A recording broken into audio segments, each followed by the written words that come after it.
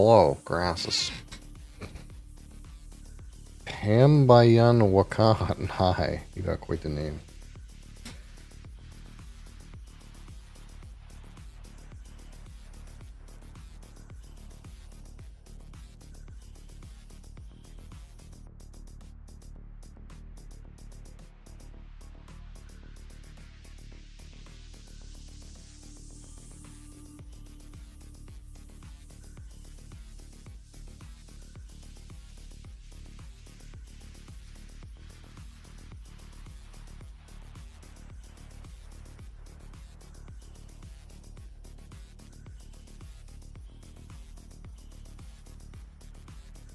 That's a first-hand experience only. Ha!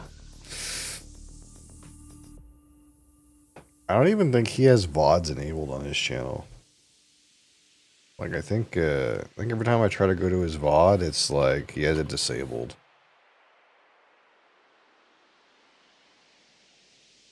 It's Pizza Hut's 2 for $20. Stop at Pizza Hut. Oh, it's there now.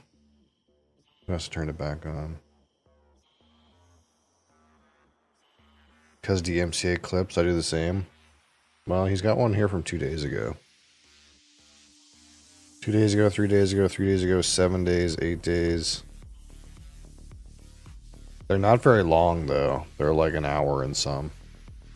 It must literally be one dungeon.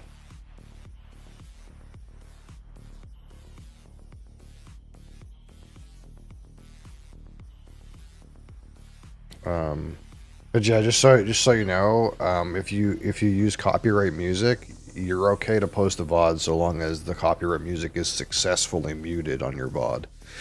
Twitch doesn't actually mute your VODs because it's trying to protect itself and that you shouldn't post them. It mutes the VOD so that if you want to release the VOD, you're protected.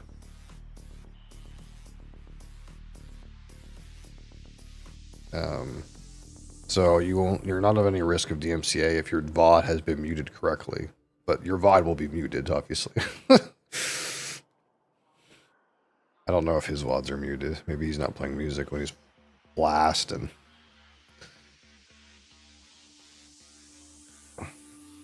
It just tells you that thing where if you use copyright music, it like automatically turns off your automatic VOD generation. Just so that in case that it doesn't mute things properly, you don't get fucked. I carried last night, it was great. The boss mod would say AoE and I would get one shot by any ability.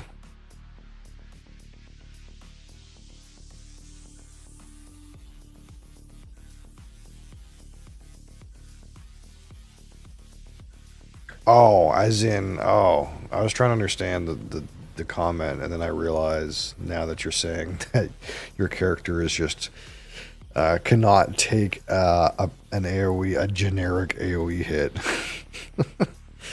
Like healer mechanic, yeah. Classic.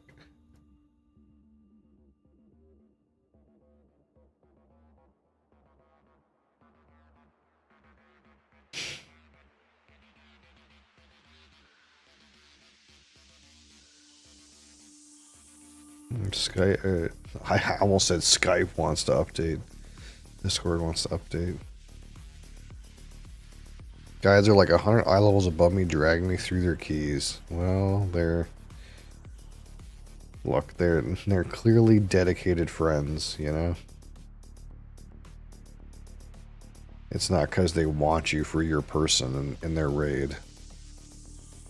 And they would do that for anybody. Dedicated to the cause.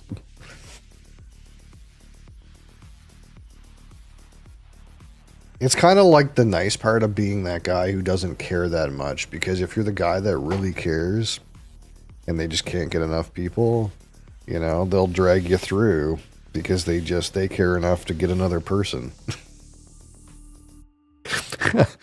And you have to do less. It's like the World of Warcraft version of like my board game shit. It's like, look, you guys don't have to pay for the game. You don't have to learn the game from scratch. Look, I'll provide alcohol.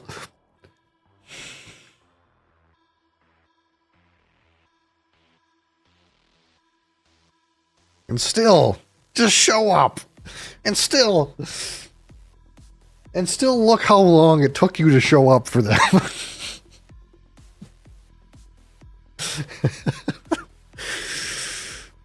Hi, cat. Yeah. My goodness.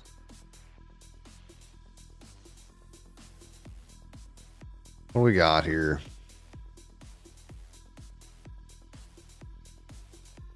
Today we have something that I'm sure is terrible. It is Pineapple Mango Blast Rockstar Zero Sugar. Bee's Knees. Hi, how's it going? Pineapple Mango Blast.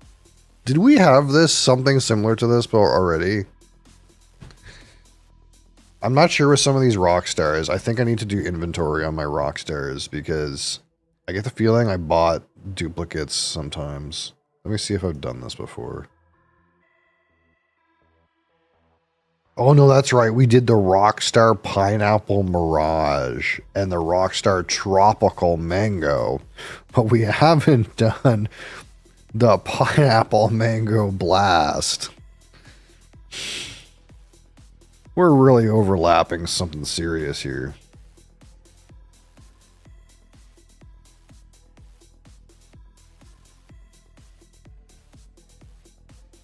Can't wait for the chemical taste. I mean, I can't skip them. I can't say, well, we're not doing this one. Wow, you got a name. I'm going to butcher this, and I'm sorry, and please don't spam my chat. Vishalakshama Talermath. I'm sorry.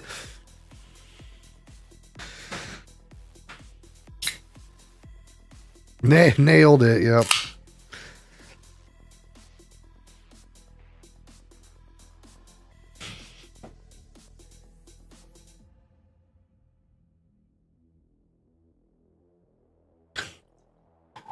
That is some sunset yellow color. I don't know what that means. Unfortunately, we're English speakers here. We're going to use the English language, so I know what you're saying. Oh, that's your name. Well, I just used your username. I'm sorry. Sidhanth. Hello, Sidhanth.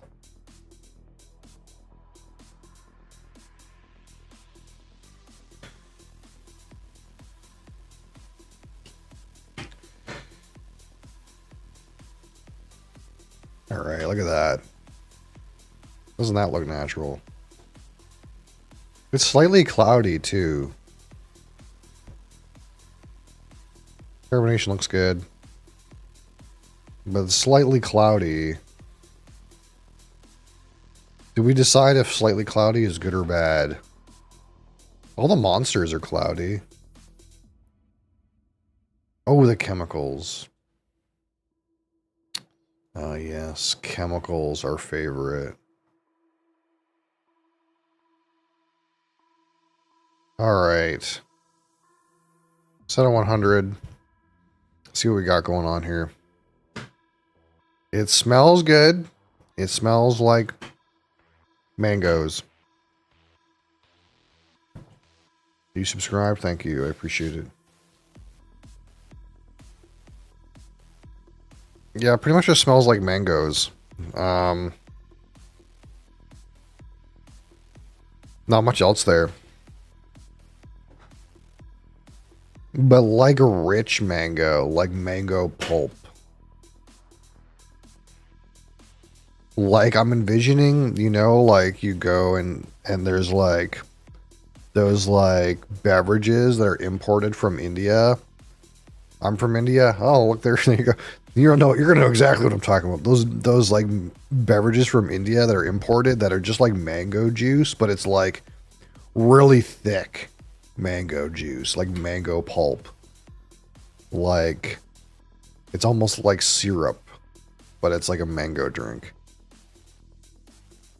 That's what it smells like.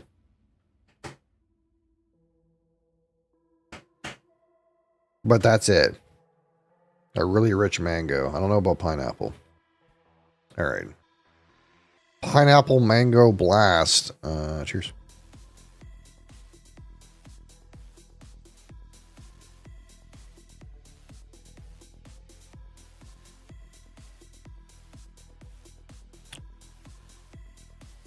Pretty good expression of flavor on the palate. Finish doesn't exist. It just kind of tastes like mango, though. A little bit of creaminess on the back end of the finish. Actually, kind of nice. Like, way echoed at the back of the finish. There's a little bit of, like, creaminess. Kind of like, what is it?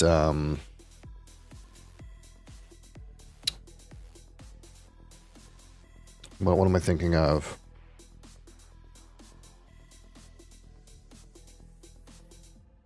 It's like when you have like a pineapple soda, there's like a creamy part.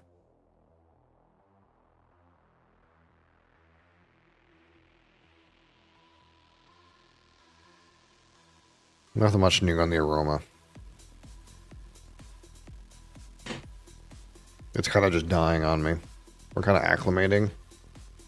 That's one of the things actually I've noticed about these energy drinks is like when you have a whiskey, and honestly, this makes me come to appreciate whiskey more.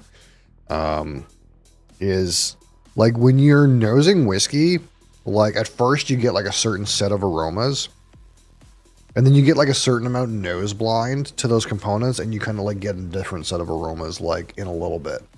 There's like a development, and sometimes like even further.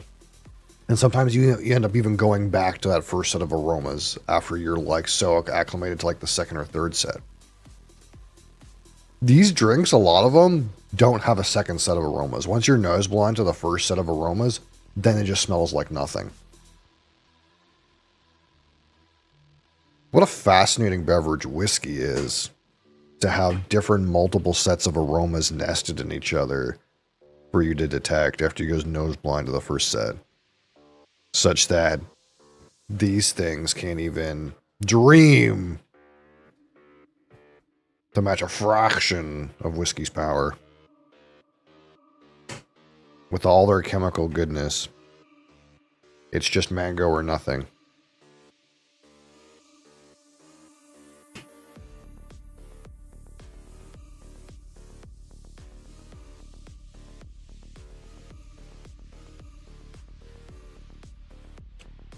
Pretty tasty. Kind of like this. Honestly, for sure, pretty good. Does whiskey give you energy? Depends. Technically, no. But sometimes they say that thing about alcohol where, like, if you have one drink, you want to go to bed. But if you have, like, 4, then you're like a wild animal.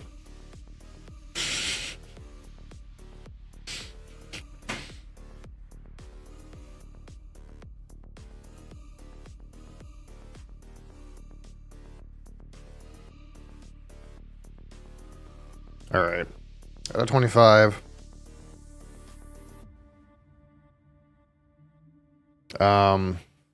Aroma's got like one note, strong note, goes away after a bit.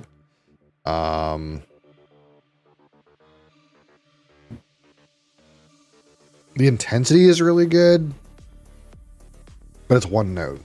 There's not much else to it. So usually good intensity is over 13, but usually like one note is below 9. So we have to like go somewhere in the middle, give it a 10.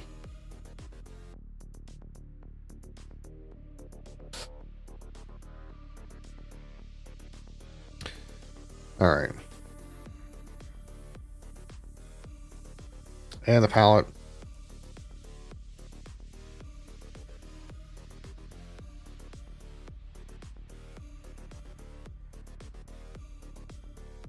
Good mango flavor, some creaminess, not getting the pineapple, good intensity, no chemical taste, no random artificial sweetener taste. Calico will go 14.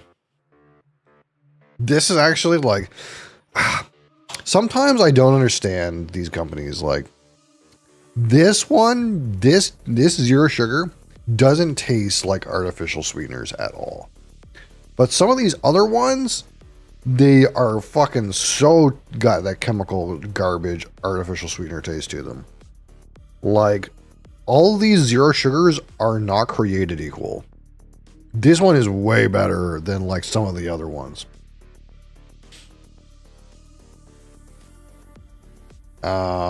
Finish.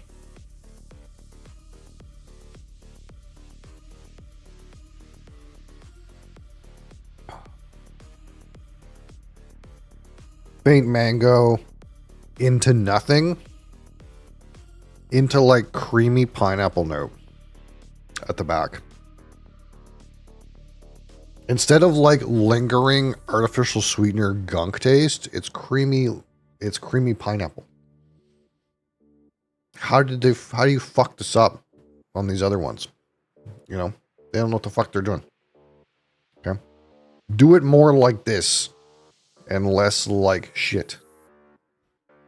Come on, mega corporations. Finish 15. Texture, easy 7. Good carbonation. No gunk. Not sticky. So, out of 15, my personal experience with this pineapple mango blast, zero sugar.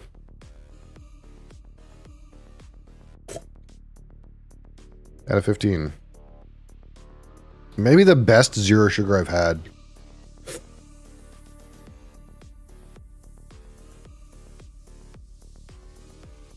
In terms of like taste good and doesn't have any kind of weird chemical taste. That being said, the aroma sucked. And the palate is not very interesting. Finish is kind of interesting that it's not shit. Stands out pretty well. Drink to PP. Oh yeah. I think this is reasonable. That's a reasonable standout among zero sugar offerings. Easy 9. 9. Give it a 9. So like that. 24, 34, 39, 46, and 9 is 55. It's good. You know, it's good. Sadly, you know, to get a really good score for me, you have to have some kind of olfactory stimulation, and this one just doesn't have that. I know. Isn't that wild? I can't smell perfume, but damn, am I good at smelling whiskey. Or anything that I come to you and go, how does this smell? No fucking idea. That's not true. That's not true. You were like showing me that candle and you're like, smell this. Does it smell like soy sauce? Because it doesn't make any sense. And I was like, yes, it does smell like soy sauce. To be honest, I'm getting better. And that candle does smell like soy sauce, even though it says coffee. Very disappointing. See, it still kind of smells sort of like coffee. It's just that it's overwhelmingly got a soy sauce note. It's like coffee and soy sauce. Like the candle should be called like Asian coffee shop. Or something like that. Freshly brewed coffee? Nah. Freshly brewed Chinatown coffee. It definitely has a soy sauce note. All perfume smells awful. I can't agree that all perfume smells awful, but there is definitely perfumes that suck. In the same way that like, you know, if you're above the age of 16, you probably have a disdain for Axe deodorant body spray. But that doesn't mean that like every cologne is Axe deodorant body spray. you know, there's different levels. Don't get me started on Axe. I forgot what Axe smelled like until I have this coworker who's, we'll just call him eccentric. And what his boots don't smell good, and of course he has to use steel toe boots to work where I work, and he doesn't want to buy new ones, but he's had these boots for a very long time, but they still are together intact and are steel toe CSA certified.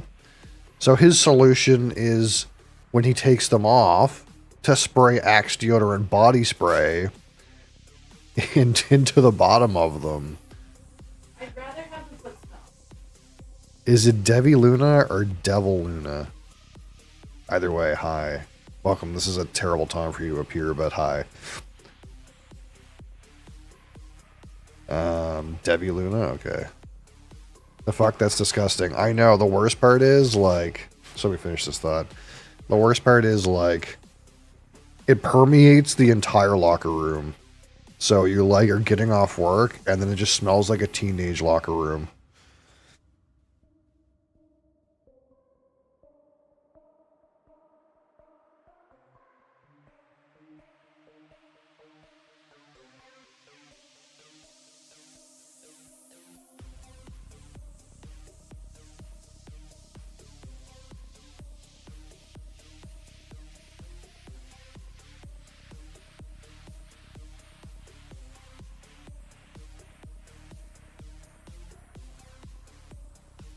I did forget how much I said. It's fine. It's fine.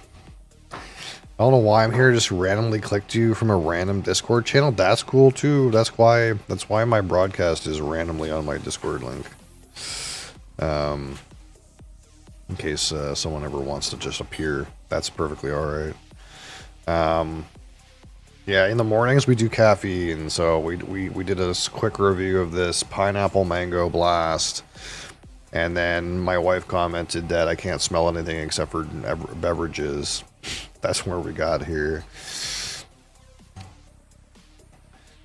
Tell him to get some Tenactin antifungal spray. I don't know what that is, but it sounds like it probably would work better than spraying Axe in your boots.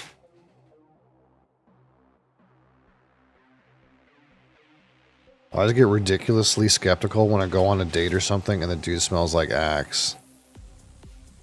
Yeah. Yeah, that would not be my preference, but I'm also a man that is straight, so probably me dating a dude that smelled like Axe would not work for me either in that way. But in the same by the same method, like a woman that has overly active products is probably not optimal either. Yeah. Don't be closed-minded. I know. You never know, you know. I might decide that, you know, my 14-year-old straight relationship was a ruse and I'm actually gay. That could happen.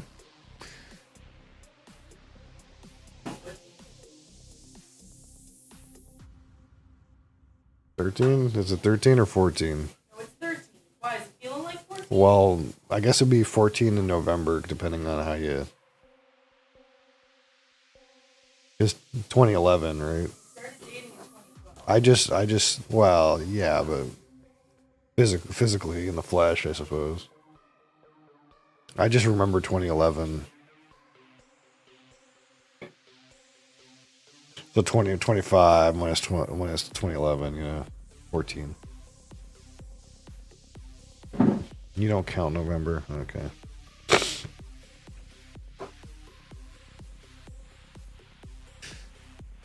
Either he hasn't changed his routines since 1995, or he's weird. I mean, yeah, that's right. I'm actually taken. In case you didn't realize, I'm not single. I'm sorry, Bee's Knees, to have led you on for this long. You're not hurt,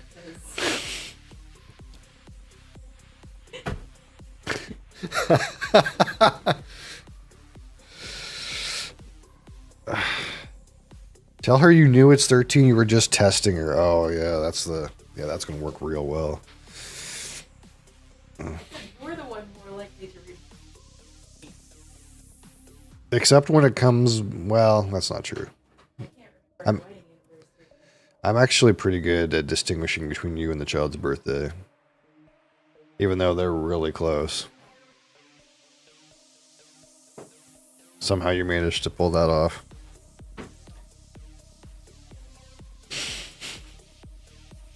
You had a great birthday that year. My son was born on on the 24th of August. And someone else is born on the 22nd of August. She was induced with a son on the 22nd. My wife was induced for labor on her birthday. It wasn't a great year, you know.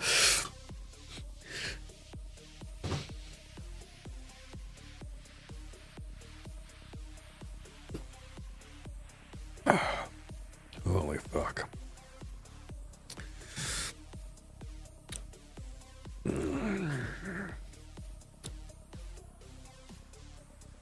She set me up for success, did she? You soup in and you just make chaos in her life. I make chaos in her life? I know you guys can hear that cackling based on the mic meter.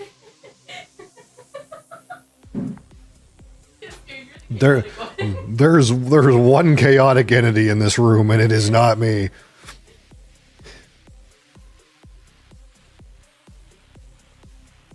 I love her laugh so much. Can we be BFFs? I mean, be my guest.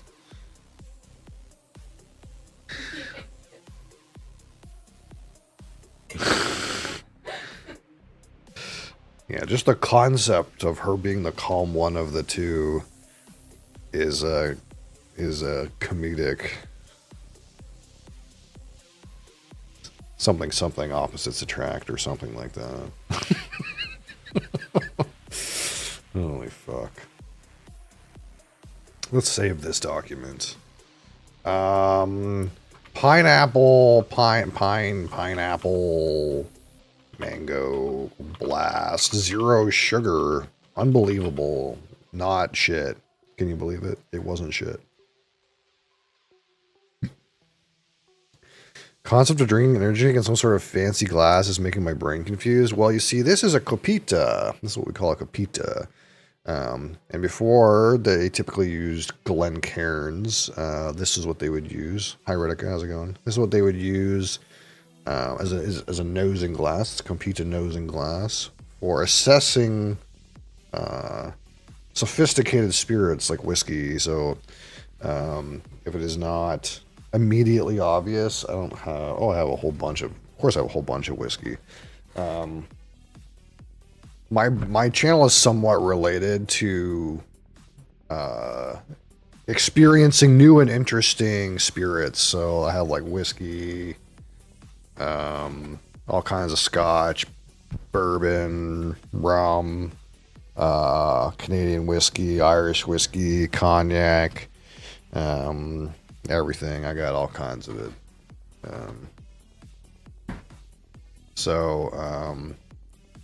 You do not like sobriety? I wouldn't say that.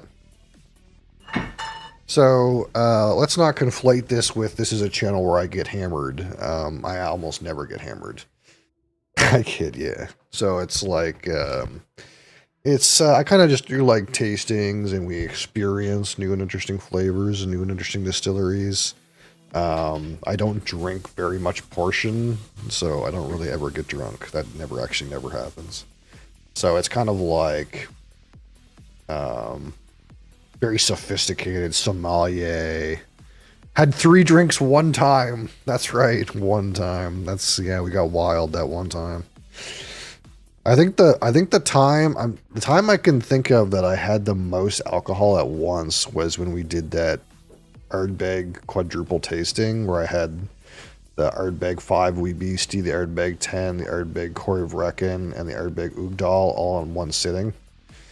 That's probably the most alcohol I've had at a time. Already on my 8th beer this morning? Oh, of course you are. That would just be typical for you. How many tacos have you had?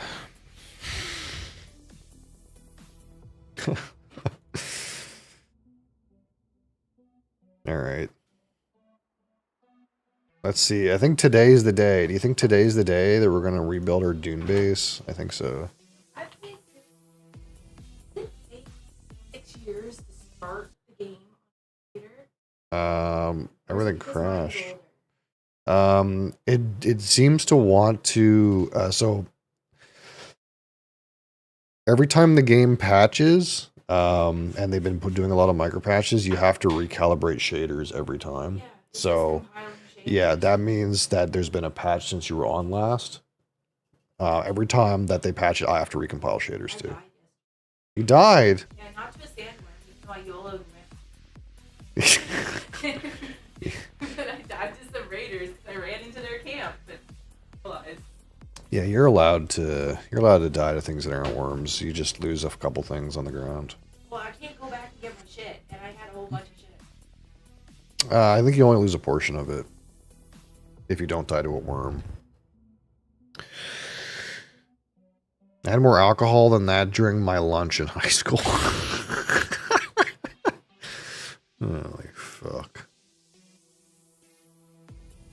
Sorry guys, my chat and everything randomly crashed, so I had to like fucking fix everything. Something weird's been happening where Brave's been being a piece of shit and crashing. And I don't know, I don't think it's anything to do with me, but it's getting really annoying. I'm almost on the point where I have to go back to using Chrome, and that's a terrifying concept.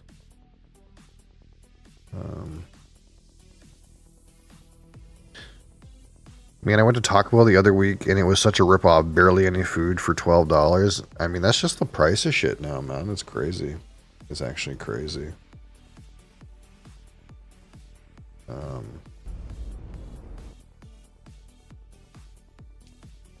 Firefox has gotten slow. Yeah, well, that's kind of like why I've been using Brave, is because like the guy who made Brave is the guy who originally made Firefox before he sold it. So it's like a pretty lean browser, and it moves pretty quick. I think I'm switching to Brave. I mean, I love Brave. The problem is, like, for me in the past, like, say month, Brave would randomly crash. So I don't know, like, it just crashed just now. So I don't know if, like, it's a problem with Brave or a problem with me. I've, like, tried to, like, flush all my cookies and everything, and it doesn't seem to have fixed anything. I do have a couple extensions, but I turned them off and it's still crashing. So I don't know if it's me or not, but it's probably me.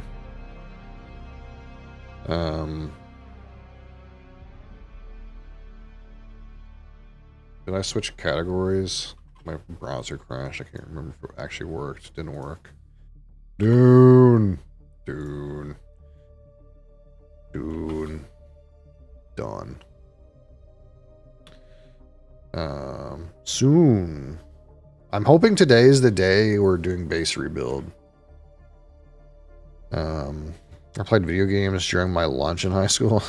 If I didn't play video games during my lunch, but in 12th grade, like, they didn't let me into level 1 physics, and they put me in level 2 physics, and I was bored, so I dropped the class, and then I spent that class in the library doing whatever the fuck. And sometimes I play RuneScape. Please don't spam my chat. I don't want to have to, like, ban your ass.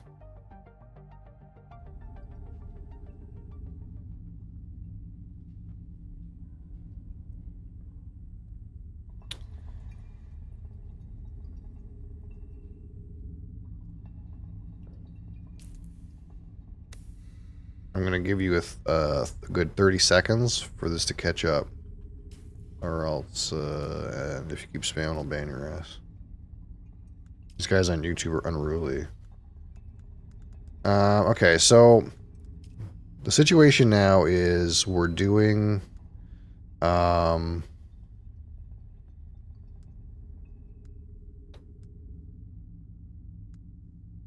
doing what? We have one quest left, I think. We're doing this is no, this isn't Bene Gesserit. This is Swordmaster. Swordmaster training. And I think this is all I need to do. That may or may not have anything to do with the Steel Zone. Wait. Did you piggyback off me from the Ancient Empires Discord? That's so wild. I haven't played that game in a very long time. I mostly played that game in the, like, Dranzik era. Like, before it was called Ancient Empires. But I have a friend who is playing it a shit ton. TKO, yeah, but not like before TKO and somewhat in the TKO era. Like I kind of got into it when it was still Lothgar's game. But that was so long ago. So somewhat like I got in that Discord and I kind of forgot about it, but it's still the game still exists in my brain somewhat, right? I'm also in Lothgar's Discord too. Do you know Lothgar? No, you probably not. Lothgar was the guy who originally started the company that made the game.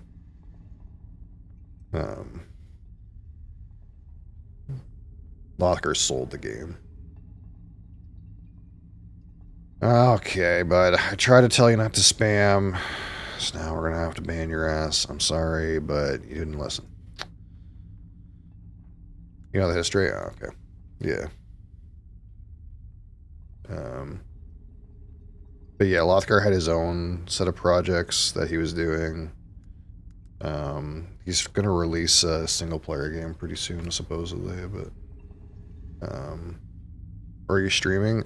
Here, but also I have a vertical and horizontal YouTube stream that is there's an identical version to this stream on YouTube, but there's also like a vertical shorts forum on YouTube, and we'll just say that one tends to garner like sometimes not the most savory chat. That's why the only chat that appears on the screen comes from Twitch TV.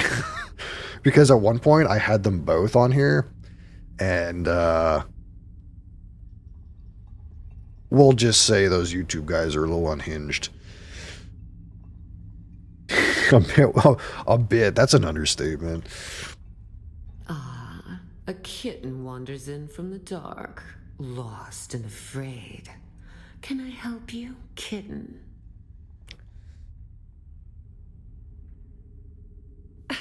Easy, kitten. You ought to buy me a drink before opening with a crazy rant like that. Who did what to whom? Oh, perhaps not so crazy after all. What would you like, a pat on the head? I get the feeling they made this character to tend to those, step on me type of people. I'm a professional intermediary. Even I do not know who hired me to arrange this. Now, you could... I want civil, intellectual conversation to go to the YouTube comment section. And you still wouldn't have answers. We could go through all that drama,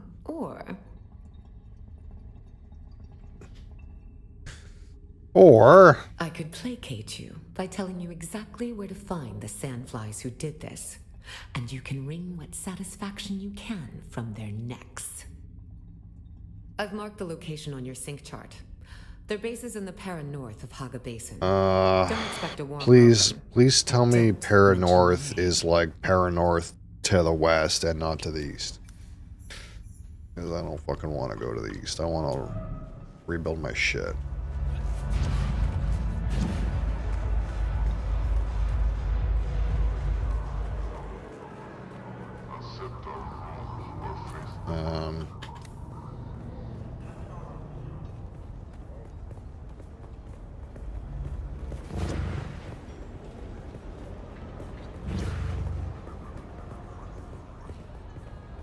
fuck out of here. So I have to look at the map. I got 2 new quests, but I think the new quests are still in the, like, aluminum portion of the map, so I can kind of work on moving everything. Flying vehicle is required. Yeah, of course. Can I fly you somewhere today? Music to my ears. A trade is in the world base. Alright, music to my... The basin is a pretty big place. Could you narrow it down a little? I can go to Pinnacle? Did I come from Pinnacle? Yeah, I did. Most folks... Let's try to avoid any pot...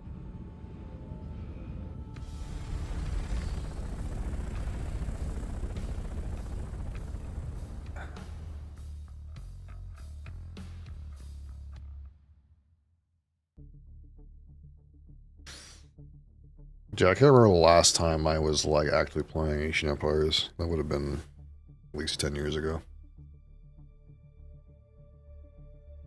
I did, like, hop around, like, hop into the server from time to time, but...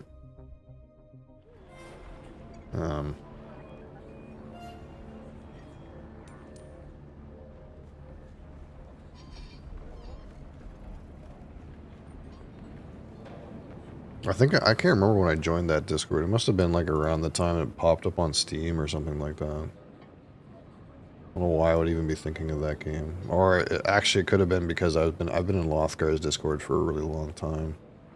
And it could be that... It could just be that,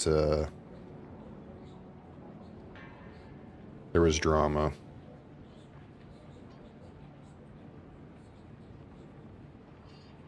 January 27th, 2021. So I've been in there for over 4 years. I don't know. I don't remember.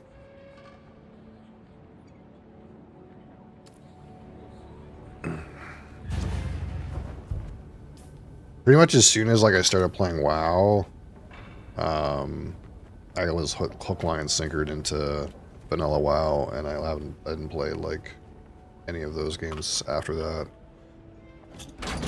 Although, like, my basis for, like, my preference in MMORPGs is, like, based off of original 3D Dranzik. Like, I'm more of a, like, Ultima Online kind of sandbox MMO player than, like, I am a, like a theme park MMO player, if that makes any sense. Like, theme parks to me are pretty boring. So they gave me this quest. Where did it go? Oh, it's up here? I guess that's fine. To be clear, I don't have any more quests over here. Okay, so what I want to do now is I want to, like, go back and get a probe. Maybe a couple. I want to take the bike on this ridgeline and kind of see what's going on around here, and I want to try to find a location to move.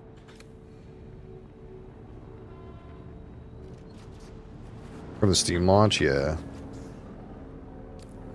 I don't know if the Steam launch ever did anything really for them, but you know, I at the end of the day, like, I don't, you know. I think I preferred Jason's version of the game than the games that came after, but you know, I'm sure. If it's still Pixel Mine or One Eye or whatever, I'm sure they have a vision of the game that they think is cool too. But I think it doesn't really matter. I wouldn't play the game either way. I think it's a nostalgia feature at this point. Can I just come down like this? Is that an option?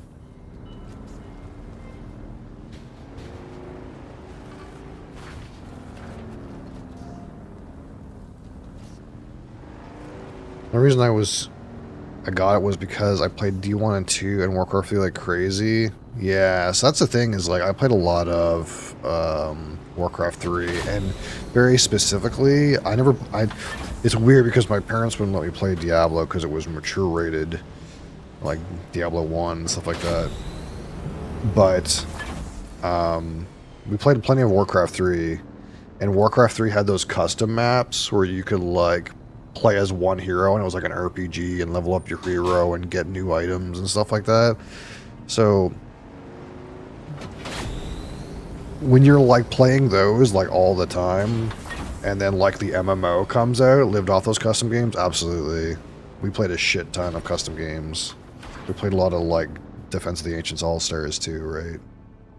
I'm sure you guys already know, but I played a mega shit ton of Warcraft 3 custom map Dota. Like I played so much, right? So obviously when WoW came out and obviously when Dota came out, Dota 2 came out, we played a shit ton.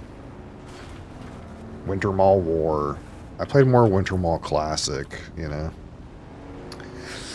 That was my shit. It was more like just those big old TDs, not like the like war ones. Jump 3 times. Aren't you having fun, Crassus? That's a cool mechanic. Jump 3 times. I'll make sure I don't get lost.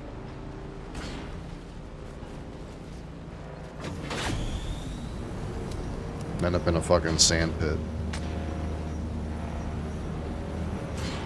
Oh, sweet. Okay. I can probably make this.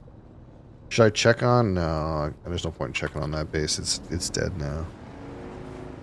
My confidence has yet to be inspired. I'm surprised your confidence was inspired enough to spend money on the game, let alone having spent a little bit of your time.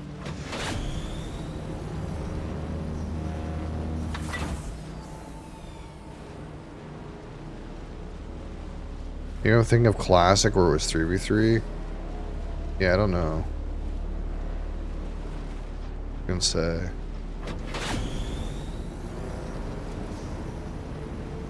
Minus the hours is a bigger deal. Well, I kind of figured you were in that place where you already died in PoE, so like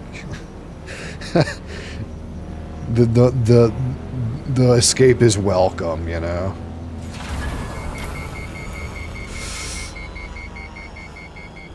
I just watching anime, yeah. That's kind of where I put you, so I figured you didn't mind that as much.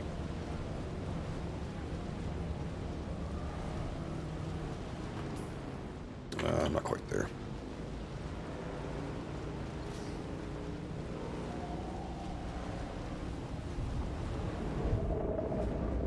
What the hell was that? Why'd I get stopped? Gauntlet practice leagues? Oh, not only are we talking about Gauntlet, but Gauntlet practice league.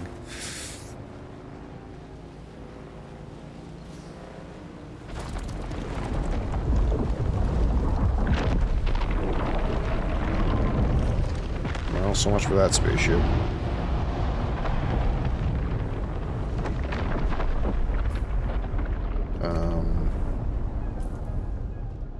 Yeah, I kind of want to go through here if I can.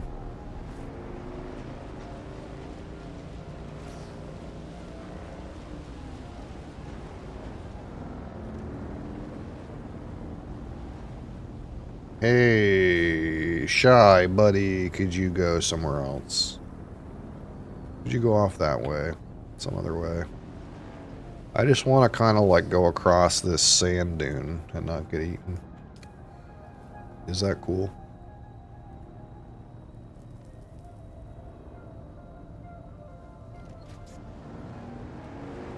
Hopefully it's cool with you.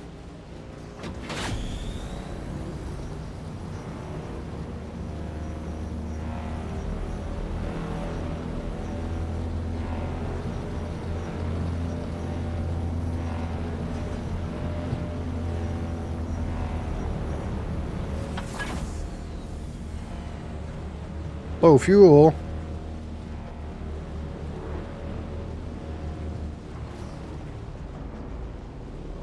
We gotta fuel up. Get a couple probes, fuel up, and then go on a little expedition.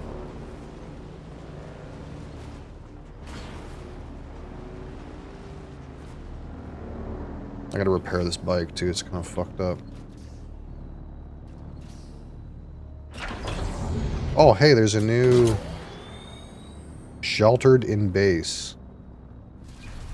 Interesting. I think that's new. I think that indicator's new. That's a good indicator. I like that. Extract. Drink. Do I have random shit to get rid of? Oh, you know it.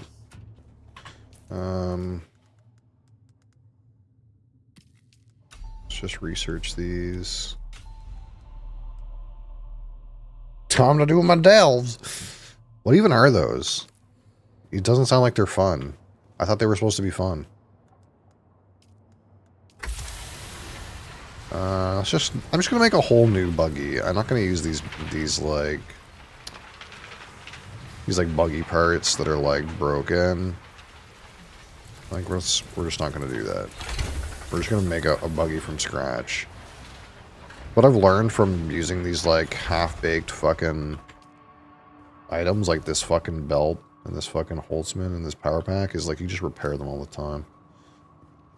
You can just make a new one. It's a little less annoying. Some single-player dungeons with random mechanics. Are they engaging though? I thought that was like one of those things that they came out with, and they're like, "Hey, this is a cool thing. It's cool. You should like it." Kind of like what was the other one? Those like island expeditions. Remember those?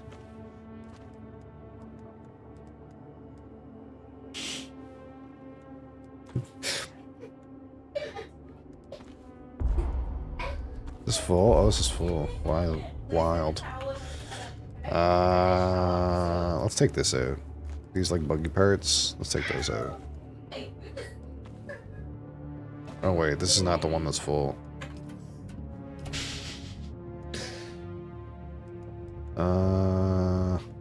This one's full. Maybe take the complex machinery out? Or the gun parts.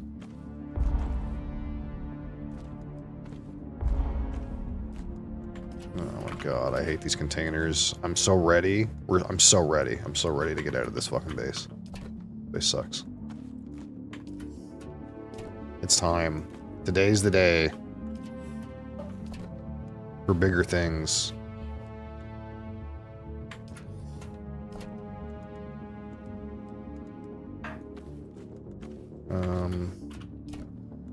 Moving all this shit's gonna be a pain in the ass, but we'll just do it over time.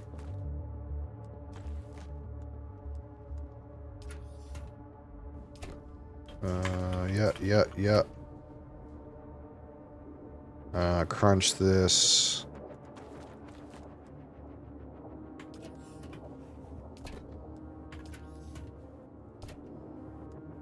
Put the steel in here. I think there's more in here. Yeah, let's just clump these together. We'll blow this up, blow this up. Blow this... Wait. That's a perfectly good sand bike inventory. I don't need to blow that up. I do need this and this. Actuators go in here.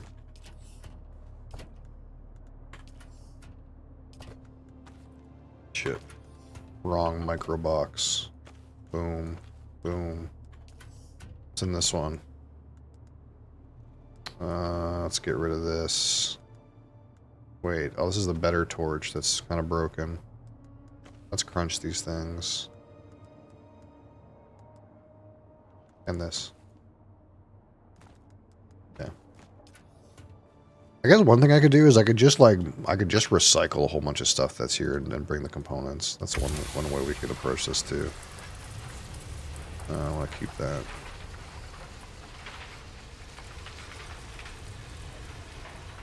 But I think I'm just gonna make a whole new buggy. Like fuck these like half-baked buggy parts. Like let's just make a whole new buggy. I got a bunch of shit in here too. Okay, so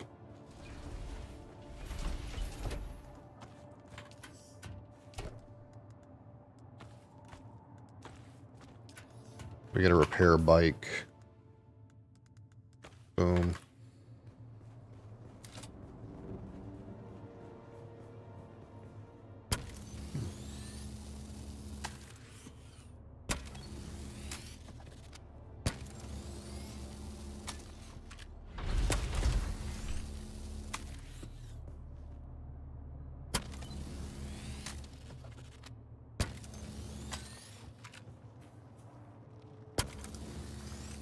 Is that it? I think everything else is good. Okay.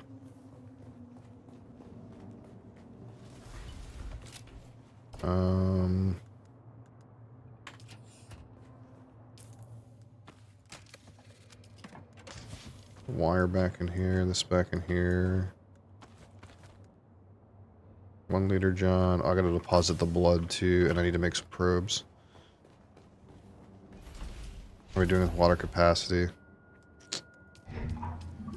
Trying to decide if I need to make another thingamajig, which I kind of don't want to. I think instead what we'll do is we'll just assume this is the last blood deposit for this base. Maybe it might not be, but we'll fill the blood tanks. That's it. And then the next thing we'll try to do is export some of this water, or just refine as much of this shit as we can and use the water that way. We might just residually use the water that's here. Okay, so I probably need 2 probes.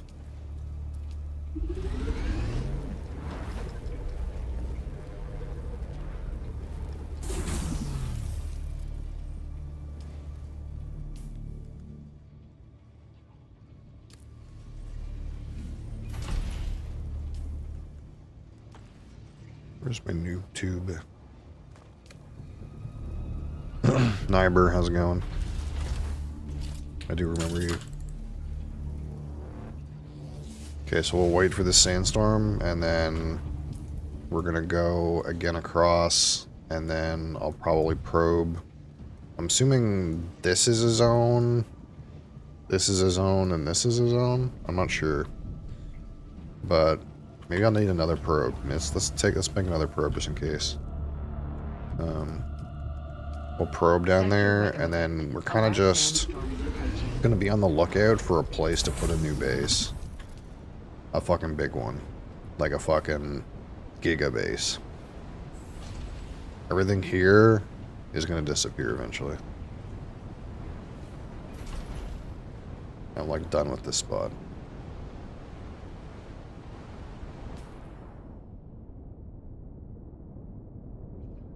Or if I use this base, I'm going to convert it into like a smaller one.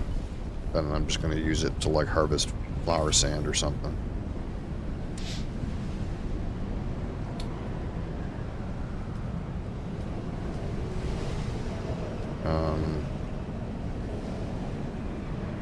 I should be able to power this down.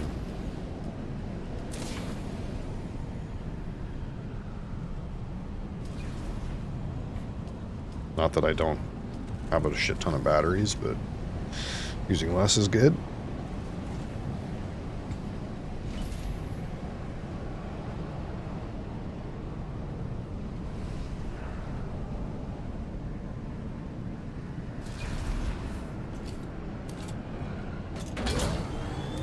Oh, fuel. Yeah, I forgot to bring gas. Hold on.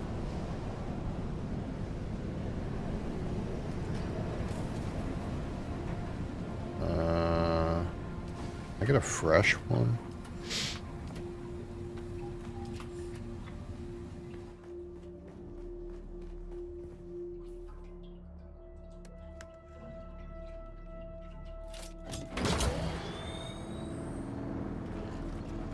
Alright.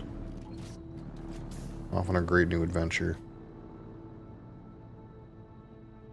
Actually, it might be better to just go across this way. Then take this, like, fucking shit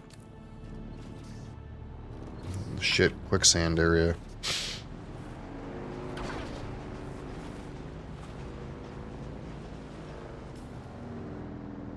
Just don't have to get drummed on.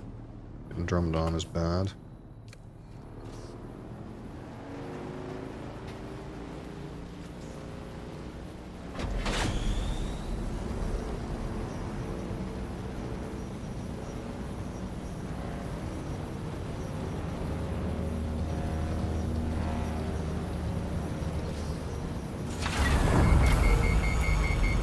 I wasn't paying attention whatsoever. Really smart, you know?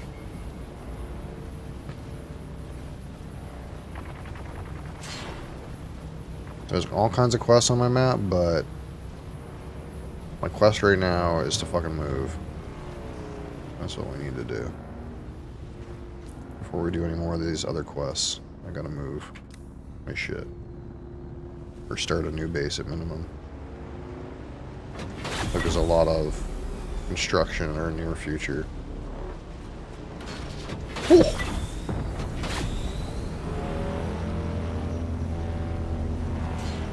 The wind blowing the sand off these dunes is fucking sweet looking.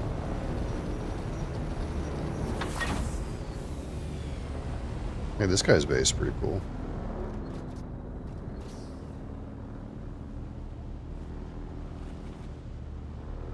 I like this guy's base.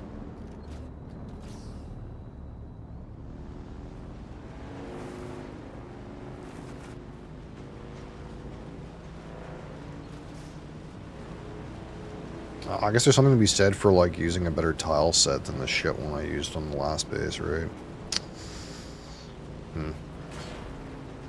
Take that into consideration.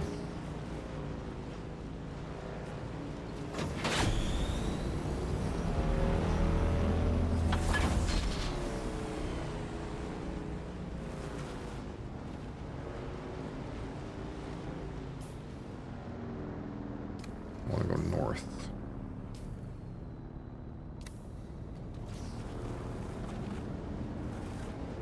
Ooh. Let's chill for a minute. Our friend is nearby.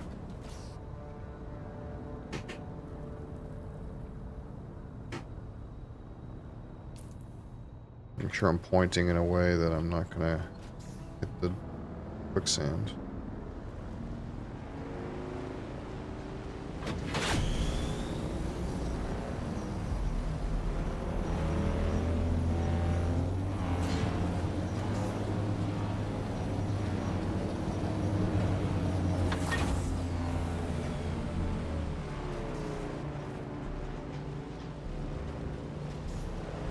Let's head west. Oh, this guy's got a sweet base too.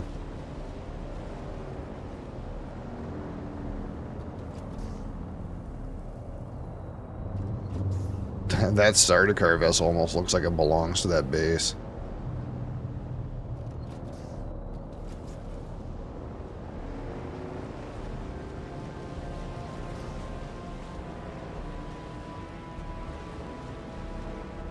What's that? There's all kinds of sweet bases around here. These guys all had the same idea that I had. There's all kinds of sweet bases around here. What's this? Surely that's not a base.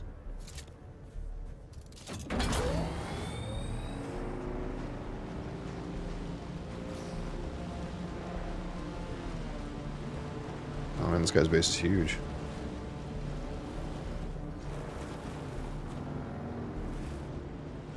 Yeah, these guys all had like the same idea as me, I think. Their bases are roughly in the same place that I'm kind of looking. We're shopping over here. We're shopping for some real estate. These guys are already here.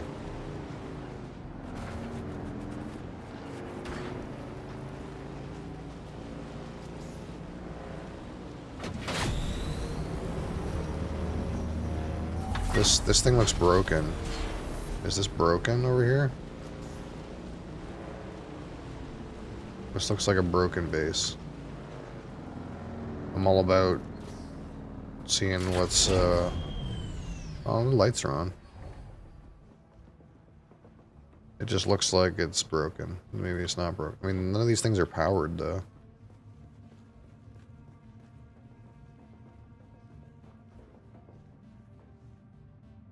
Door's wide open. I mean, it's full of shit. But the doors are wide open.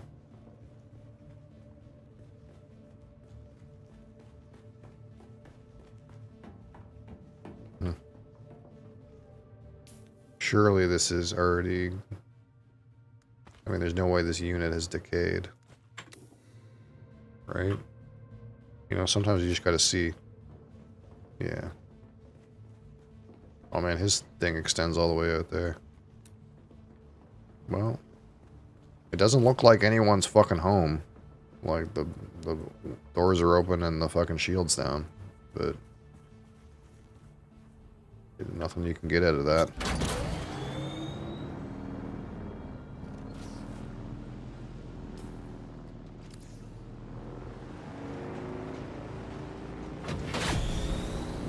We gotta get a probe up here. Just gotta find somewhere to shoot it off from. Here's a dead base here. See, it astounds me actually that a base can be this dead. And the advanced subconsole is so tanky that everything else in the base is dead and this thing is still here. So you can't get anything out of these. Like, clearly someone had built here and hasn't lived for a while.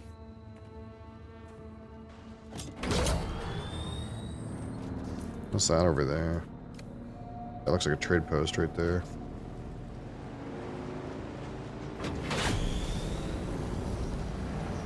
It was hot. It is hot here. For a still suit user, it's really hot here.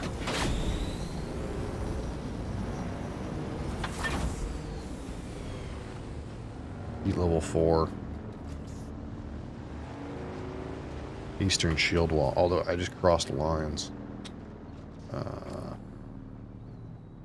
Yeah, I want to try to find a place down here where I can fire a probe off. Survey has already been performed. Yeah, that's right. I don't think this thing is like tall enough, for example. I don't think if I get on top of that. Well, 63 meters is not that much taller. This thing can get me 63 meters.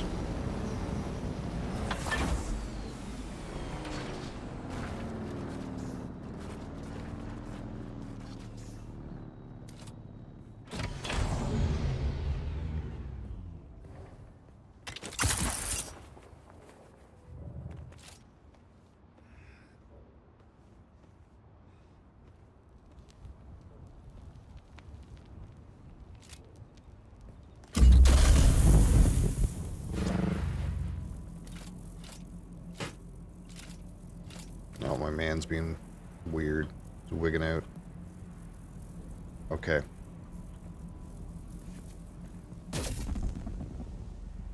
Second coffee already kind of morning. Body armor. What a wild concept, using, like, combat armor in this area.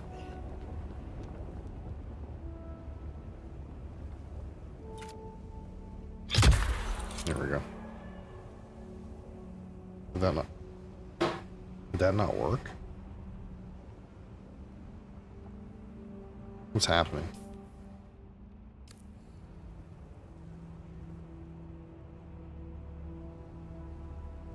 Lag? Nice, nice.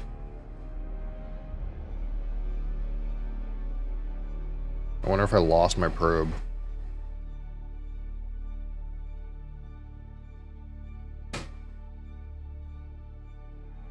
I like disconnect it somehow.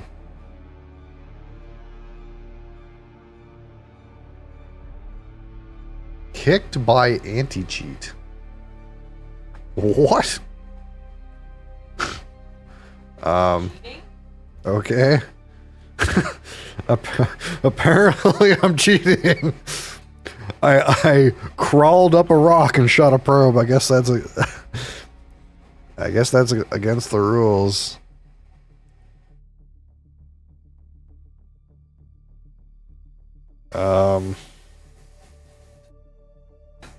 That's new.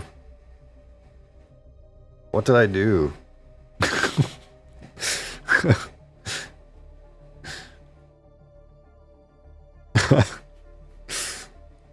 Sometimes I'm glad I'm broadcasting, you know.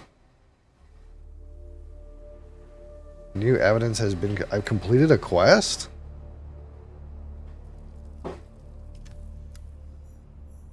What? Is that how I cheated? Did I cheat complete a quest? What quest did I just complete? I'm so confused. What did I just complete?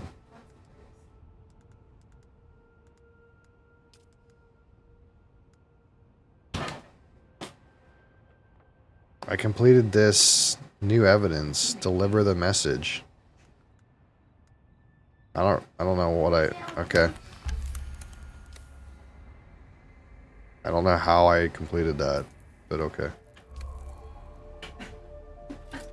I never shot my probe. I never climbed. Okay, so I think it got upset when my character like climbed up here and started like wigging out on the side of the rock. I think it didn't like that and thought I was cheating. I don't know. Let's try this. No whammies, no whammies. Okay. I'm not cheating this time. These dunes.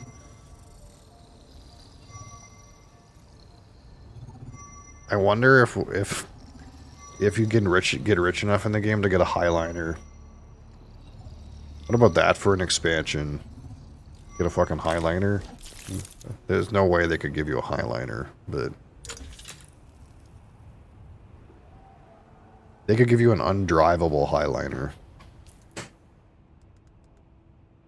Okay, so we scanned this. Yeah, so this is another zone here, and probably another zone up here.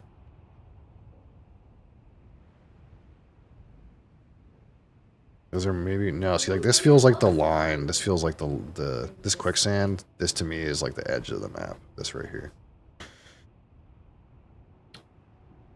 Smoke, spice, and explore. So we, in OCD fashion, completed all these quests. So I just have quests over here now. So what I want to do before I attack all this shit is I want to build a new base over here somewhere. So we're surveying, I suppose, the land for some real estate, which lots of other players seem to have already moved in, but I'm sure we'll find a good spot. Considering especially that, like, some guys are already gone. Like, there's a base back here. I don't know if you see it, but this thing, it's gone. It's been decayed. So let's see what we can find over here. I want to probe up on this area too.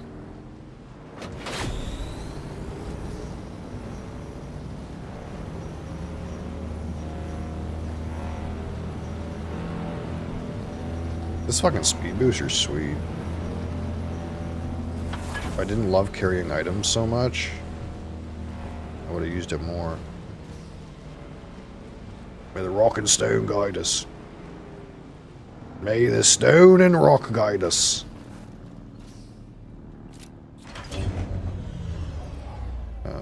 Let's not leave this here. Let's be smart about this. And instead, suck this up. As is our privilege, since there's no items inside. What is this, basalt? Oh, it's not granite, it's basalt. Huh.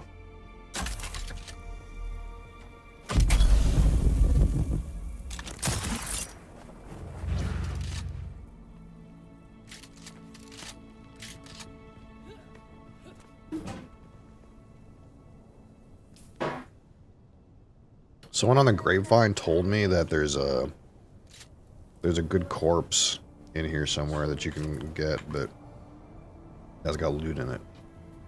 But we don't have a helicopter, so that makes it kind of hard.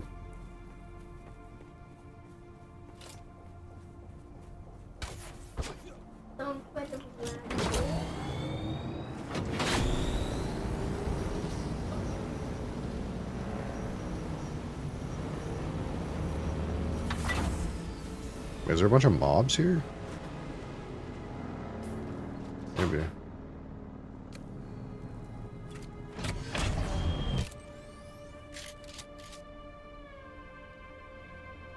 don't see anything.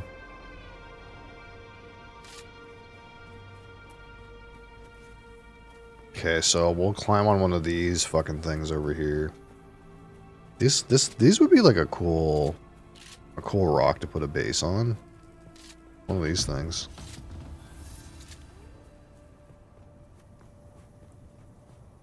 Or like this, or like this hole. This little area seems like it's riddled with cool rock formations you could put a base in.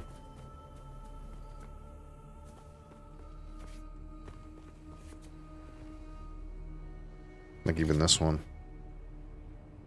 You could just build all into this.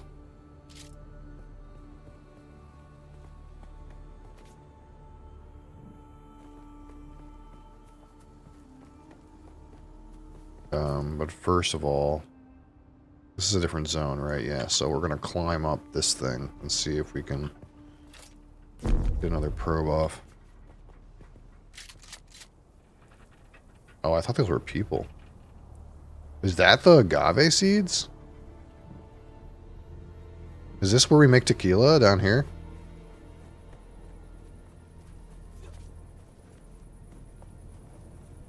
I think these are agave seeds. But I can't.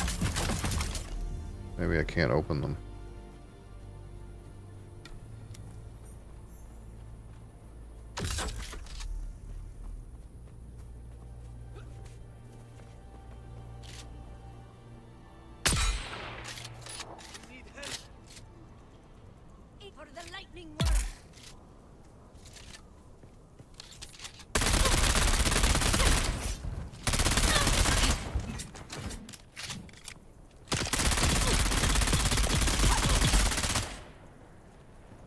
Mobs are getting a little tanky over here. Tusken Raider vibes, yeah. What's that? Still suit tubing. I actually need some of that.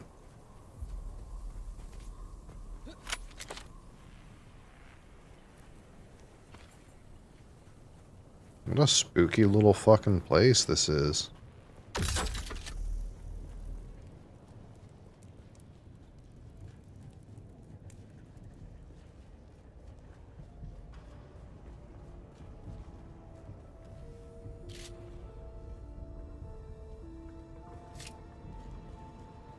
Wait. Hold up. Oh shit. Where the fuck did you even come from? Guy just come out of the ground, dude?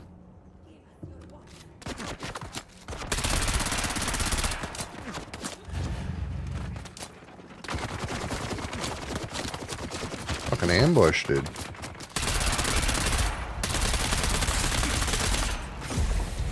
Walk mode on.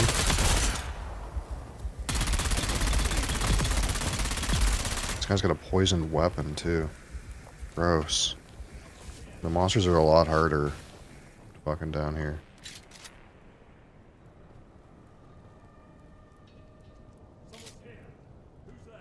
Shoot me, idiot.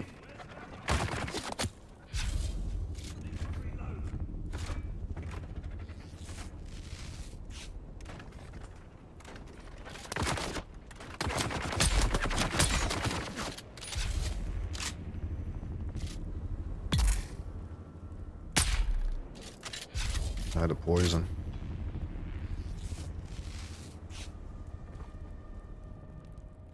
Oh, here we go. Some sand trode leathers. Yeah. There's some higher level loot in here. Are you gonna shoot me? Weird concept.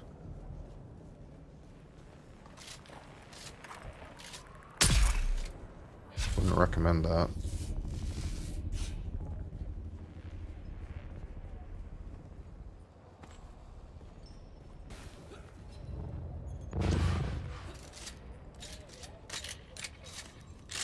What do we got here?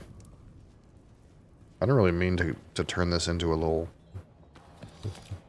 like mob hunt. I'm curious by this random area.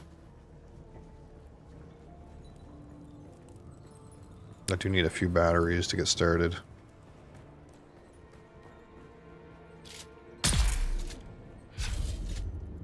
Oh, that's a dummy. One shot, one kill. There's so many dummies in here, I want to shoot this thing.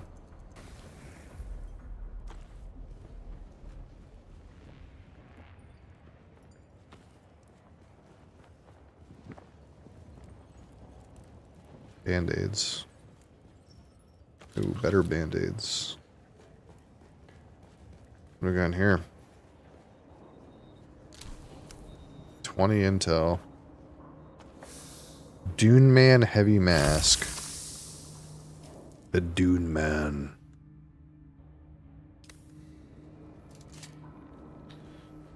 Alright. What's this way? It's the way out. The way out. Who's there?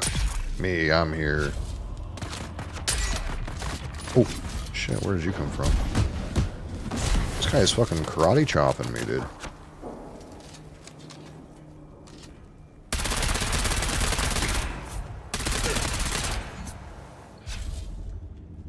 My disruptor is not nearly as good of a gun as my sniper. It's taking a little bit to kill these guys.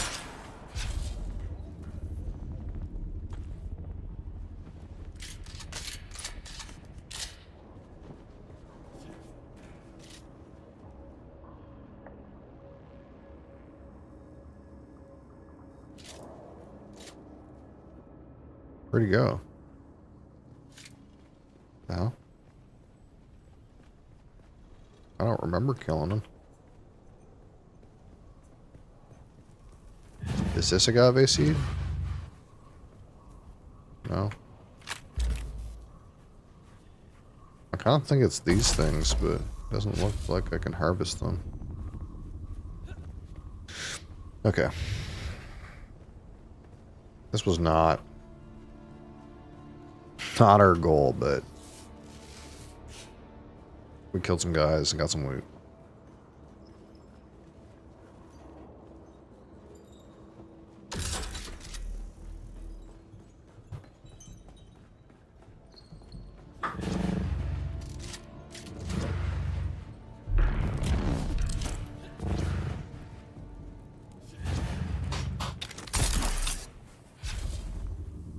Okay, so let's try to get up here, see if we can fire a probe.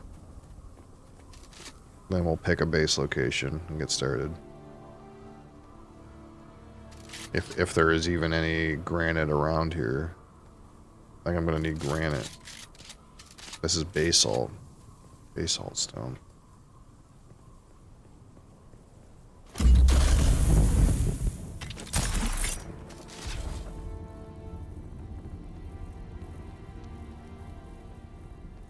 I got so much more stamina because I got that little bit of a Swords Master perk. Where I have more stamina when I'm well hydrated. It's kind of nice.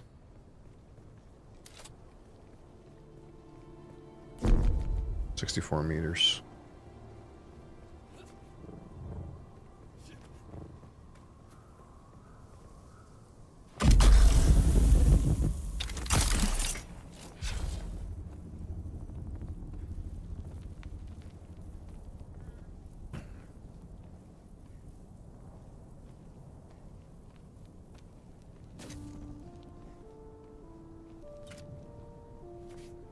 Surely this is close. Get up on top of this.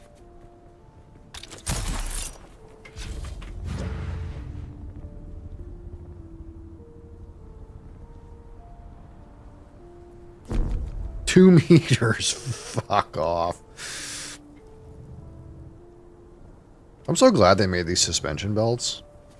Honestly, it kind of feels like cheating a little bit that your guy, like, can fucking float around like a Jedi, but I think doing these, like, climbs would be so much more miserable without these suspension belts existing.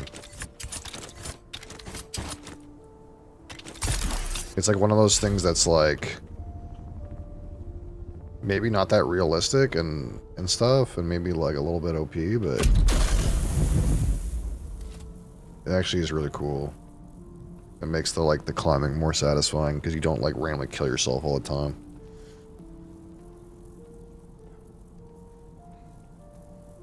It's like you have more control. Oh, I have so much stamina now. My man is so fit. Here we go. There's no way.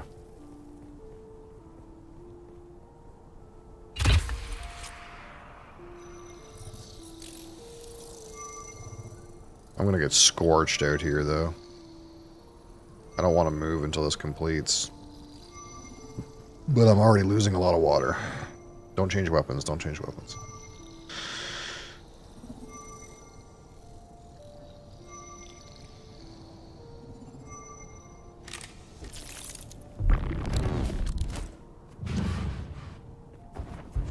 There you go.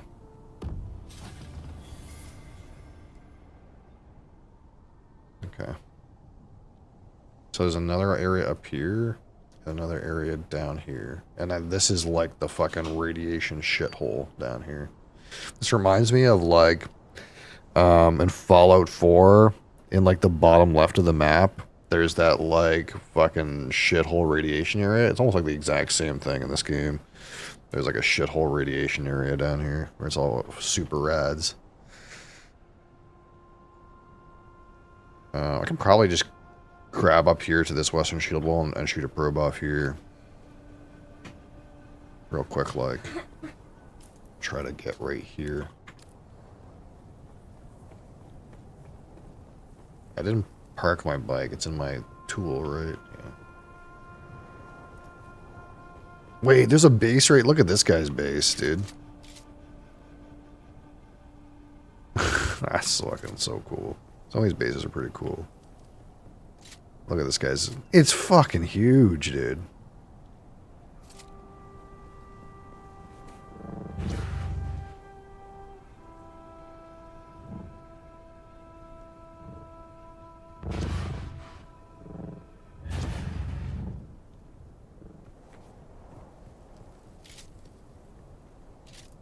Yeah, I guess once you have like the ability to fly around, then you can like put a base that's literally only accessible by copter.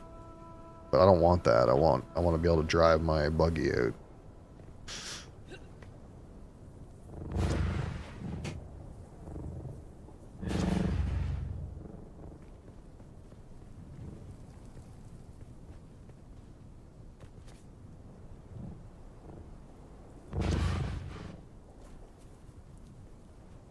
I have my like my scythe, right?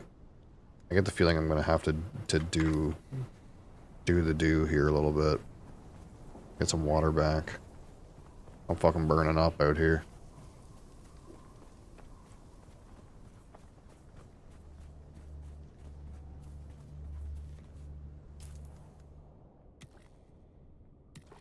My leader John's almost empty. These aren't harvestable? Oh no.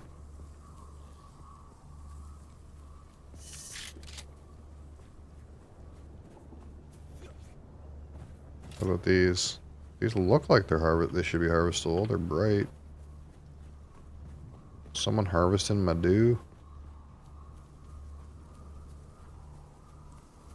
Someone doing my dew? Maybe it's too hot out here to do the dew.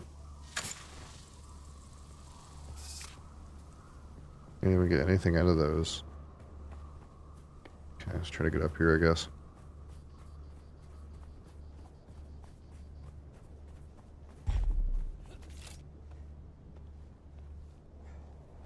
Not as hot over here.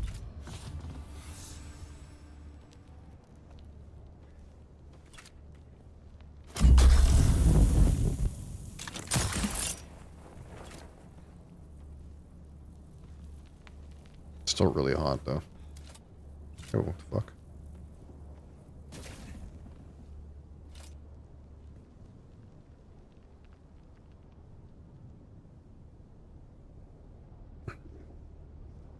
How are we gonna get up that? Let's go this way, maybe.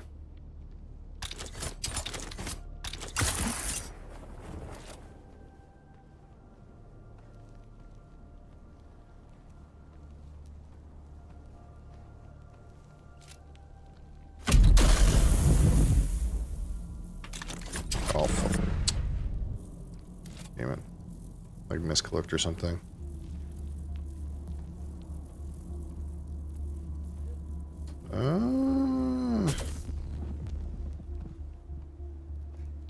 I got gas.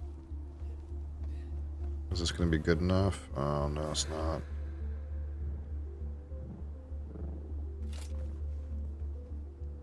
Yeah, it's because I fucked up my buttons.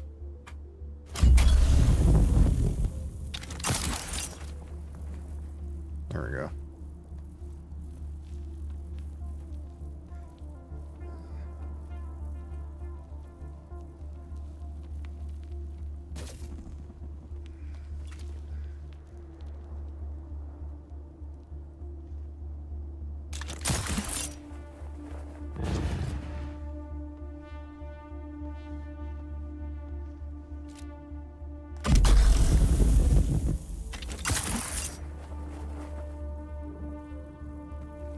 Alright, am I high enough? No, I'm not even close. The height requirements for these zones are drastically different. Because I'm above the height I shot the other one at, I'm pretty sure.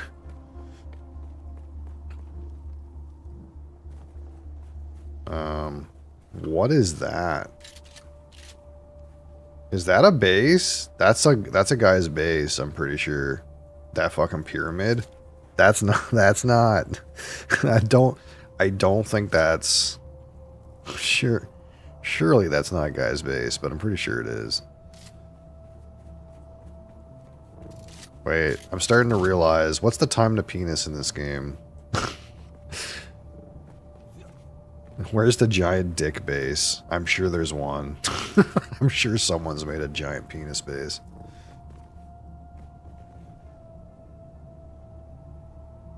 What's that? That looks like not a player structure. It's kind of cool though.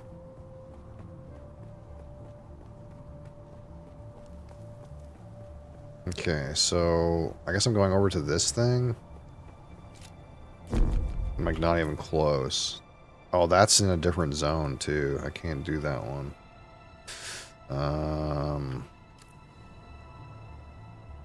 Have to go over towards this guy's fucking pyramid, I guess.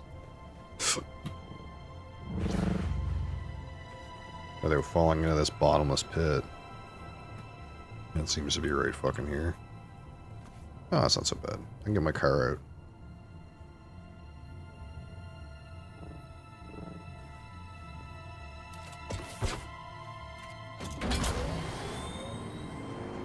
Wait, can I...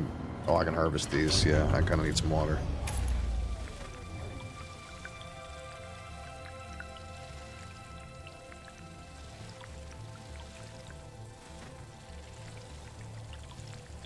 Wait, can you only harvest these flowers at nighttime? Does it only, like, regenerate overnight? Is that how it works? Maybe that's how it works. Maybe, like, during the day, these things can't be harvested because they, like, don't accumulate during the day. I didn't really, like, maybe think about that.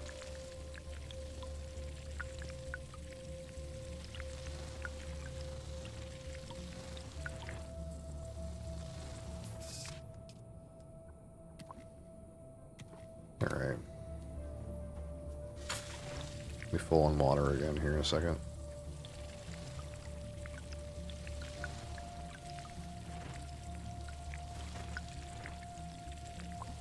Excellent.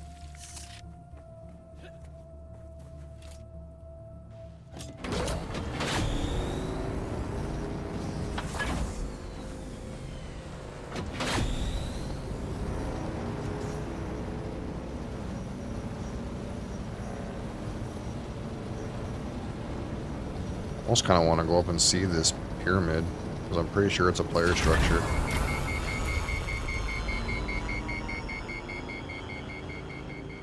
I'm Blood Boiler and I'm an idiot. Can't boost my car right. Blow it up.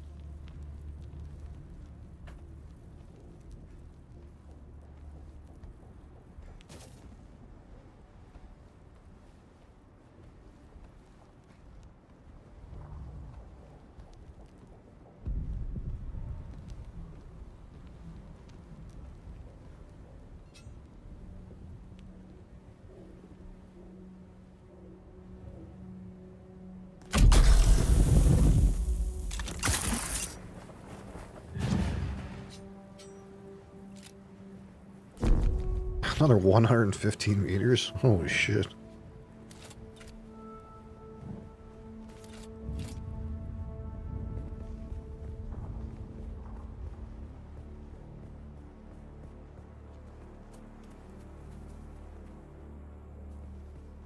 Two, one, blast off.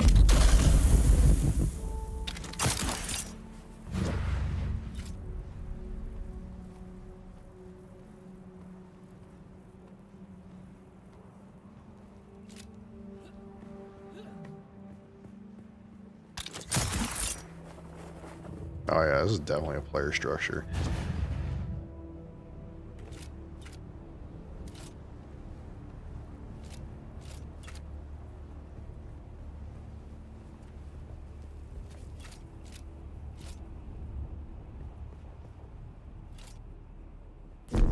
$20 meters.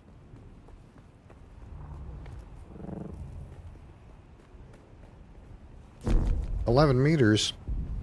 You have to fire it off from the top of this guy's building.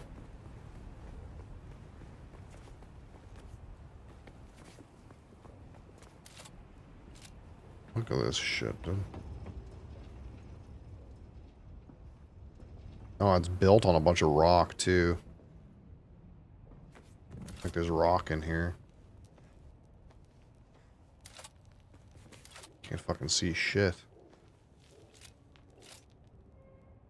I'm underneath his base right now. Need some fucking lights in there, brother. I can't see nothing.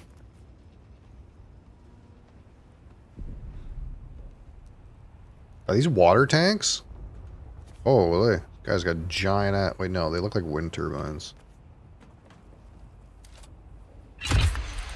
There we go. This guy's thing is fucking huge, dude.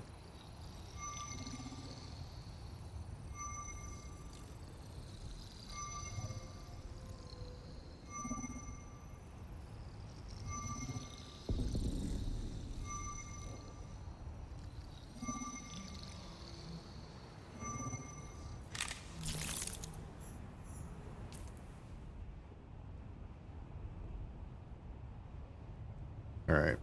Now it's just this area down here that we don't know about. Should we climb up this guy's fucking fortress? Fucking Spider-Man him at the top.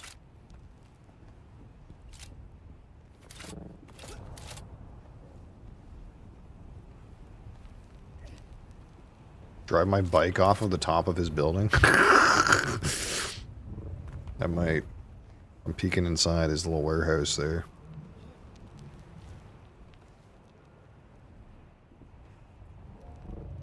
Fucking Spider-Man.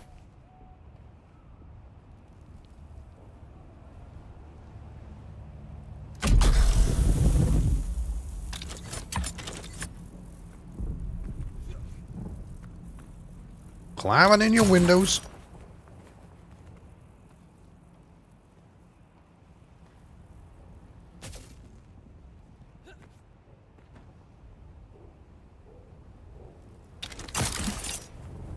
How are we gonna get up there? Can I get in? No. Let me in. Let me in, brother. Please, brother. I would like some oats.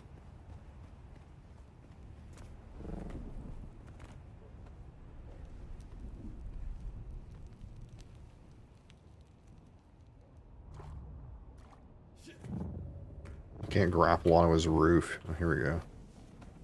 Can I like swing up? I think you can't do that. But I might be able to jump off and grapple.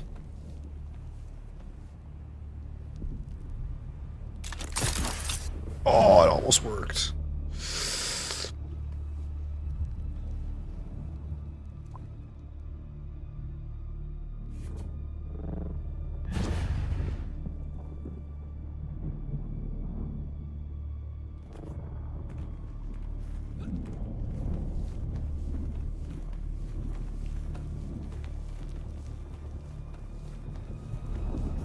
Sector weather alert. A large sandstorm is A approaching. large sandstorm is approaching, apparently. Oh man, it's so hard. Okay, we're hiding. We're hiding in here. We're hiding in this little cubby. I think we're gonna give up climbing this guy's building, but it's a cool building.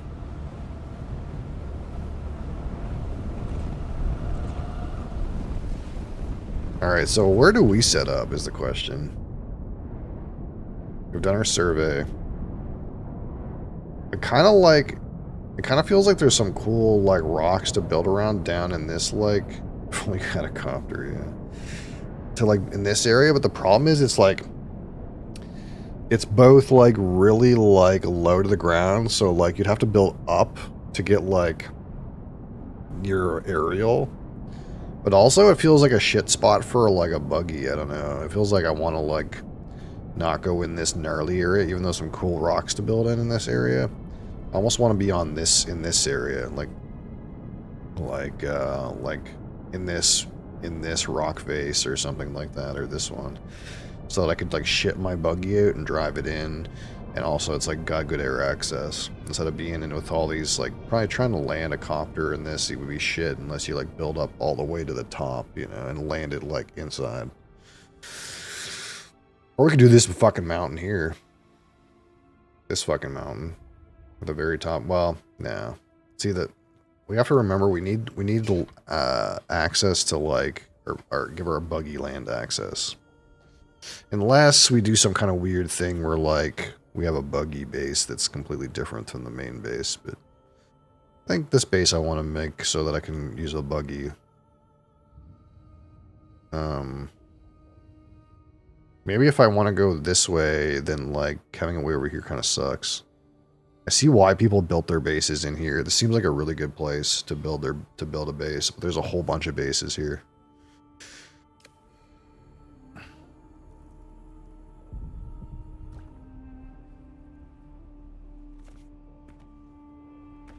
It's a long way to the top if you're gonna rock and roll.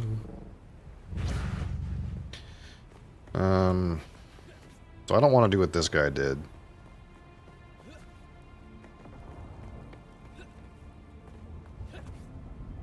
Like, from a logistics standpoint, like, this is a really cool base, but from a logistics standpoint, this is a terrible base. You need, for logistical efficiency, you need a ground access. Absolutely. And this does not have that. It's cool, but it's not efficient. And you know me, I want cool and efficient. Sometimes more efficient than cool.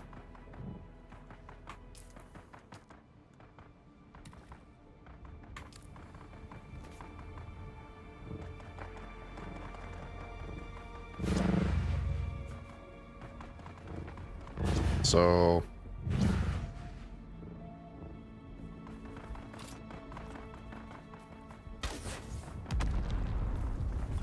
I think I kind of want to, like, we'll jump off this and maybe try to, like, see what we can get, like, in this area.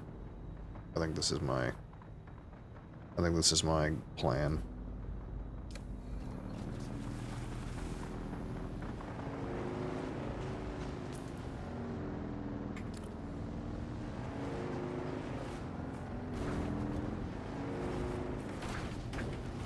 Ain't no fall damage in the vehicle.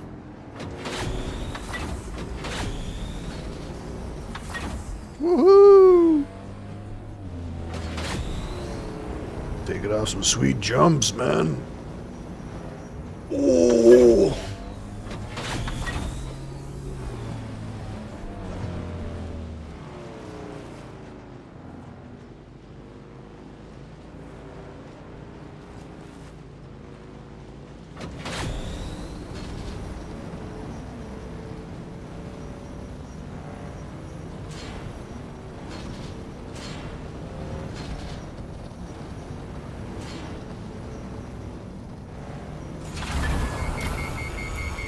I just hold the boost button and don't even think. No wonder I always had fucking max repair on my fucking episode 1 pod racer pods. I just want to boost.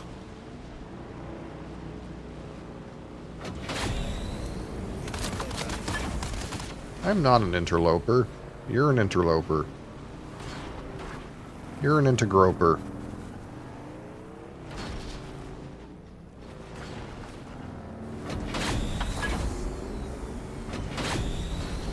Where am I going? The right way.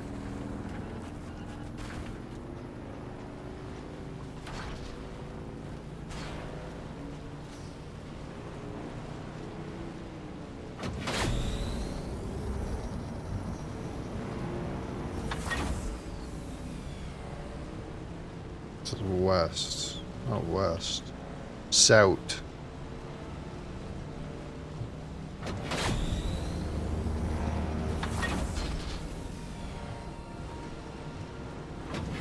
What's that? Is that a testing station? Oh, that's the entry to this thing. Okay.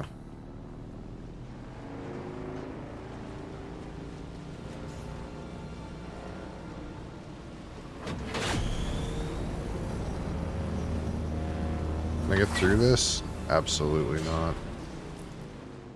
What am I trying to do? This is the wrong way.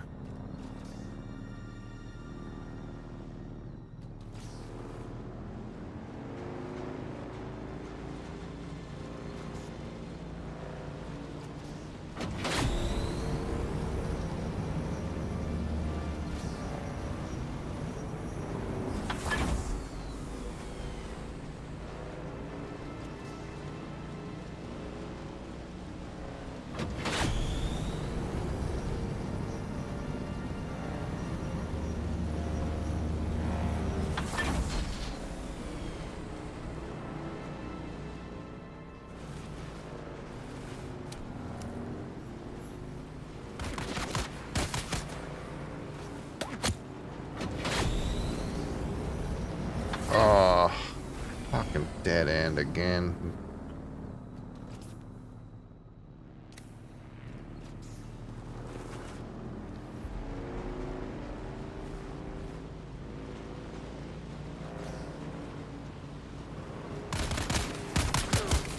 Wow, that didn't one hit him? I survived a bicycle hit. Usually that's a one shot.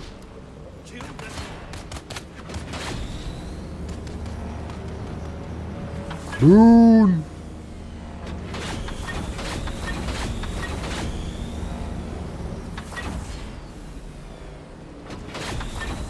Okay, so let's start thinking about where we want to put this. See, this seems like too low to the ground, you know what I mean? Like, I could put it right here, but there's no, the air access seems shit. What about, like, one of these rock faces up here? Although this is kind of like, again, maybe a bit far. Let's look at these little dribbles here.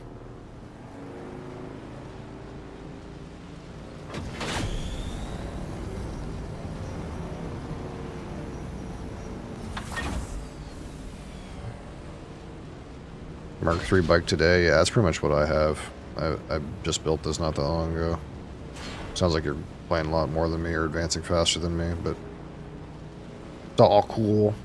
Yeah, we're kind of like... The Ornithopter is aluminum, so I'm kind of like... We're going to rebuild a base, and then we're going to do the aluminum stuff. Do an Ornithopter and a buggy and everything.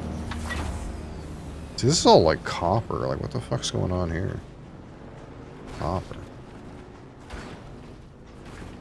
Where's the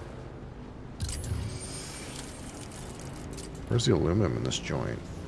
Like, we could build something here, but it's kind of shit. Tree chairs are gonna have more fun building. Yeah, I feel that. Is there not aluminum here? Is it all just shit? Is the aluminum further inlands? I kind of thought these outcroppings would have aluminum, but they just have basalt.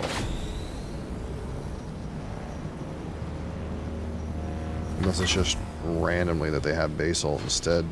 This white. This is copper.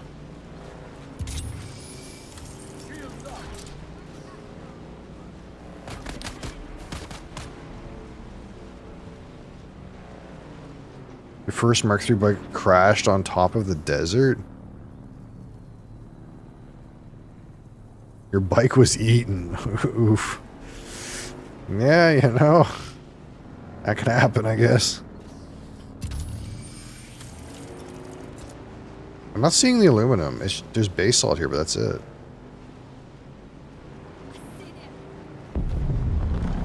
Oh, your PC crashed. Oh, I see.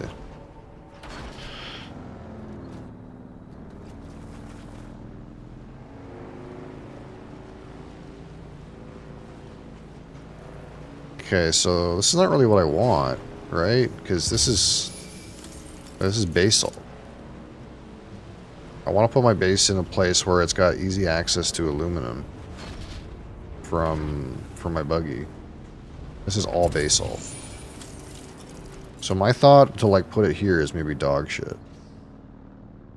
So wait, so like there's this cut. So wait, is there no aluminum in this part? Like there's a line right here, right? There's this line. So is aluminum in here and in here, but not in this spot? That's kind of like okay if like I can get my buggy in here. But it's kind of not okay if I can't. Usually on top, usually. It's definitely in this zone. But I kind of wanted to build a base in a place where I could easily get my buggy like kind of anywhere around here. And like this area kind of felt like a good place to put my buggy base. But there's no aluminum right here. Feels like it's up here. Unless I can like get it in here easily. Let's go around this side again. We're being very deliberate about what we're doing because obviously we don't want to set down roots in a bad place.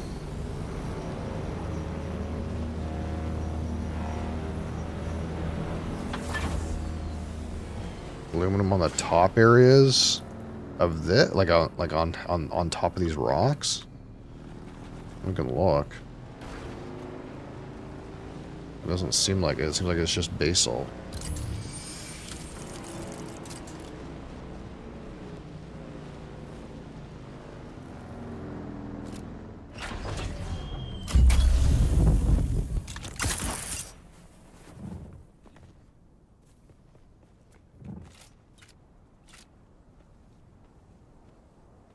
The Odin place or whatever place doesn't spawn, doesn't have it spawning there. Oh, it's not in here at all. Huh.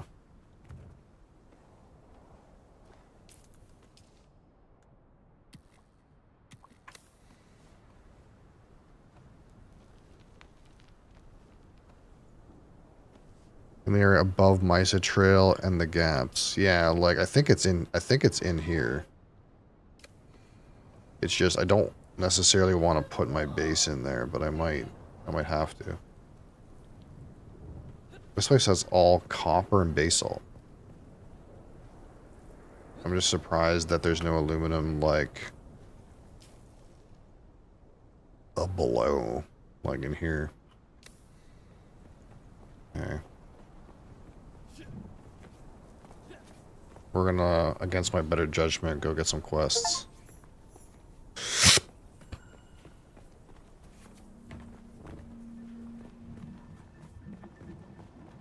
Now that I've done a cajillion quests, I definitely need some more quests.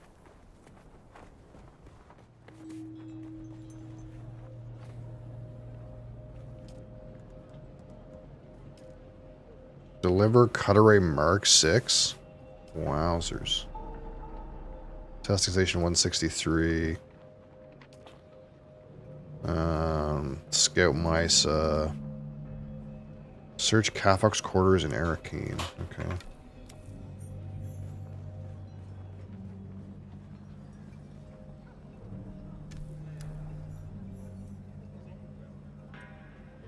Put your base under Hagar Rift? You mean like down here? Yeah, I kind of liked this area for my purpose at the time.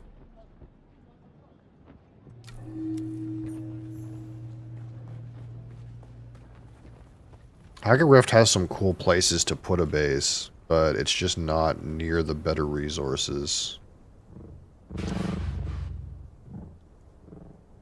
I guess it's near the crystals for cobalt paste, though.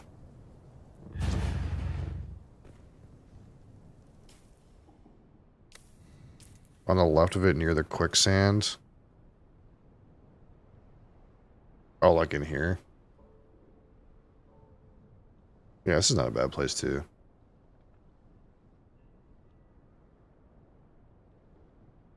I think the only thing here is, like, if you're making steel, then you have to go back here for iron. But I guess it's not any different than having to go up for carbon.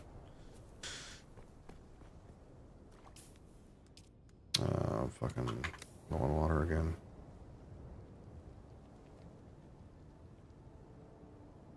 Your base is exactly where my first base was. Well, that's my second base.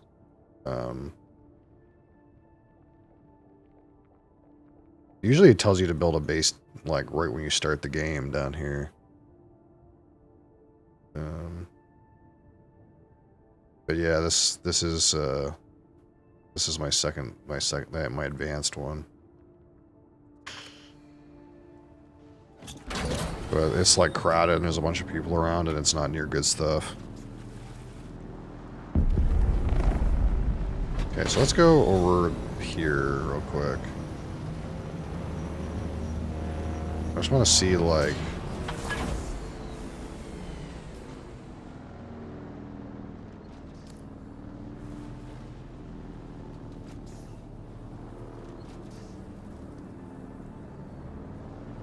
Oh, you already built a third one. Yeah, you're kind of more into the building than I am, so it doesn't surprise me that you were building more. I kind of, like, built that second one, and I was like... I know this is going to be, like... gone eventually. So I kind of, like, used it up until the point where now I want to move. This is the middle of this Mesa still.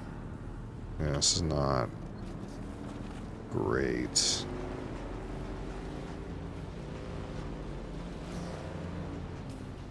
How did I get through here last time? I thought I drove in like this. How did I get in there last time? I don't remember. I definitely got here somehow. Without... Oh, this way.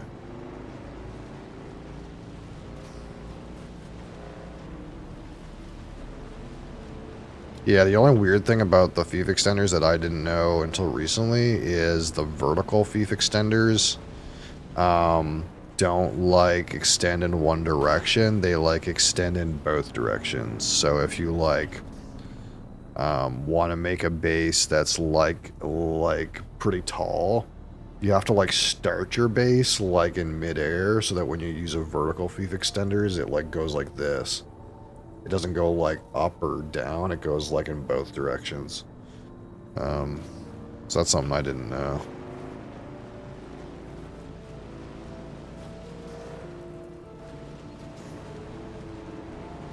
Okay, so this is how we went down here. So there is aluminum down here, though.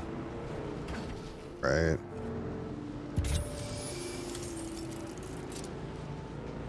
Or left.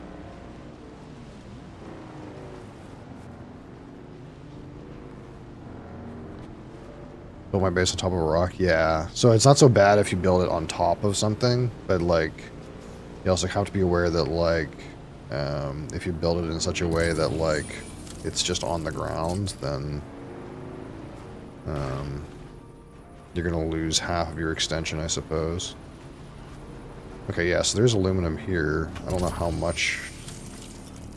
Maybe I should find out what the best, like, aluminum farming routes are and try to put my base in a place where I could easily farm it. Because this place seems shit, like, honestly. This area seems shit. Like, it's narrow and cramped and shit. If I'm being honest.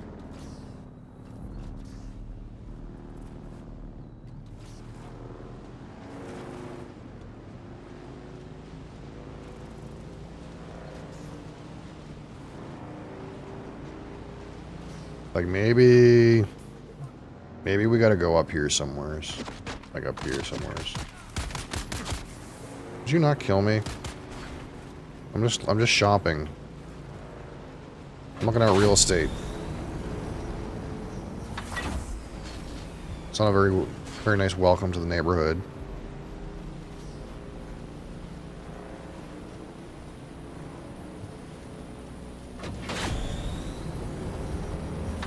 Worm watching balcony. Yeah, I seen one a guy had where like he had put this tower just into the sand enough where worms can still like interact with you. And what he does is like he puts a thumper like right at the base of the tower, and then he goes to the top, and it's the exact height where when the worm goes to eat the thumper, the worm comes up like right up in your face and then comes down but doesn't actually kill you. That was really cool. It's a really cool idea.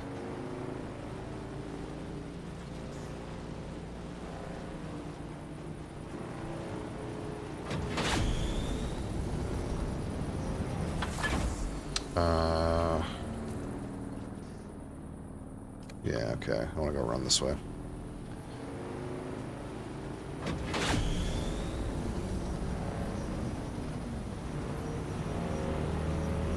See, this seems like there's just not a lot of aluminum around.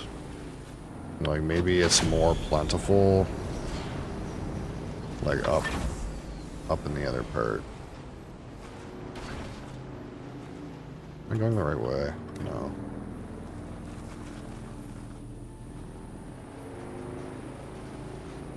I'm surrounded by people making blocks, yeah. Some of those blocks are disappearing these days, though. The game's kind of, like, had enough life in it that... some of those guys are getting decayed over because they're not playing anymore.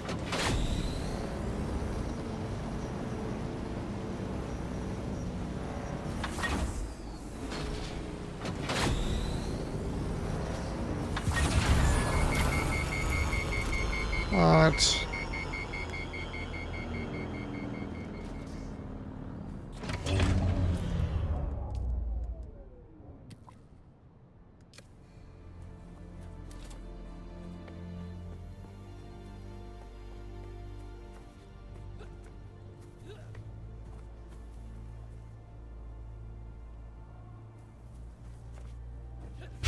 Saw this block.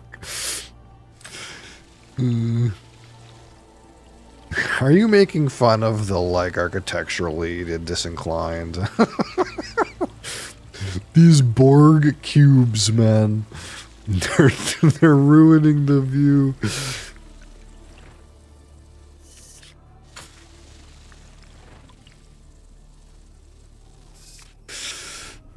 Yeah, that's a thing, though. People can definitely kind of, like, fuck up with the resources.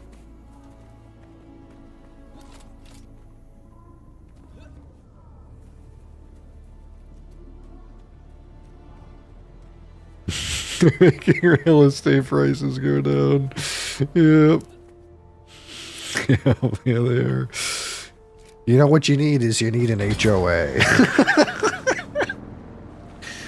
You need to get in the land strat and make some rules. Or whatever they call that. What do they call that thing? Yeah, land's rad. The Harkonnens are winning.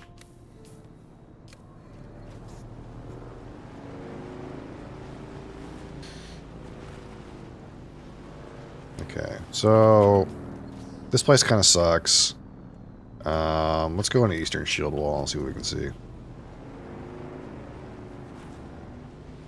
I kind of thought this was the place, but it's kind of feeling like not the place.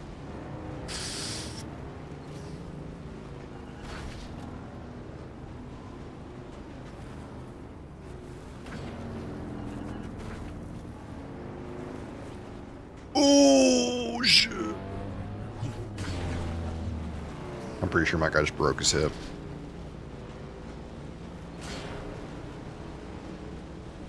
T will tell you optimal time for dew collection? Does it? You mean when I've actually got the thing out?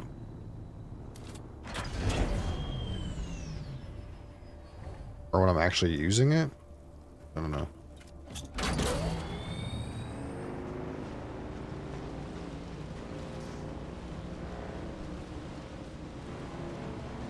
The little graph in the right corner.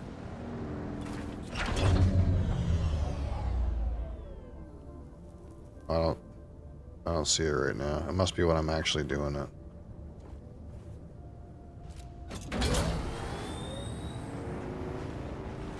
I did not know that though. In the top right. Oh, for some reason I read that as bottom. It's there? That thing by the PvE thing?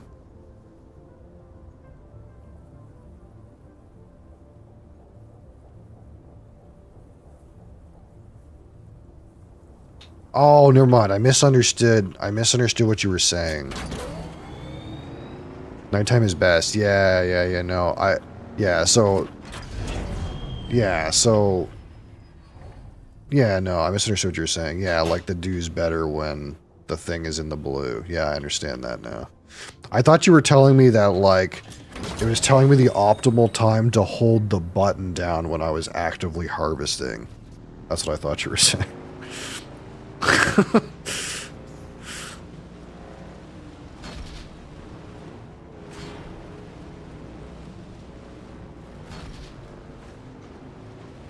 Yeah, I didn't actually realize till just now that the dew is like non-existent at the daytime.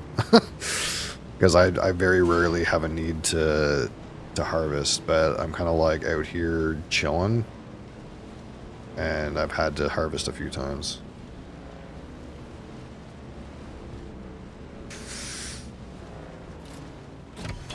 Usually I have so much water on me, and I always use a still suit that, like, it's not ever a thing. I think too much of it. Love the game so far. Had a few issues, but just logging out and back in fixed it. Yeah, there's definitely some buggy shit, and they kind of like know about most of it. But kind of like I was saying is like, even if I quit the game tomorrow, I feel like I got my money's worth already. So wait, so there's some good rocks here. Maybe we're at the... Are we at the mouth of... Maybe... Okay, look. There's some good rocks here. Maybe we're at the mouth here. You know? Maybe we go like here. Like, maybe in here. Oh, maybe in this corridor? That's an idea. Okay, can you guys just fucking chill? Hey? Like, just chill. I don't want your fucking plane.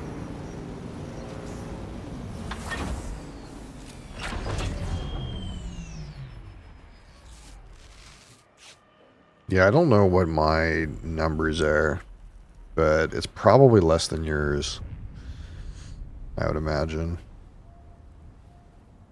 Because I just been playing like the couple of hours. Well, I guess it's 4 days a week now, and I did do some on the weekends. Never mind. Maybe I'm not less than you. I'm just going slower than you. I'm just slow compared to you. I've wasted more time than you. That's maybe more accurate.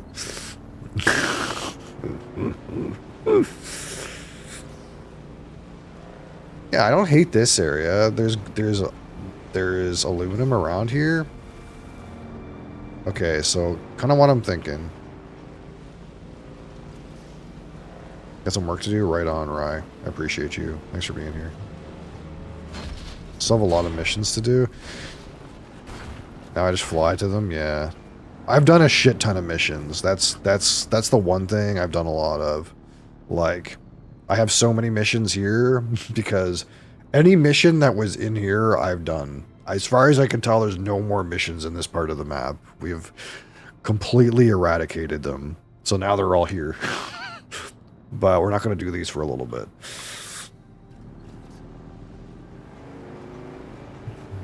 I will fly to them from now on, I think is the idea.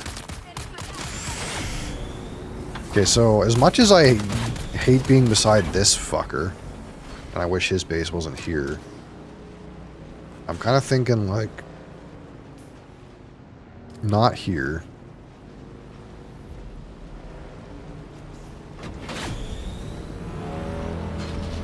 I'm thinking, like, in here. Like, commandeering this fucking channel. Like, just commandeering this whole fucking cavern. And then flying out the top. Like, just straight up. This whole cavern. And then we can shit the buggy out this way and fly out the fucking hole in the roof. The fucking sunroof up here.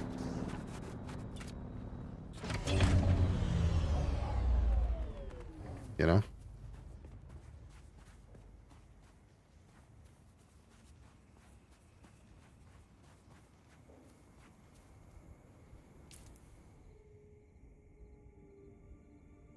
On top of Eastern Shield Wall. Like, either this one here or this one.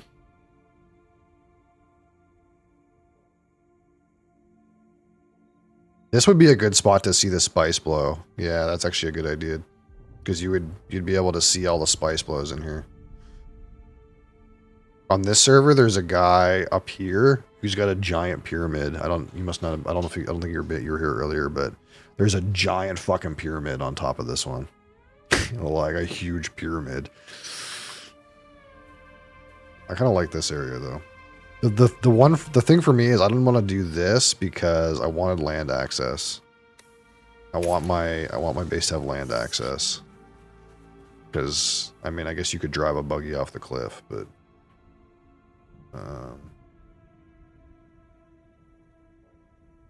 same elevation as a tradies base. Oh, so you're not on top of this mountain, but you're like around here somewhere, like in this area. Okay.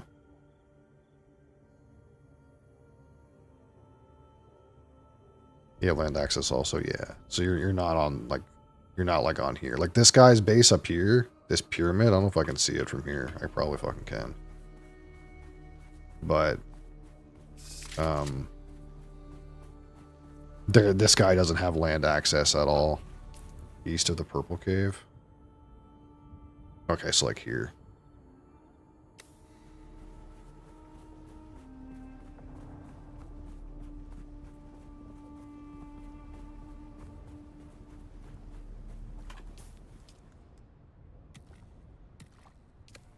My still suit does not cut it for this zone. We gotta fix that. There's too much fucking shit in the way. But I don't mention that guy's pyramid's going anywhere. We'll see it again. Okay, yeah. So I wanna like eat up this whole cave and fly out the top. That's kind of what I'm thinking now. Because I can shit my buggy out and have it and just go through here, and there's a whole bunch of fucking rocks here.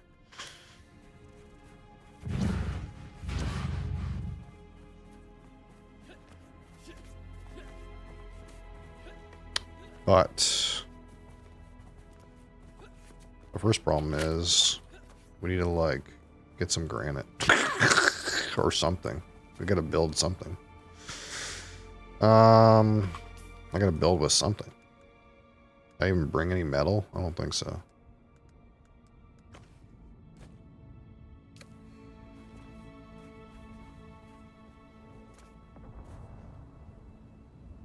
I might have to go back and get a bunch of metal and rocks. I don't think I have any right now. Oh wait, I can't take this red spot? Too close to a no building zone. Why is that? Wait, why is the place I want to put my shit a no building zone? God fucking damn it. Oh, it's not going to let me build here. That's so depressing. Is there like fucking mobs on top? I bet you there's mobs on top of this. I bet you that's what it is. That's so sad. This is the exact place I want. But it doesn't want to let me use any of this. Other people are blocking fucking caves that are one way. Son of a bitch.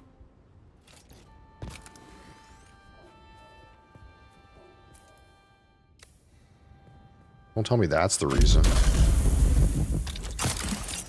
Fuck.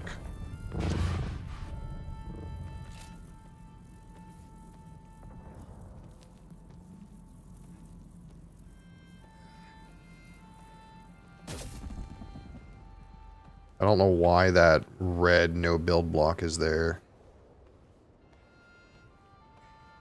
Unless there's like mobs up here or something. Something weird like that. Oh, now what do I do?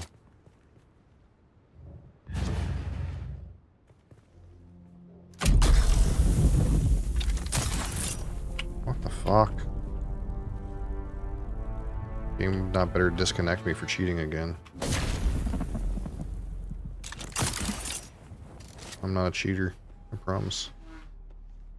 Is there something here? Oh, it's because I'm too close to this iron watch thing. That's what it is. It doesn't like that I'm too close to iron watch. Like, I could put it in the air. Like, no, that's not even what it is. It's it doesn't want to let me use the cavern. Like, I could put it in the air, like, up here somewhere. It's they've marked off this, like, they've marked off this way through, like, as like somewhere you can't build. See, there's just red bricks here for no reason. Because they don't want to let you fucking take this spot. But I could still build in the air above it, but that's not really what I want. Unless... No, see, it's not going to let me use this cavern face at all. Do we go on top? That's not really what I want. There's another place I'm looking at, though. Hold on.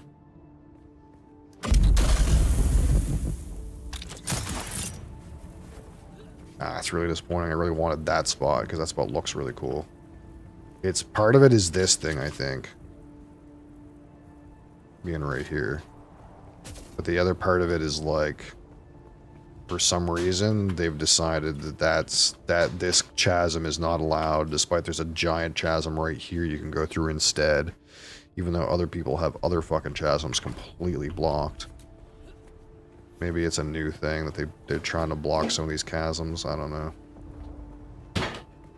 I could instead put it like over here.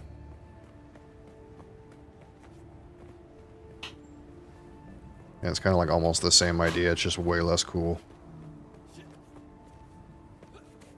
This one.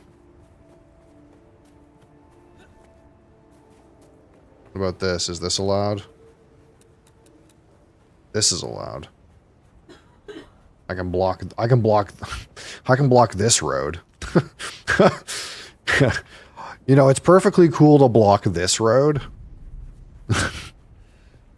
But it's not cool to block that road. Fuck me. I'm gonna have to decide if this is what I want to do.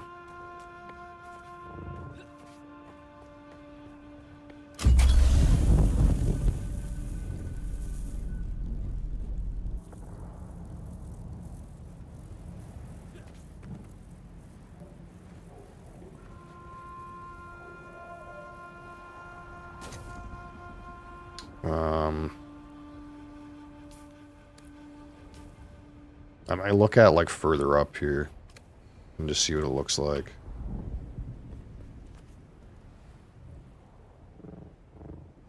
I don't hate this little overcropping, but it's not nearly as cool as the cave.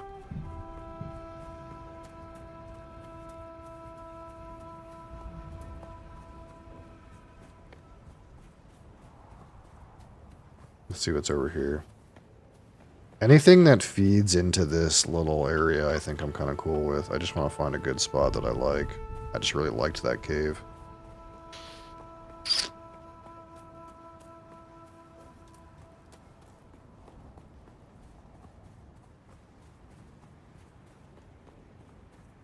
Yeah, like anywhere around here would be good too.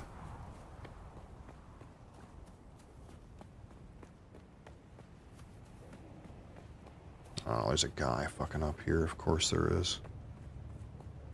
Some other guy. Yeah, this guy's... Yeah, I kind of... Yeah, see, I like the spot this guy's fucking block stole. Like this, like... He didn't even build it nice. Fucking guy. There's this cool little, like... convex lens kind of rock face that you could build into, and instead he made a brick over here. But he's got the right idea. Like this, his buggy comes out into this path that has a whole bunch of aluminum. That's kind of exactly what I want.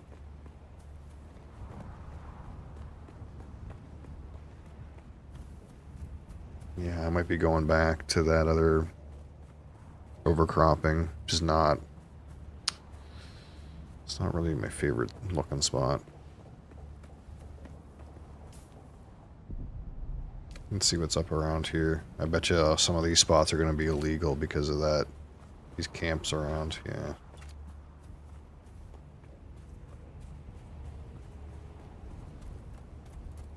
Is this a player structure? No. What about over here? There's a bit that's not allowed over here. Bunch of rocks right here, though. I'm kind of not in love with this camping right here.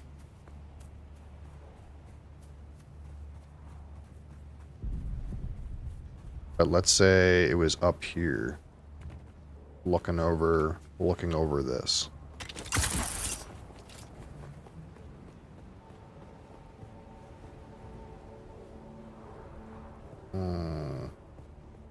This allowed? There's a wall a little ways in. So you could go here.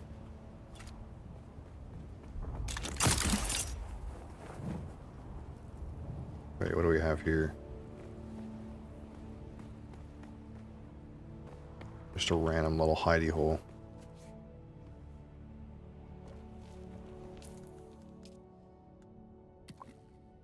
I need water soon.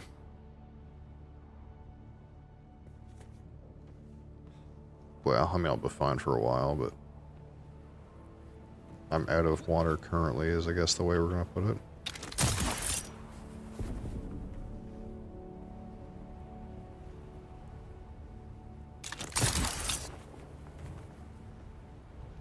What does this look like?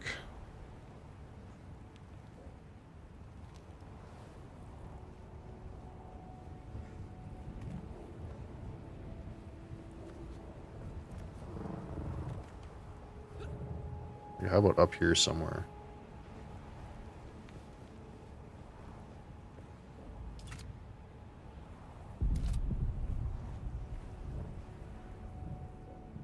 I guess the problem is, how do I get my buggy down, up and down?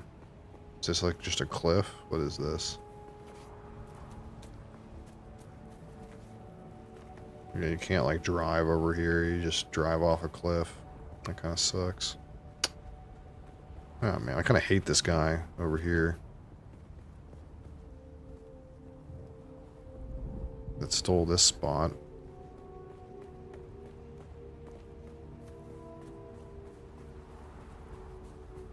Like I could use this.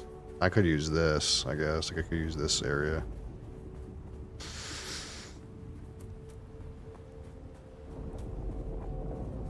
I do like this guy's spot better, that he stole. Womp womp.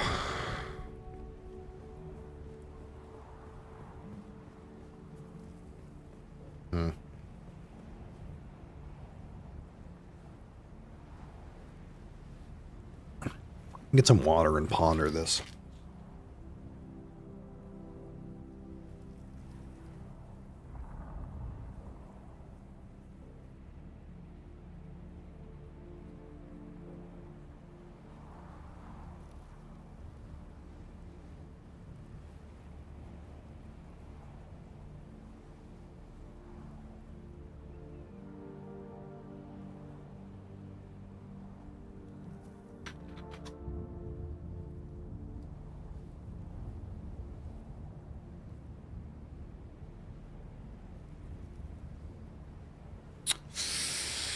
Hmm.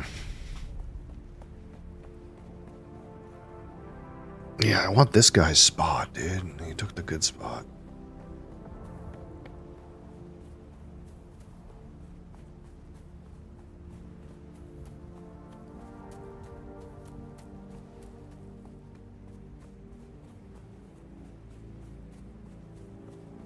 I kind of don't want to be right beside a bunch of mobs. Because that's kind of annoying. Guys fucking shooting at you when you leave your house. Maybe... Okay, so here's what we're thinking. As much as this guy... I'm kind of with... I'm sort of mildly with Rye's train of thought here, where... This guy isn't bothering me per se, but his ugly building is gonna ruin my view. Because I'm thinking what I want to do now is I want to like put one in this rock face where the garage and shit is here, but it kind of goes up. It kind of goes up and up into this mountainside this way. And then like overlooks like this. No, maybe I can't see this guy's ugly building. Actually, it's almost fine. You see it coming in, but you actually can't see the guy's ugly building. It's under this rock. Okay. So I think we're going to try this spot. So I need some metal. Is the weird part. You guys got some metal over here? Usually these guys have some metal. We just need to get the ground laid over here.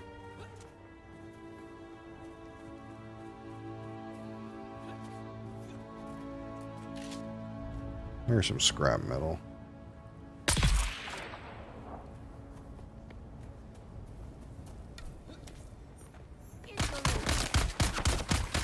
What did you say to me?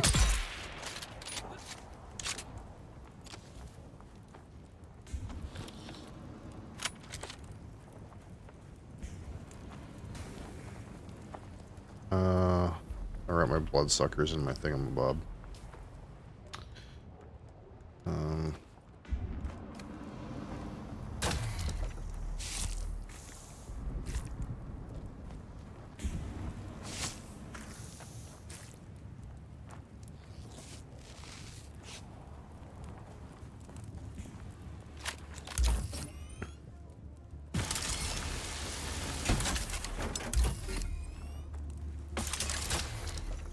The fuck? Oh, that's so much metal. What the fuck? I kind of forgot that my cutter is like so efficient now, and I have so much planetology skills, like just cutting raw metal gives me like a shit ton. That was already like 360. I'm not gonna need that much.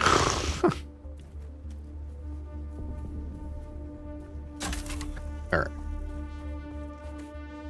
Look at the show on the road. So where do we put this to begin? I want an advanced one. This is a regular. This one.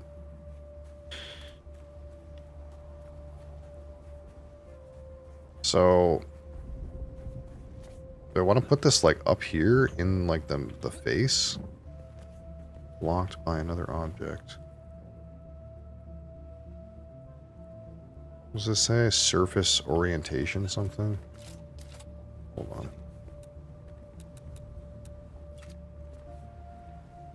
Kind of think we want to put it up, right? Like it's got to be up a little bit so that when we use a vertical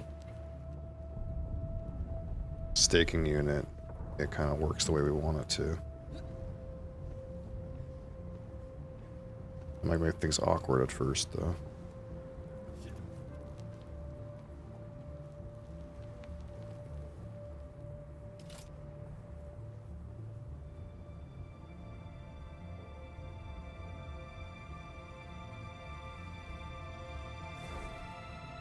Okay, let's put that here, and I just want to see what this looks like, for starters.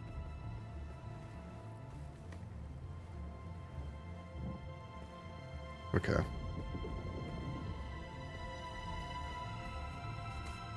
Yeah, so it's not quite low enough yet, but if we get a staking unit, it should do what I want, I think.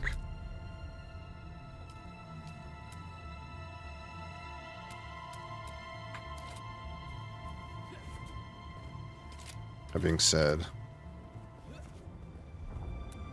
now I need some granite. Or whatever, or something. I need to build a thing.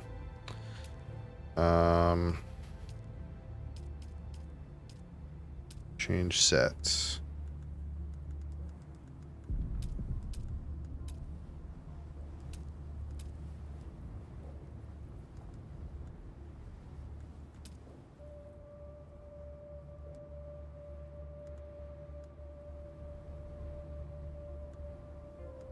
Oh, I guess if I wanted to use a different tile set, now would be the time to do it, eh? Unless I want to redo a whole bunch of stuff later. Maybe I'm not so concerned right now.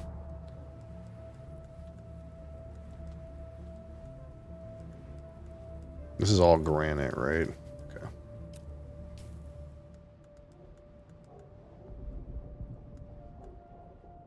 I need to drop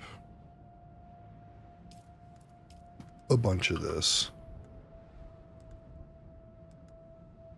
Honestly, any of this random shit can go on the ground for right now.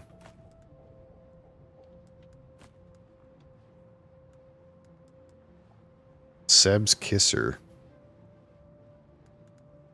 Oh, hey. A bit of an oopgraden.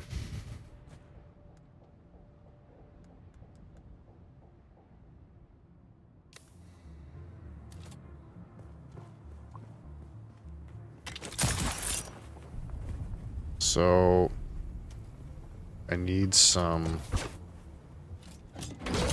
granite. Oh, it's granite right here.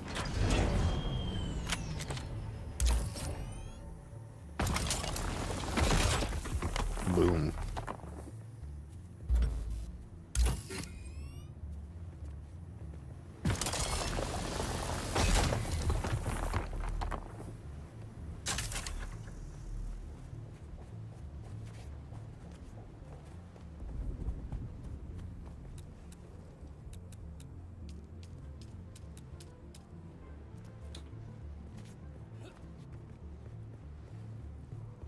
Alright, where do we put this thing again?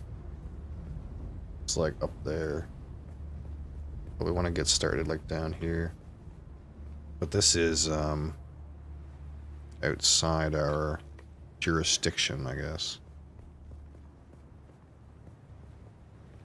What we might have to do is go back and make some vertical staking units and come back. At least just like give this thing a little hut to live in. And bring some staking units.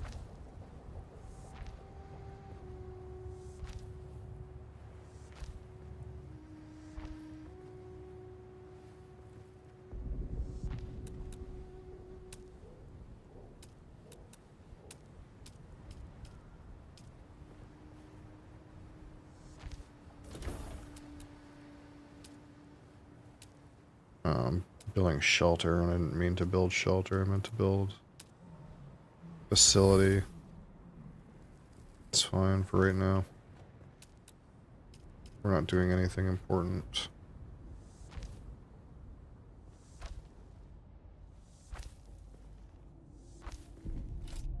Okay. Move this piece of shit inside. There. And then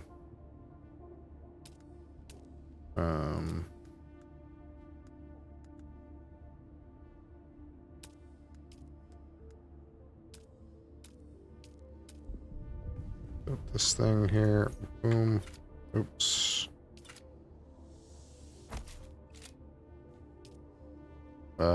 Deposit the shit. Good for a day. Good for a day.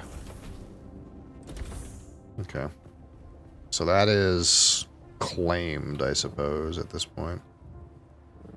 Maybe we'll go, just for safety's sake, we'll go get these batteries and throw them in there.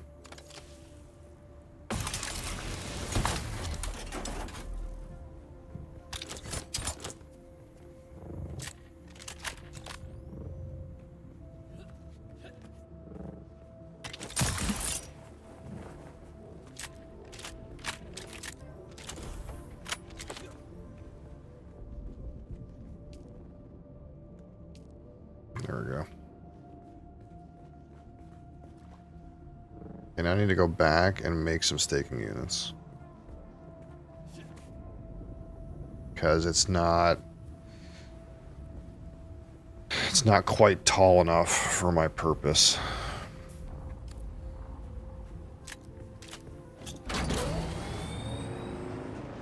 But that's kind of what I want to do.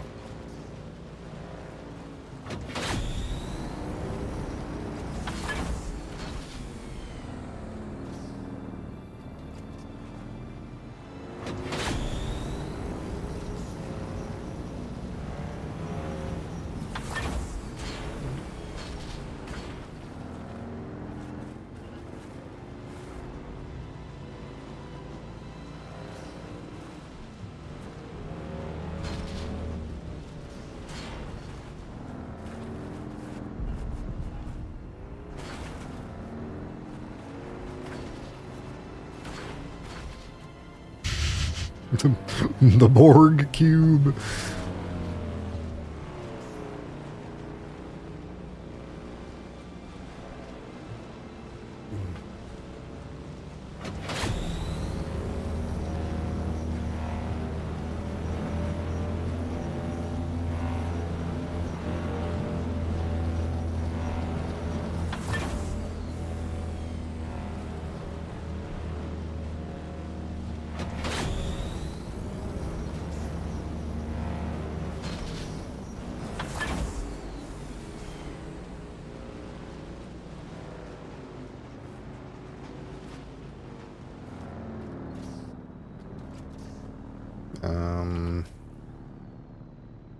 So yeah, let's just go south.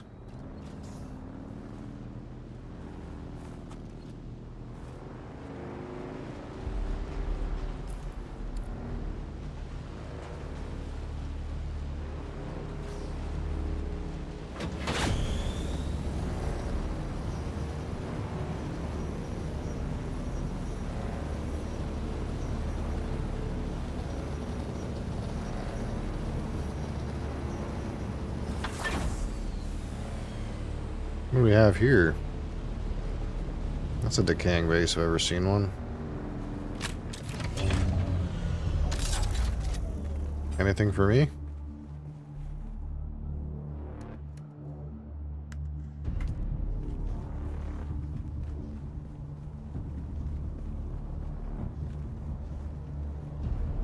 Does this not have a console? Hold the phone. Too close to another. No, it does have one somewhere.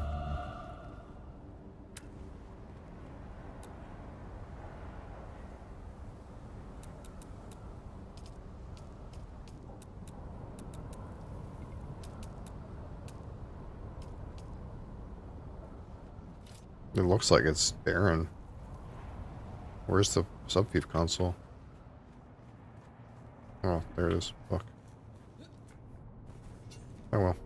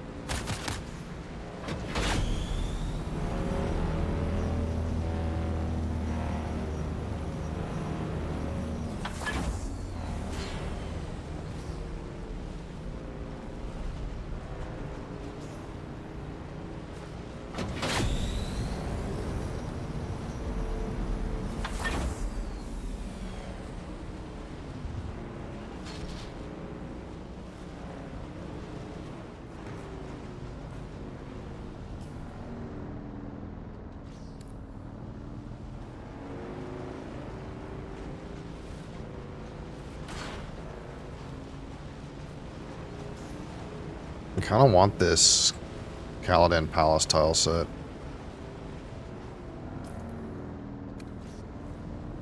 I'm gonna have to get that.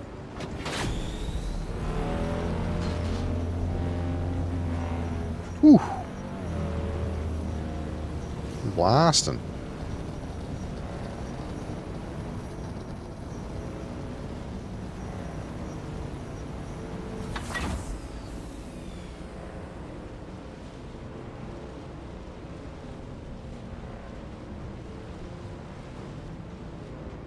Oh, probably can't go through this way. That looks like poop. And I don't have a poop suit.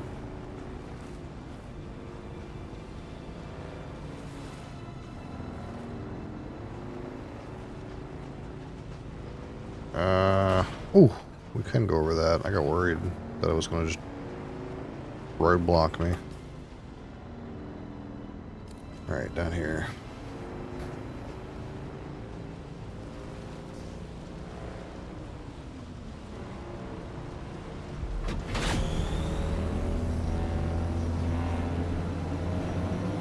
Going fast on one of these bikes is freaking sweet, though.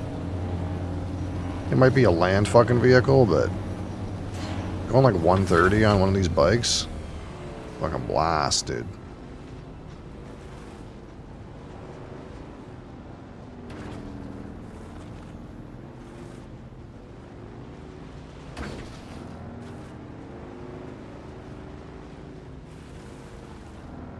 Here we are, home in this shithole.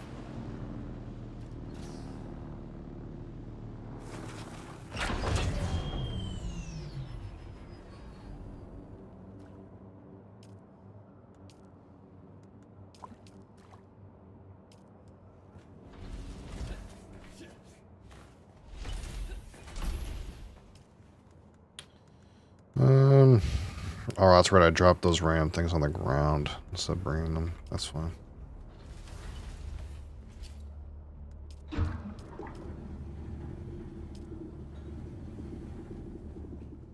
Okay, so I gotta boot this up.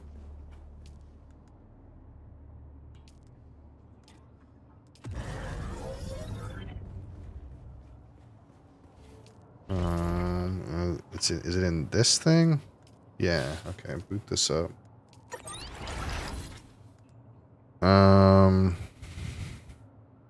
Vertical staker.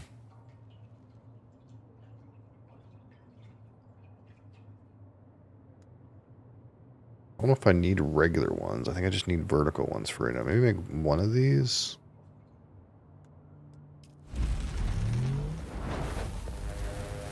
I don't know how much this, like, does, you know?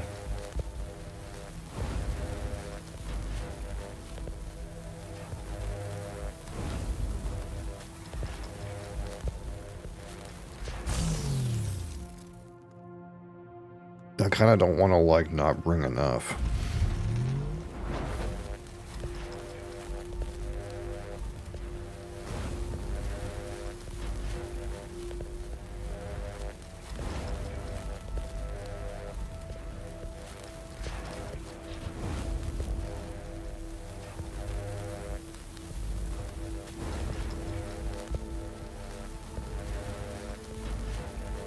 But I haven't used them before, so I don't really know how much space that's going to get me.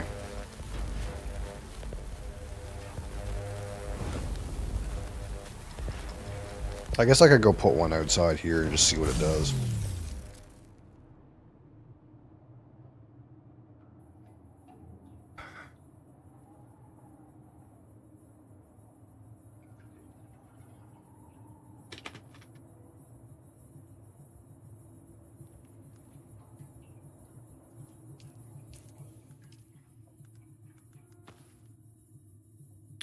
I don't need that prober anymore.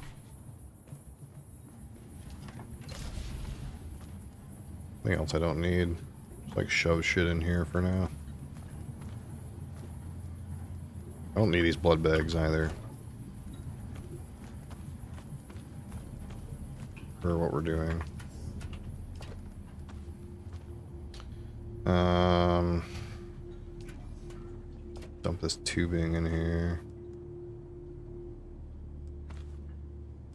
Shouldn't need that. Maybe bring some leader Johns. Okay, so say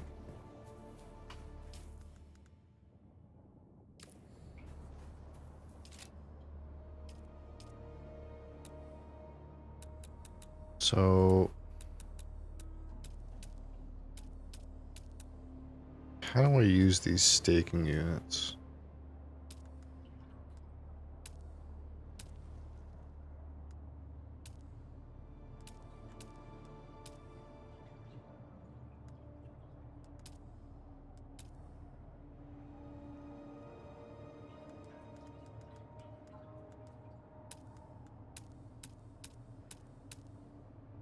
Um,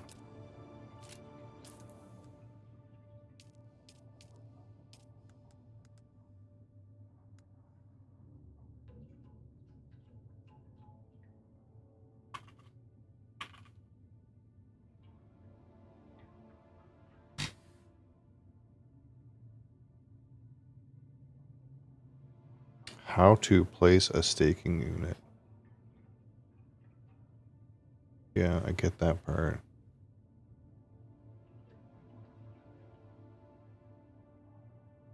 Oh, is that an item you equip? Oh. So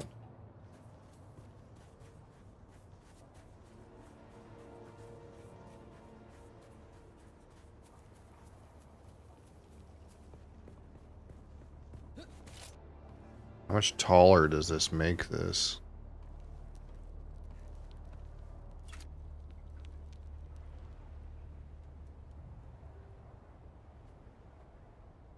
I can't tell, eh?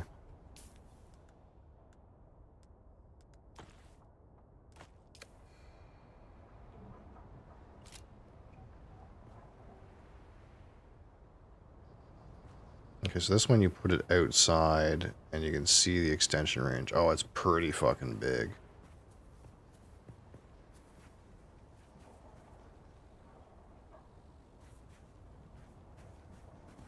So how do the vertical ones work?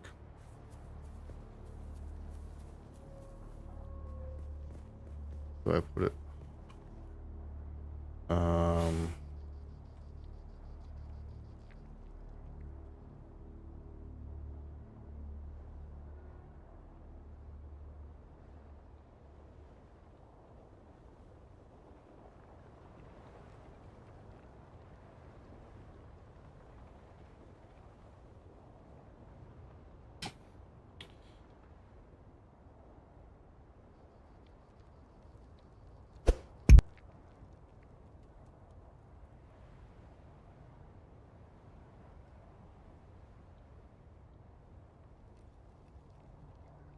Tell me, Professor.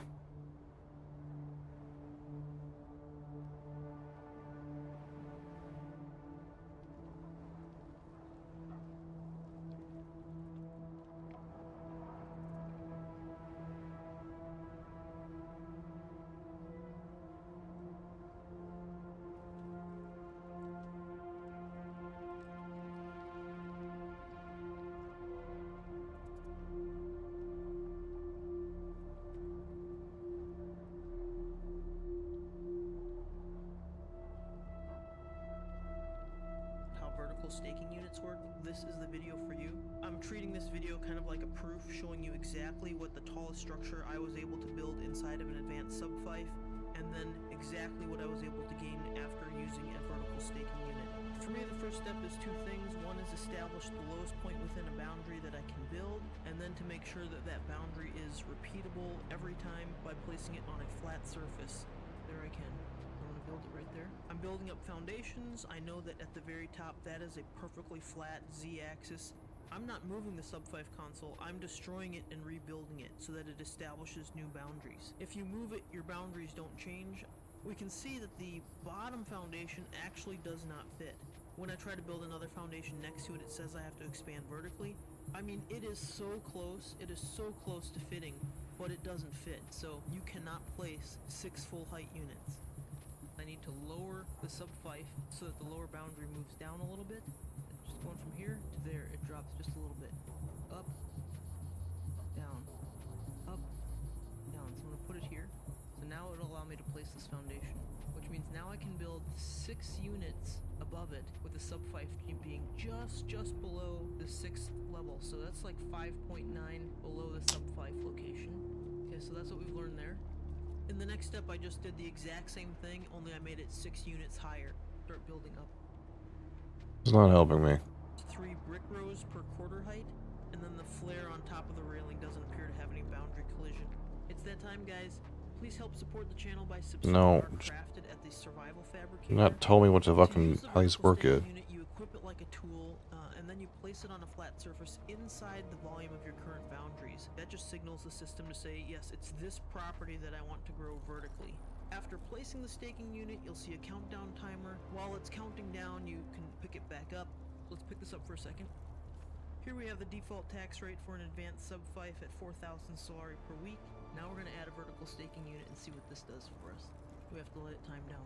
When the timer expires, the expansion is successful and it's permanent. And there's no way to undo that expansion once the staking unit has been consumed. Your tax on the property is going to increase by 2,000 solari per week for every expansion that you've successfully added to your property, horizontal or vertical. While you can't undo individual expansions, you can destroy your advanced sub-5 console, and that removes all of your expansions, the extra taxes, and the extra power. How does this guy get this menu? Hold on.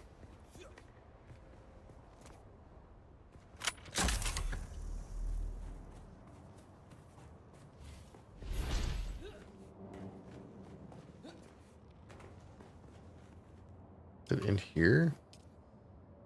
Okay, here it is.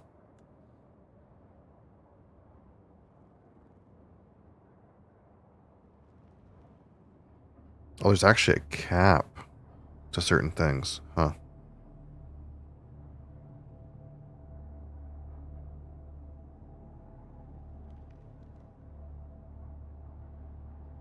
But this depends on how big it is, because this guy's got more than I do. Are not refunded, so you'll need to start over crafting new staking units if you want to reclaim some property. But we're going to see how much vertical space this gives us above and below now. It was at this level we were able to build before the vertical extension, but now we can go lower. Let's see how many we got below. We cannot get this one to place. We get not quite 4. I'm going to say we get 3.9. And now let's check and see how much we gained up above.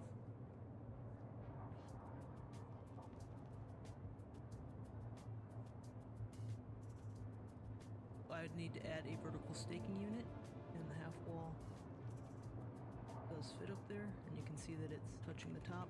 The vertical extension added 5 1/4. And there you have it, guys. We can see that an advanced sub-fife accommodates a maximum of 13 1/4 units tall, but keep in mind that you cannot build 6 units below the console. You can only build like 5.9. And then the expansion from using a vertical staking unit increases the ceiling height 5 1/4 units, and it lowers the floor by just shy of 4 units. You cannot fit 4 units below. You're increasing the... So it increases the height by 5 1/4 units, and increases the floor by, well, not quite 4 units.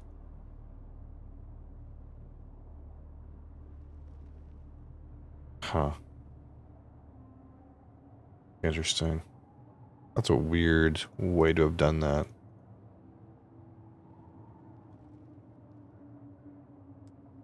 Okay. Well, in retrospect, I should probably put that building higher up then. Anything else I need here? Take some granite with me, but it's not really that useful.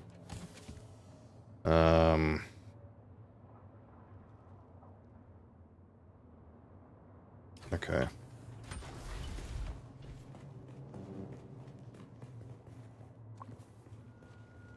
Why am I so thirsty?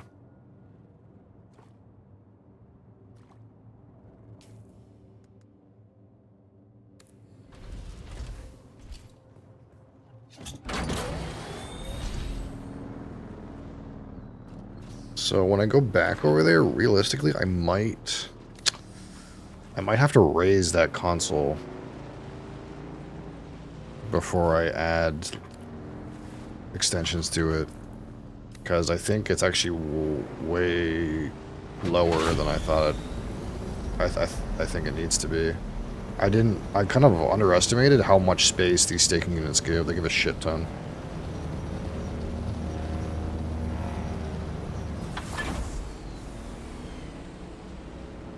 It's also going to increase my taxes by a shit ton, but that's okay. I can afford it.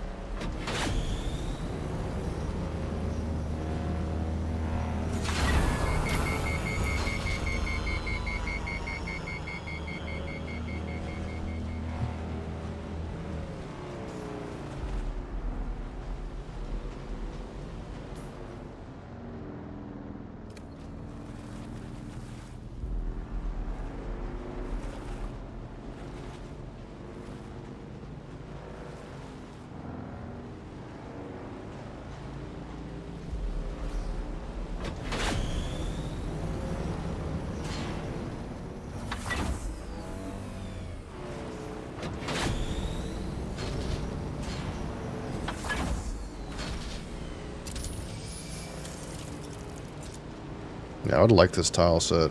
We might have to get this tile set before we build too much. I'm not going to get too much done in the next 20 minutes anyway, but... Reveal yourself. Reveal yourself!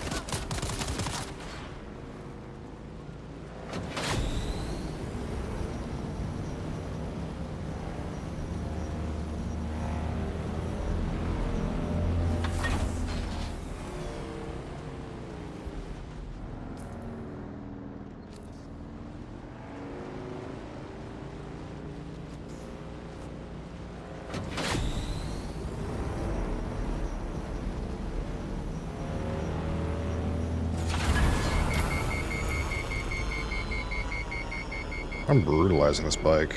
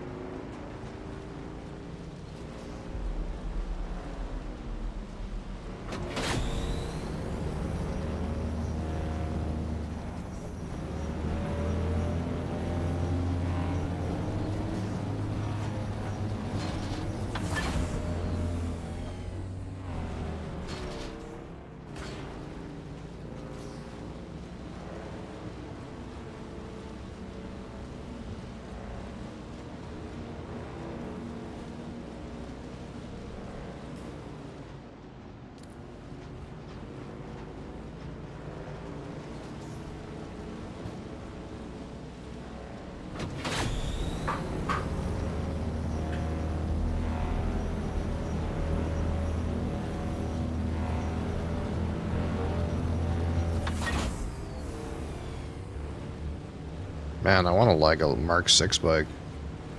I'll be blasting, dude. This bike already feels real fucking fast, but this is only a T3.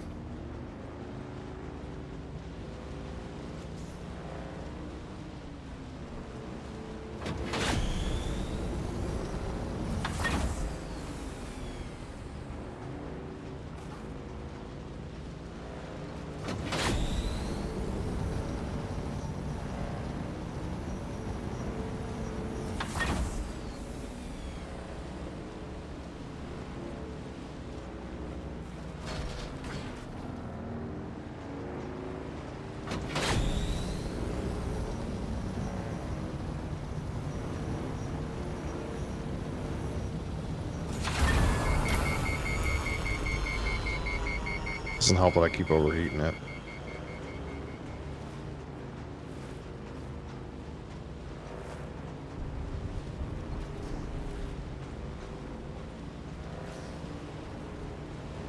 Okay, so...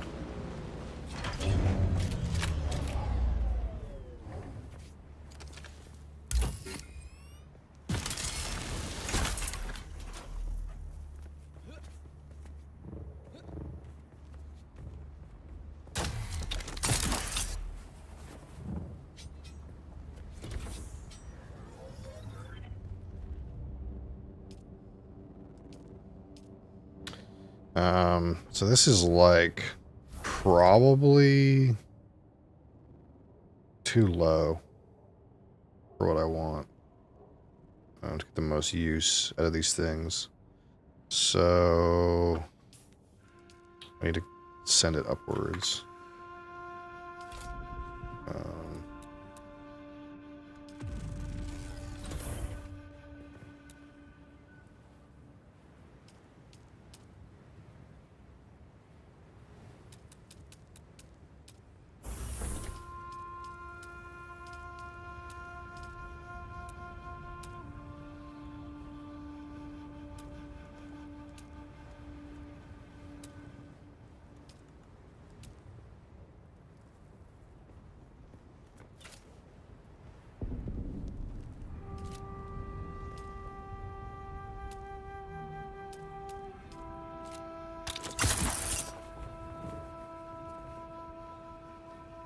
I should probably put it like maybe even on top of this thing. Because I think as soon as I plump these down, it's going to give me way more space than I thought.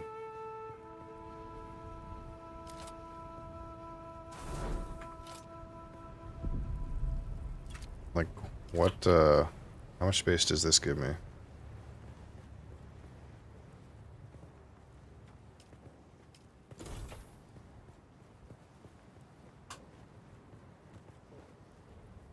Okay, so I need this to hit the ground still.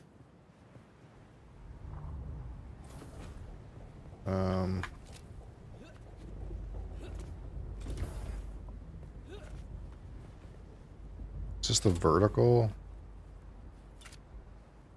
I think this is the vertical one.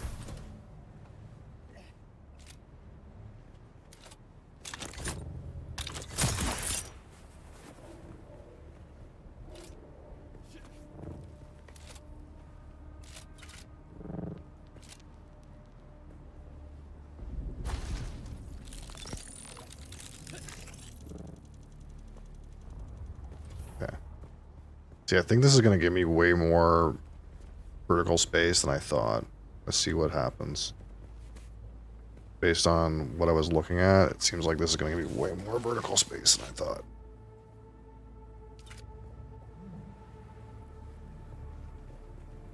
I still need this box to hit the ground, but...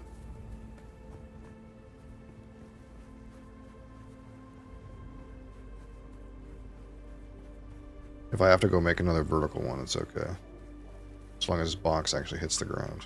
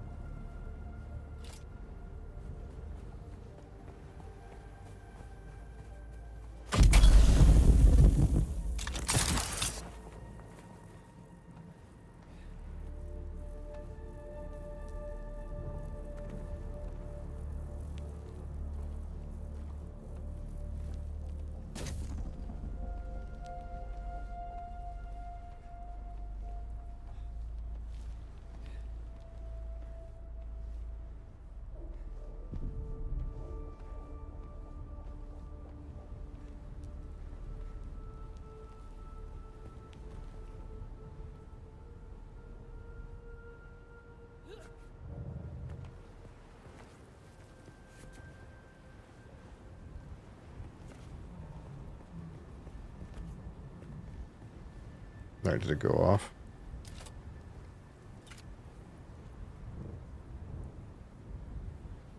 Because before this was not inside.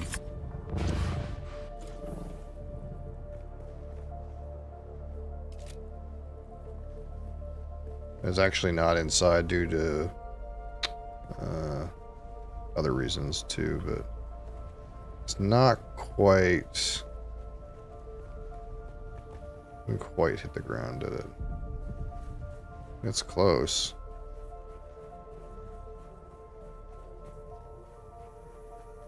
Okay. We'll set off the other one. Now if I have to make another one, it's okay. We'll just give ourselves all the taxes. You know, why not?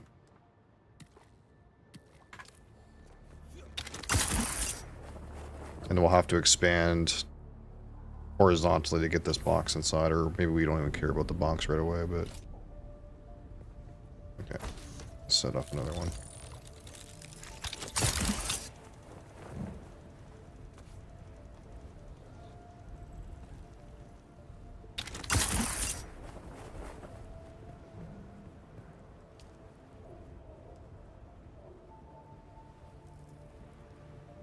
I owe some prorated taxes on this. I have to remember that. That's why it wasn't quite 4,000 last time. Because it was prorated.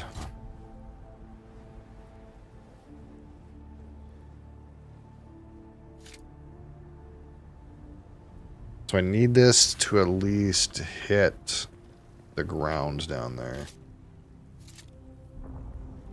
It's going to increase our vertical capacity quite a bit too. We'll be able to build quite a bit height-wise. But I kind of like to maybe horizontally expand it over here as well.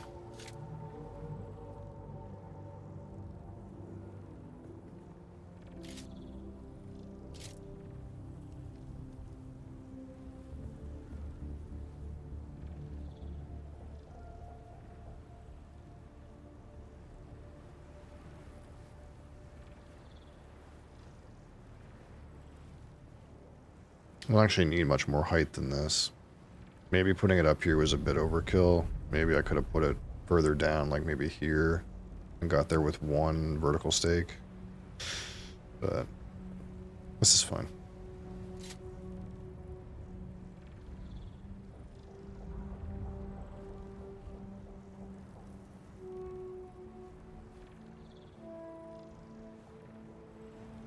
As long as we leave this in a stable state too, I guess.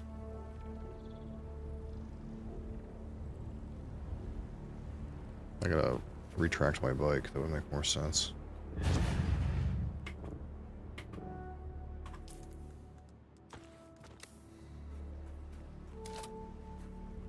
Because I don't have a place to put it right now.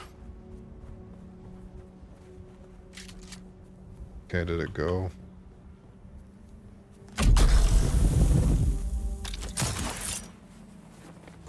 Okay.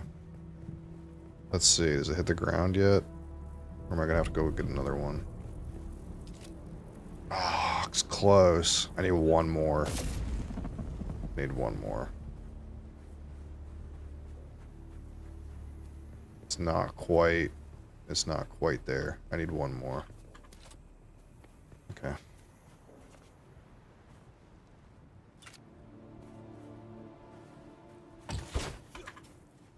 And then I might have to make another horizontal too, so I get enough space in this direction.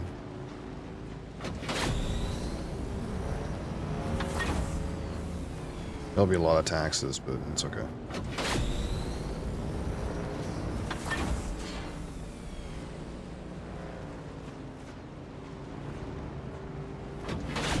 I don't even know if there's any other thing that money is really used for. Other than like buying shit from other people, I suppose.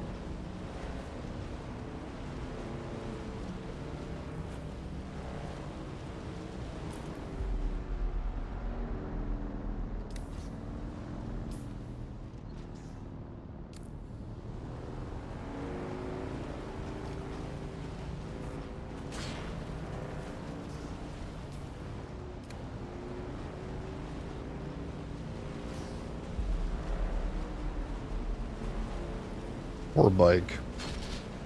So abused.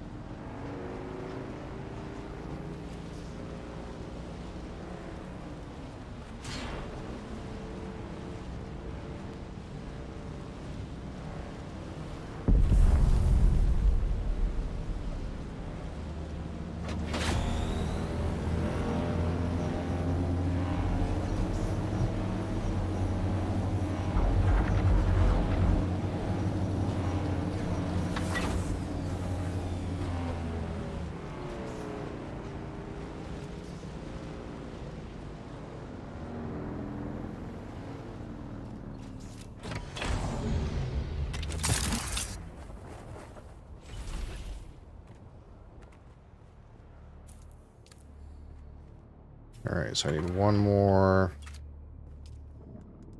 of these. Actually don't have enough steel to make another one.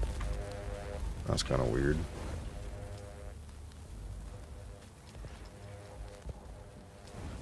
Maybe that'll be okay. It'll at least be okay for the moment.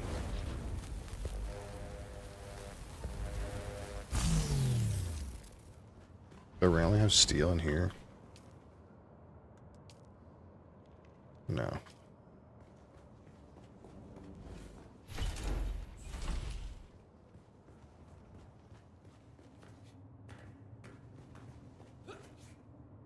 Oh shit.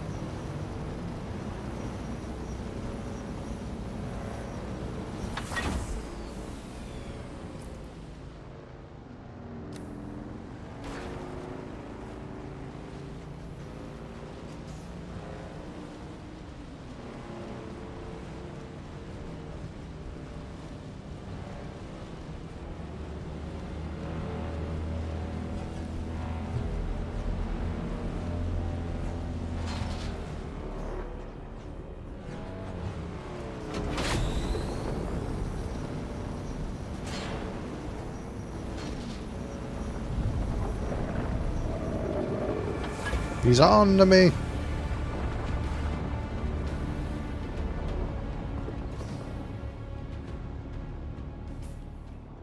He wants me dead.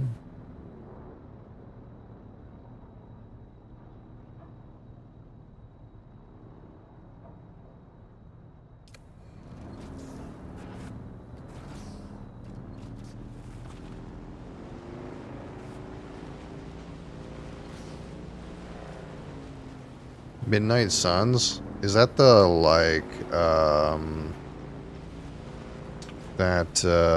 it's like a tactics superhero game where everyone's yellow? Is that the one I'm thinking of? Marvel. Yeah. Yeah, I've definitely seen it before, but I've never played it.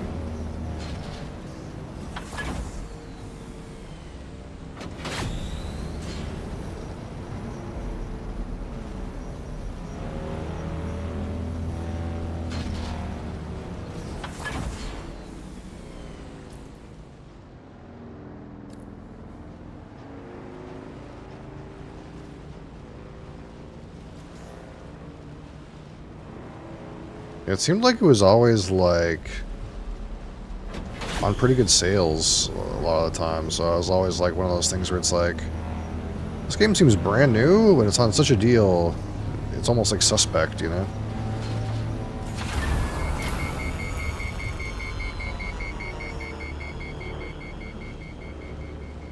Is it on Epic Games? Is that what it's on? Is that what the key's for?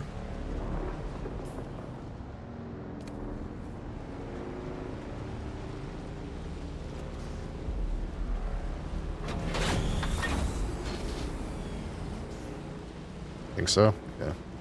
Yeah, usually the Amazon, well, sometimes the Amazon is like their things are on like their own weird platform sometimes, isn't it? But half the time it's like almost never on Steam. It's almost never a Steam key. He had to vacate Mosley. What did he do? He ate the kid. What? Or Mosley. Amazon, Epic, and Grand Old Games, yeah.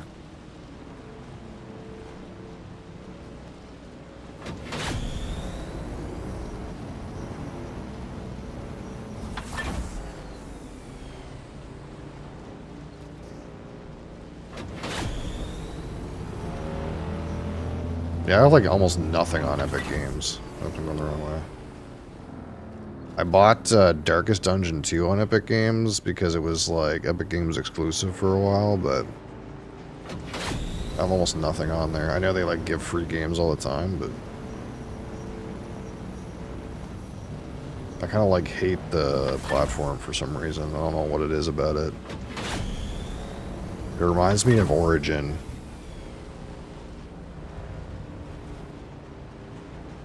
Stop.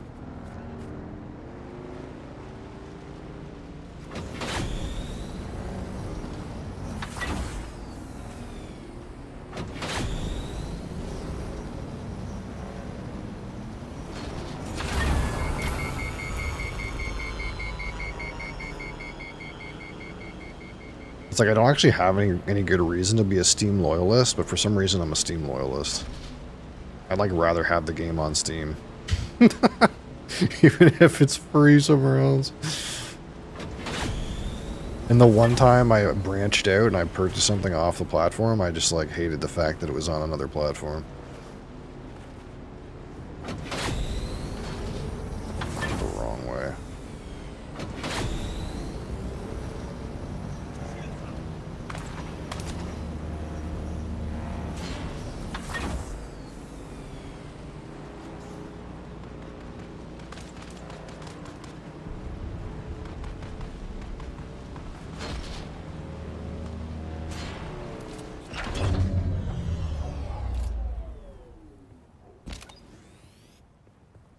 Okay, so let's try this. Let's try this tax increaser, you know. We're just sitting here wasting all our money giving it to the tax man.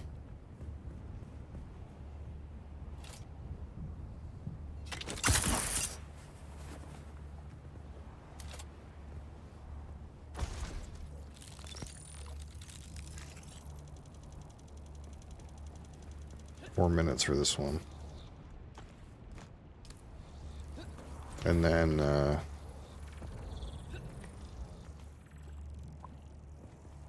then maybe we'll see about putting this one in such a way that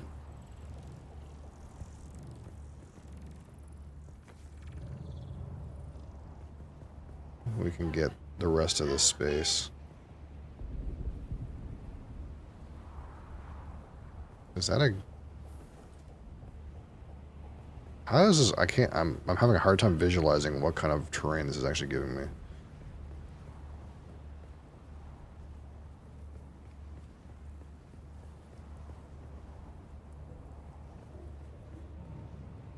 It's either giving me a whole bunch or not, or I'm just having a hard time seeing it.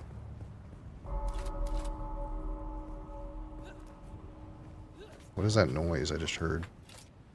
Mosley, stop. I need to use that.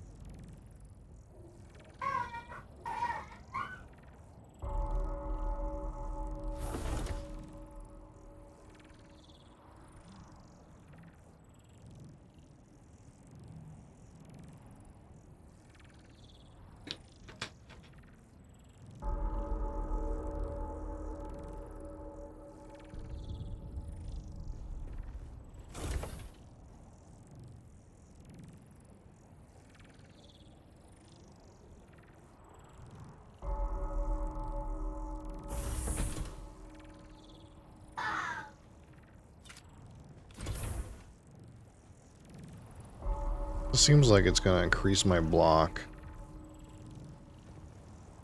I guess it doesn't matter where I put it, it just increases my block this amount in this direction.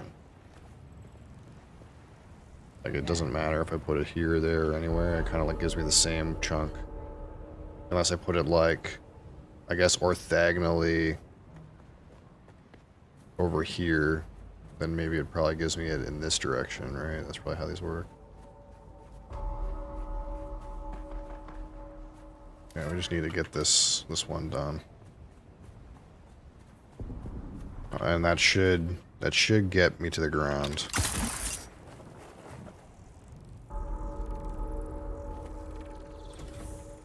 But I want this side covered. But I'm gonna need like maybe 1 or 2 blocks in that direction too. See what happens. He's requesting home fries? Okay. Yeah. Okay. That's fine. It's just weird. Mosley, were they being mean to you? If I was being mean to him, I wouldn't have cradled him and brought him out here to get attention from you. Were they being mean to you in there, Mosley? Are you traumatized? Your loved ones being mean to you?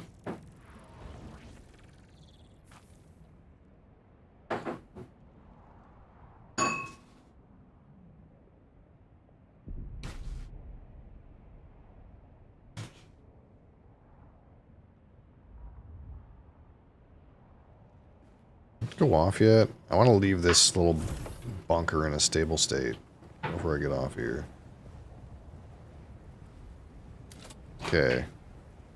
That hits the ground now. Yeah, okay. It's a little bit in the ground too, so we have some room. So if I put this on this side, does that just get me a whole brick in this side all the way to the top?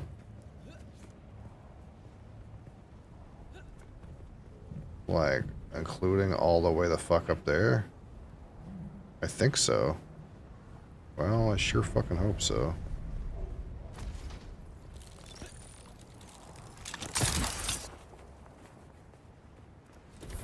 I wish I had a drone to, like, see what the fuck I'm doing.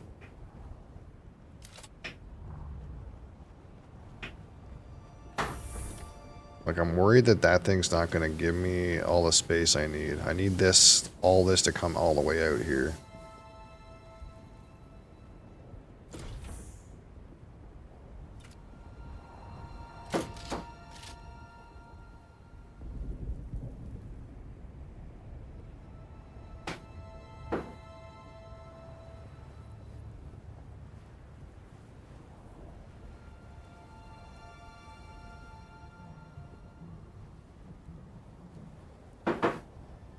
Mosley's already up here.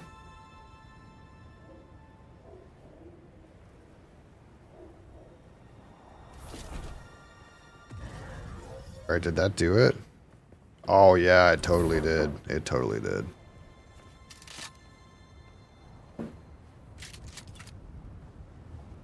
Oh yeah, now we're cooking. That's a really that's way taller than I need. Holy shit. Okay. We can make a fucking skyscraper with that.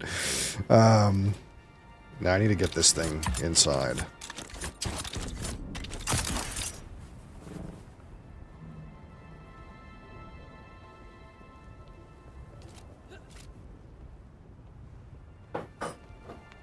And then we'll be good for today.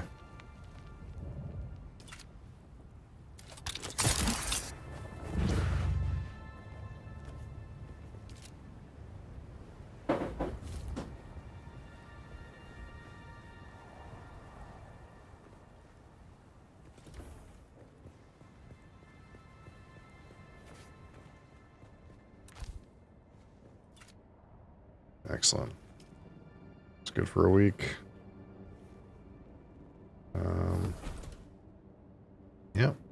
Alright. Humble beginnings.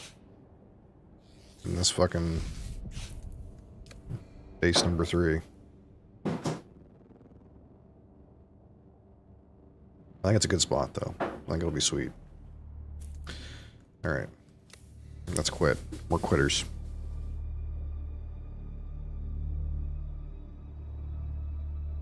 Because it's time for just catting.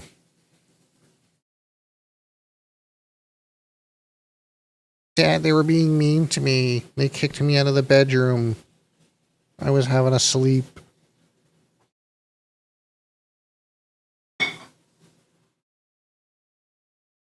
was having a nice sleep, and they were mean to me, Dad.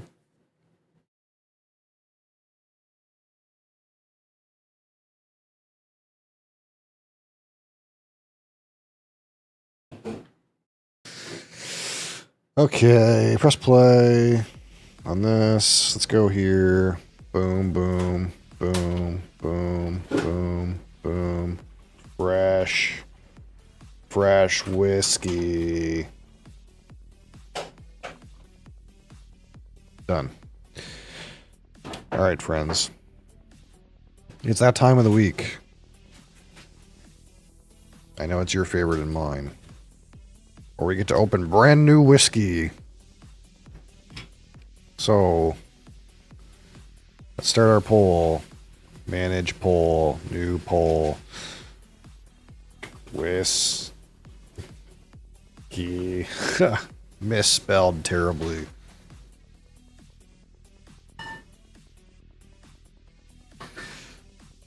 So let's remind everyone what the options are, Mosley. So first of all, we have the Talisker. The Talisker 8. Why is this camera so low? Okay. The Talisker 8-year-old Diageo special release at 58.7% alcohol. And it is finished in stone spun, lightly retoasted casks, as cool as that is or isn't.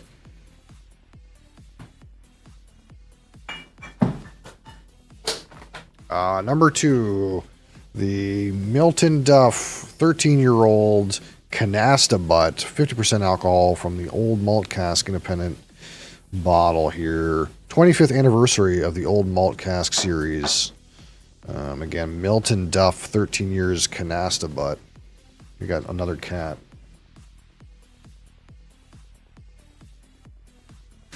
And we have the Whiskey Agency, Heads and Tails Canada, single malt Scotch whiskey from the Speysides, distilled at the Glen Talkers Distillery, matured in a sherry butt for 12 years between 2009 and 2021, and this is 54.2% alcohol. There's option number 3.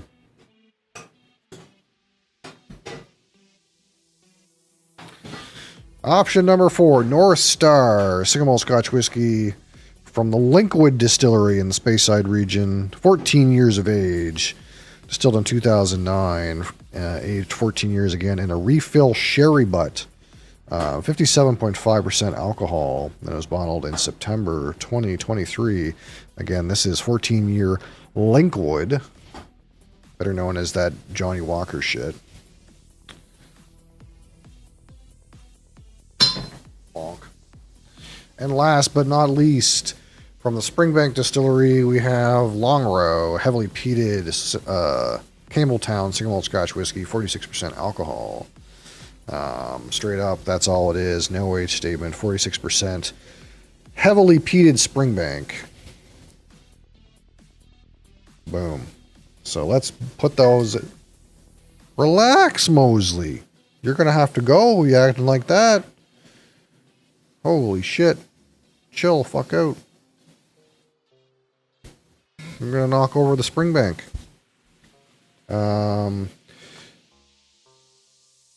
Why? What's happening? Why is it being weird? Talisker 8. CS. Milton Duff 13. OMC. We have Long Row. We have Glen Talkers 12. And we have Linkwood 14. There's the bowl. Boom.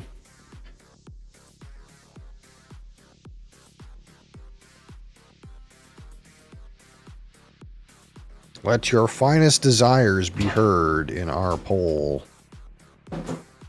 And hopefully Mosey won't knock over the whiskey. Little fucker.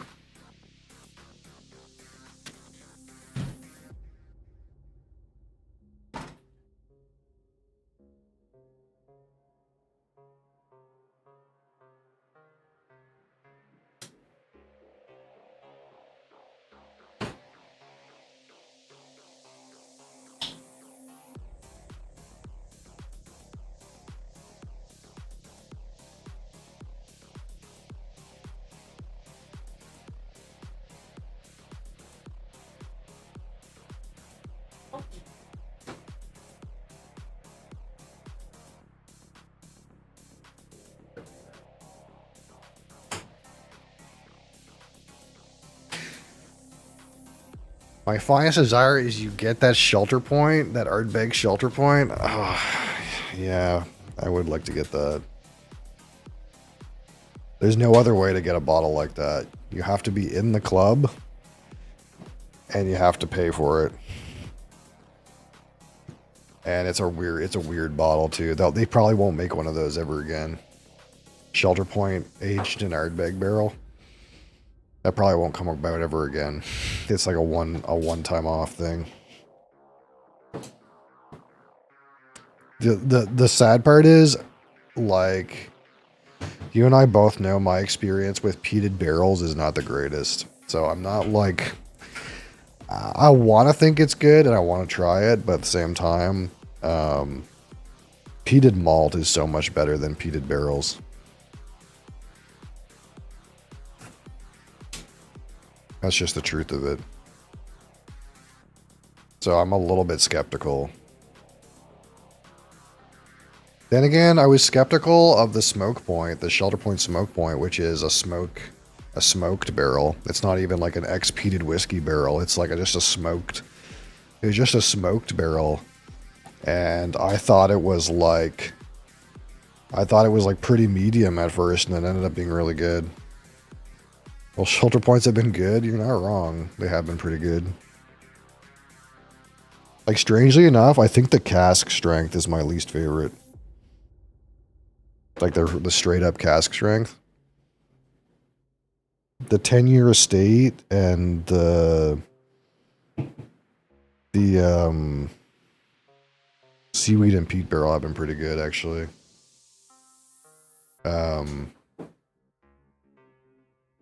Oh, there's the other one on that site too. That was the honey barrel. You remember that one? That's on there too.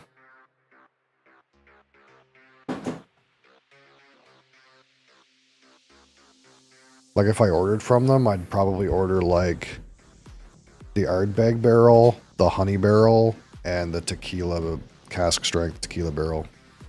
And 2 of those are membership exclusive.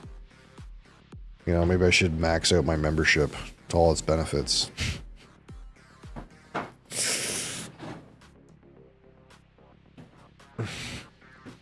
I might as well start like being a fucking shelter point fanboy. I got the Glens. I'll start wearing the shirts, you know, get a hat. Have every release. Get them to sponsor me. Yeah, maybe. I don't know if anyone else is talking about Shelter Point, but I mean, it's a pretty good distillery. For a Canadian whiskey distillery, pretty damn good. I don't have a high opinion of most Canadian whiskey distilleries, sadly. But for Canadian whiskey, pretty damn good. And it's not really Canadian whiskey, it's Canadian single malt. It's like different. There's a clear distinction between Canadian single malt and Canadian whiskey. They're not the same thing. It's almost like saying American single malt and bourbon are two different things, because bourbon is kind of like the States' version of Canadian whiskey. It's like their thing.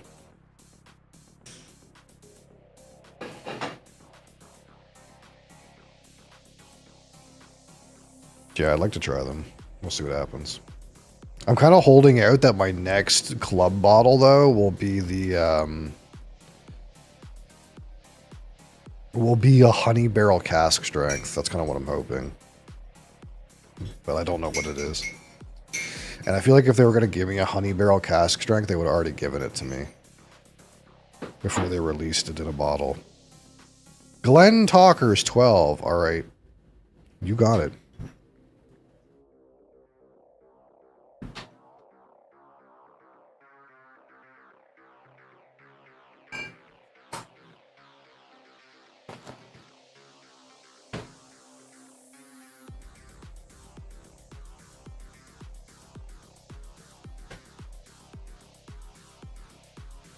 Really, Diageo are doing something wrong with their Talisker packaging, you know. I got like this cool Diageo bottle special release, and we picked like this independent bottle that looks like it has fucking AI art on it. Come on, Diageo. Your marketing's not working.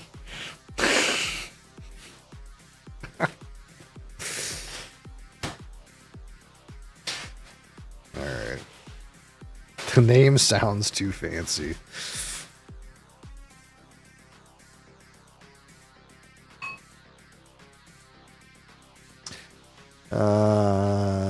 Okay, where's my notes? What's my notes on this?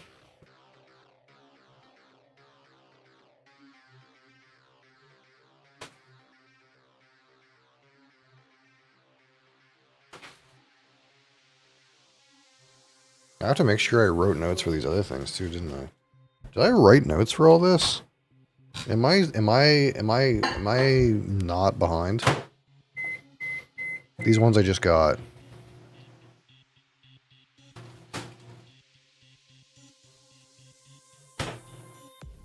I don't know if I did.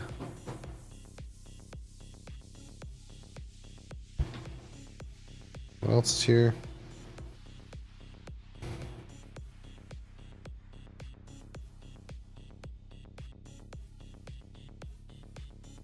I didn't.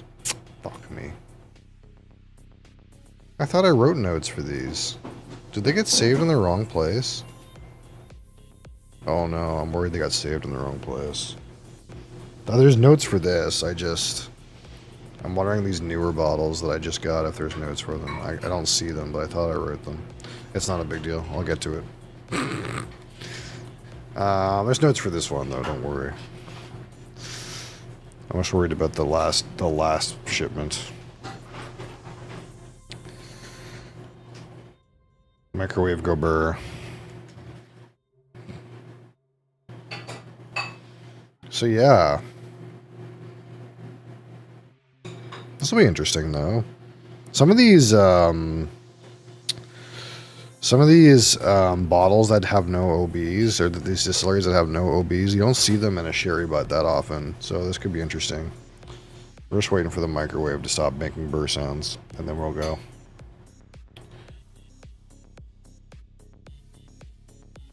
Because of course, the microwave is active.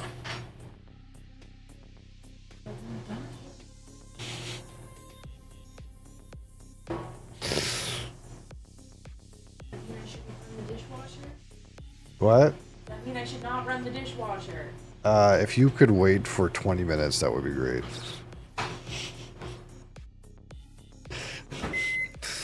You like to coordinate lunchtime with with the time I like to do a recording. Well, lunchtime is well. You tend to do that at lunchtime. It's not me. I don't know about that. You kind of like do stuff at random times all the time. All right. Here we go. Today, the Whiskey Agency, Heads and Tails Canada, Glen Talker's 12-year-old Speyside single malt Scotch whiskey. This distillery is owned by Pinot Ricard. This bottling is not, but this distillery is owned by Pinot Ricard. This particular bottle was distilled in 2009 and bottled in 2021, and bottled by the Whiskey Agency.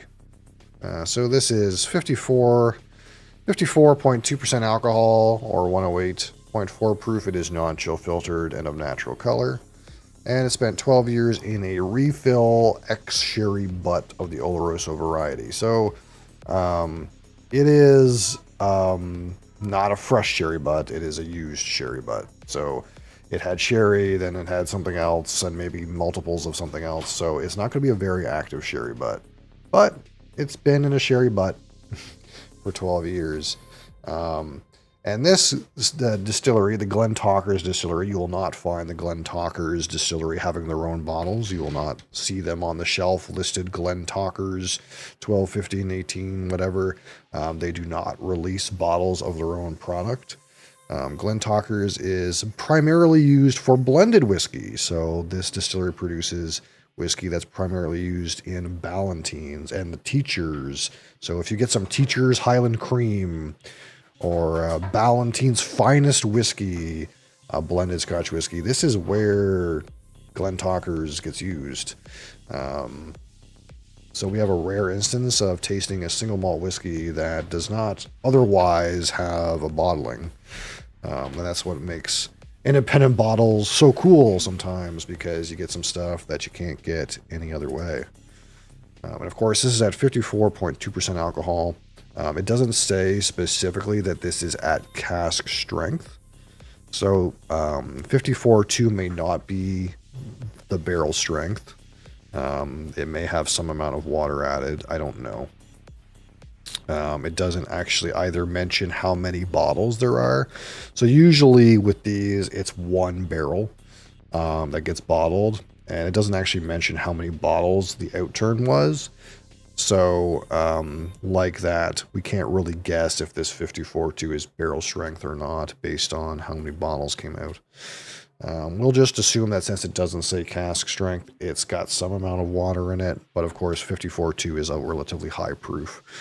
Again, we're over 100 proof. It's over proof, if you will. All right, so sick pop. Here we go.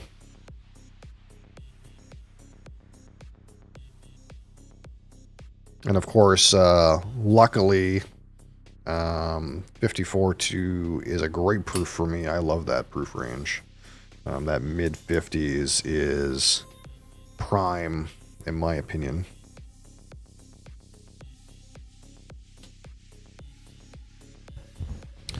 All right, so here we go. This is again natural color, non-chill filtered, for 12 years in a refill sherry butt. So again, a lot of like those fresh sherry barrels or fresh sherry butts, you expect like a nice deeper color perhaps than this. So for 12 years in a sherry butt, it seems fairly light for natural color, and that's because again, it's a refill butt. It's not first fill. It could have been filled any number of times. We don't actually know. We can't confirm it's second fill even. But not much coloration here. So we're going to have a light sherry impact probably. It's not going to be heavily sherried. So we'll get more of that Glen Talker's innate distillate characteristics, which will be probably the most interesting part of this experience, because of course you can get all kinds of sherry flavor across all kinds of distillates. We know what that tastes like, but we don't necessarily know exactly what Glen Talker's tastes like. There's some particles floating around in this bottle. I can tell just by looking at it, so we can tell it's definitely non-chill filtered. It's got some of that long chain fatty acids going on there. We're just giving this enough time to chill out. Again, it's a relatively high proof. We just opened the bottle, so we're just like massaging it slightly. And we get some time to let the ethanols chill out a little bit.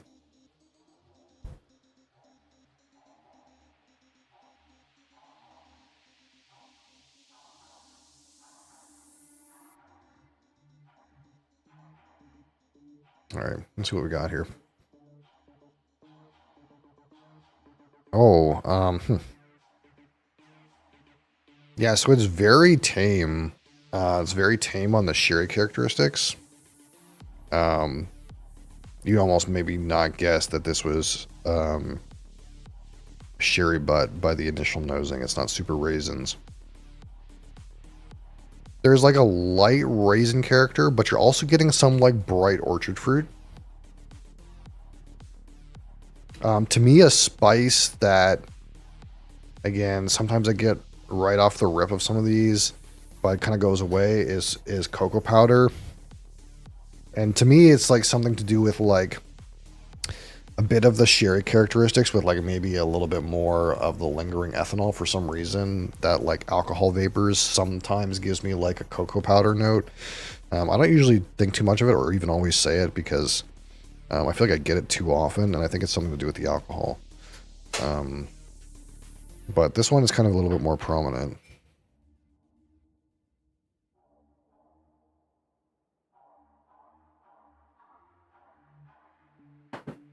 Oh, what's that?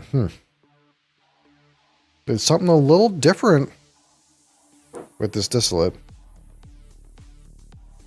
It's got a bit of a funkiness to it. It's still like light. So there's okay, so let's just try from the top here. So there's like a slight dried fruit raisin element that you might associate with sherry, but there's also like orchard fruit notes, which we've already kind of said. But in there's like a malty component, but it's kind of a little weird. It's a little farmy almost. Like, yeah, it's like almost a little bit like barnyard hay, not like a fresh horse dung or something like that. And like farming sometimes goes in multiple directions, but it's kind of like the hay is like very old and been sitting around the barn. That kind of malty character.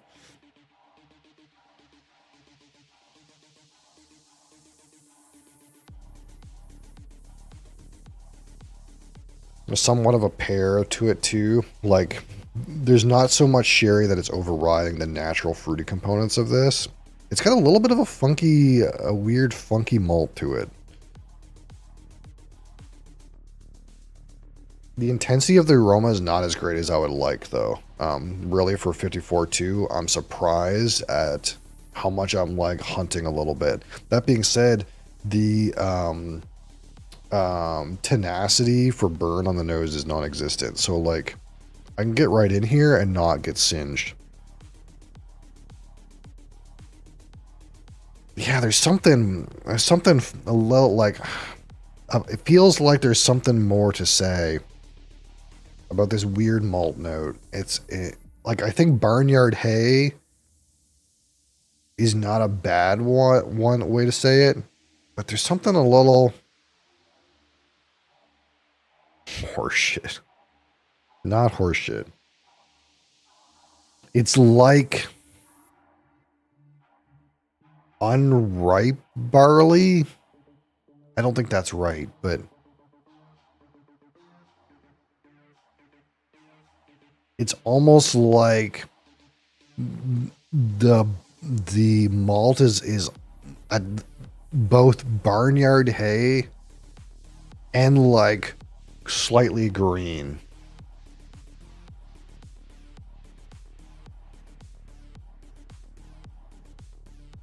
There's something funky about it.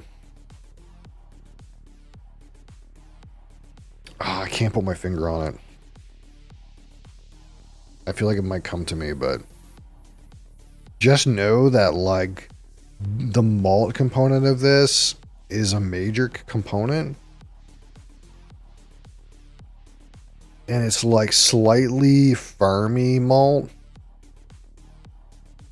but also slightly like unripe. There's something weird about it anyway.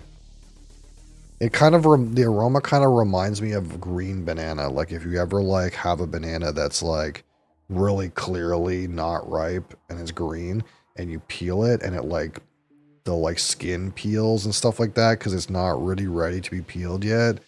and that has like that green banana kind of scent, that unripe banana scent, like a little bit of that kind of idea, but it's like associated with the malt component.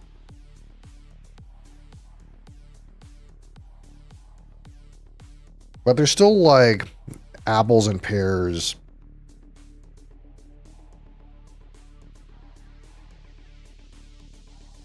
And some dried fruits to it, but it's kind of a little funky. It's kind of a little different. But that's what we like. We like that a little different, a little interesting.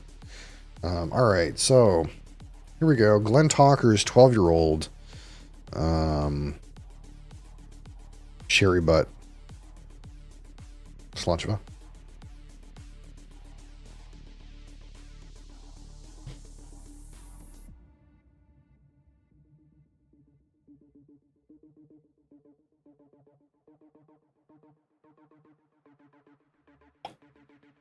Oh, that's so interesting.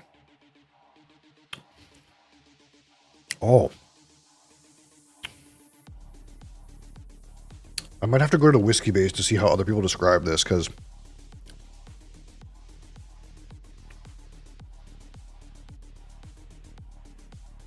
I want to say like that green banana note is on the palate, if that makes any sense. It's kind of nice. It's kind of funky. It's kind of interesting. So right immediately, you kind of get this like green banana malt related note, like this unripe malt kind of note.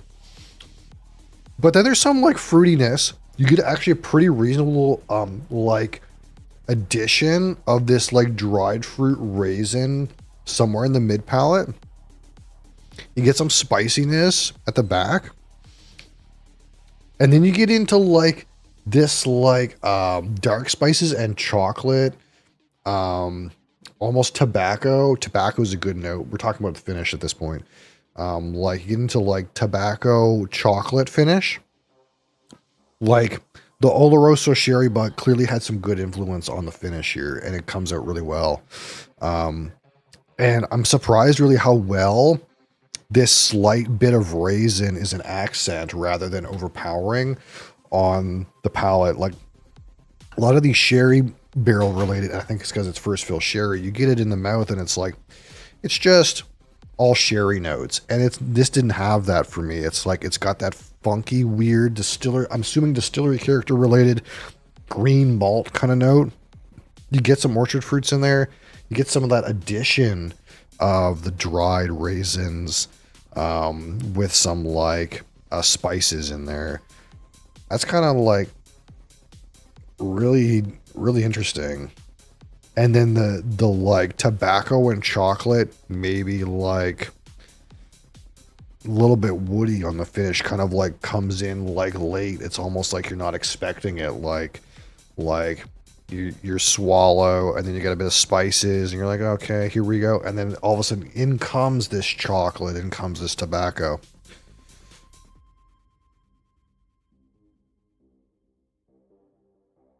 A little bit waxy. Like a saltiness too.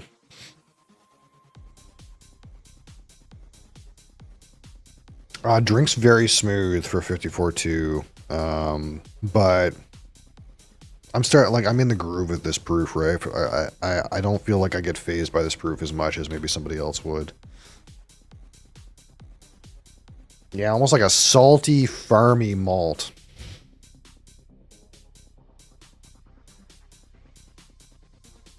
Oh, so it's all of a sudden it seems really salty, like salty graham cracker. No, not graham cracker. It's not sweet enough.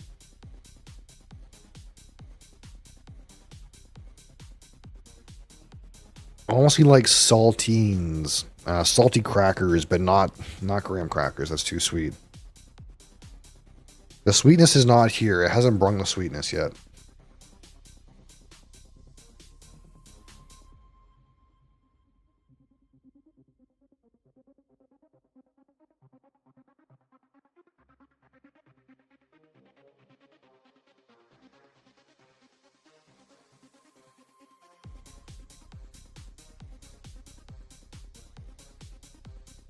So on the finish, Immediately you get hit with those spices.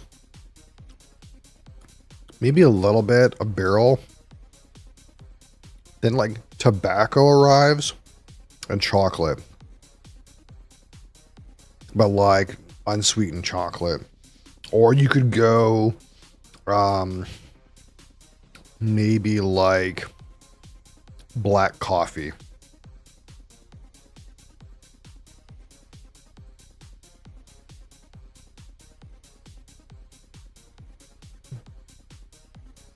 I'm digging this. I'm really digging this.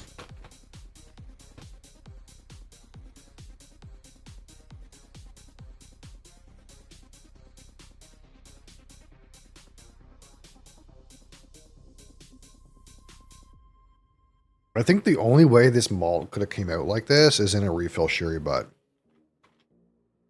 Because it's got some good like punch from like the sherry components, but it's not overwhelming. It hasn't overwhelmed the whole whiskey. It's like got still a good amount of the distillate components in it. The one thing that's missing for me right now is the sweetness. And again, it's not bourbon barrel. So you're not going to get so many sweetness vanilla from that. And the sherry butt is fairly used. So maybe you're not going to quite get that rich toffee note, that underlying sweet sherry note. Maybe it's gonna just hit, you know, mostly in the like malty and fruity, dried fruit, chocolate, tobacco, coffee realm, and not have like that honey or that you might get from bourbon barrel, or that toffee you might get from a sherry butt. Like it's not hitting those. But that kind of makes it a little interesting, you know. We'll give it a minute, because if this develops a sweet dimension, that'd be really good. Because at this point, it's kind of like I've experienced kind of a cool whiskey, but it would be even cooler if it randomly developed a sweet note.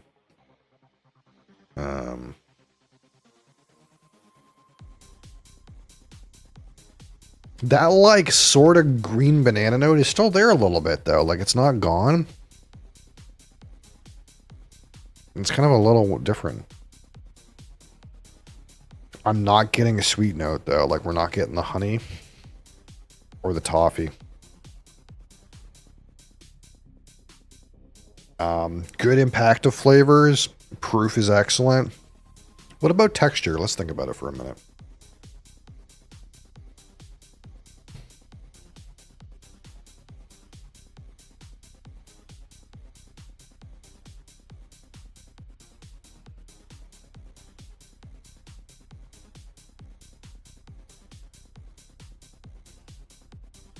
It's not like, you know, the kind of like rad oiliness that you expect from like a Craigellachie or anything like that, but it's cask strength, so there's a good mouthfeel to it. Not cask strength, it's higher proof. It's less diluted, I guess is the way we want to put it. Nothing, the texture is not like a thing to write home about, I guess. It's what we might expect for this proof. Not watery or anything, pretty good, but nothing super thick or oily. At least it's not hitting me like that right now. But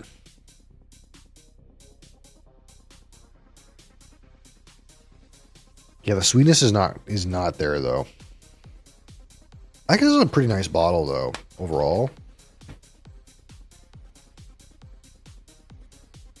And again, I think like the more I've experienced refill bourbon barrel whiskeys, the more I'm kind of a fan of refill bourbon, right? Because it's kind of like lets more distillate in, doesn't like overwhelm the whiskey as much. But this refill sherry butt, I don't know, man. That's pretty nice. To have the sherry components be there and detectable, but not overwhelm the whiskey,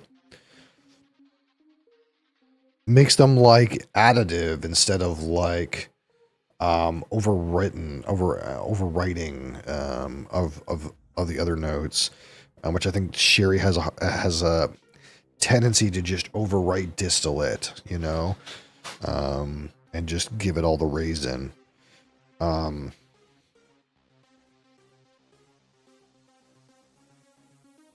It's kind of like weird that this developed such a salty note. It's coming across very salty right now.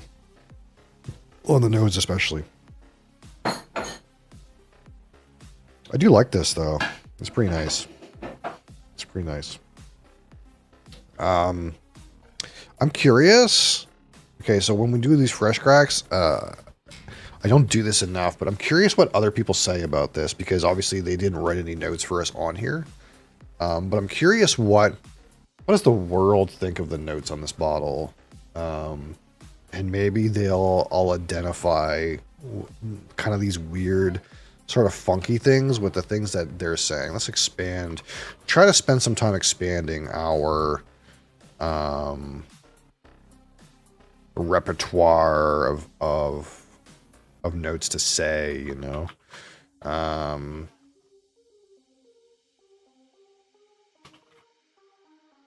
Let's see if we can find this bottle. Here we go. We found it. Don't worry. Nobody has written any notes about this bottle. So it's here, but you know, nobody's no rating and no notes. So I can't even try to compare. Which somewhat means this is a little bit of a Canadian exclusive experience, I suppose. It is a Canadian independent bottle for that matter. But I was kind of hoping maybe I would get a little bit of something on here. Like someone would have said something. But I guess not. Unlucky.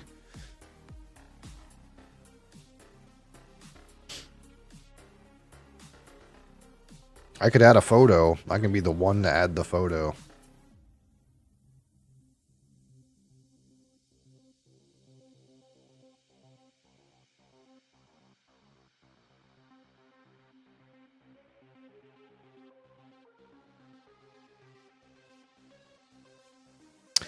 Womp womp. I like this though.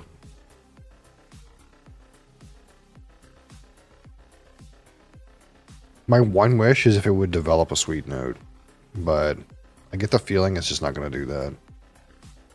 But I'm down with like the funky, slightly farmy, slightly unripe malt kind of like malt note. With that like, I don't know, like pear and apple and like a side of raisin.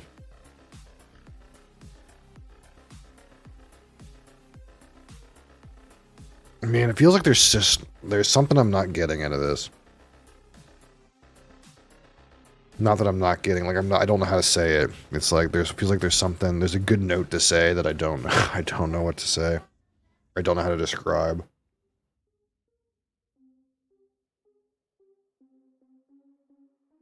There's almost, yeah, that kind of like slight dry cocoa powder thing is still kind of in there too.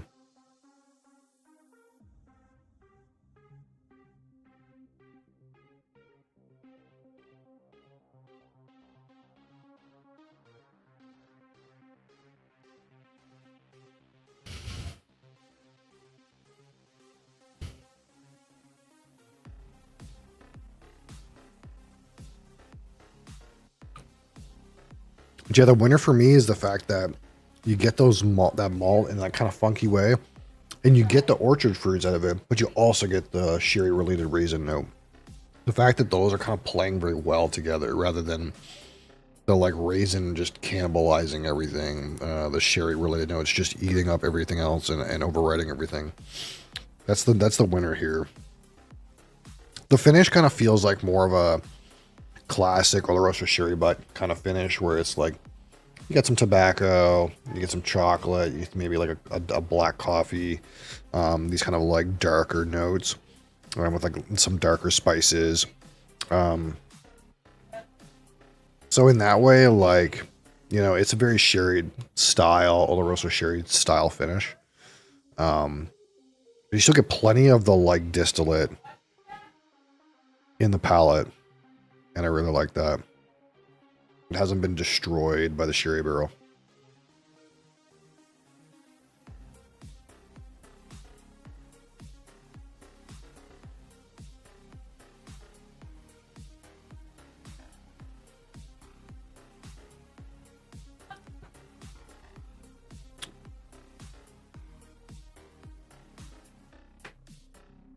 And again, it's really good. I love the proof. I think the proof really helps this get the intensity across. I think if this was 46% alcohol, it wouldn't hit nearly as well.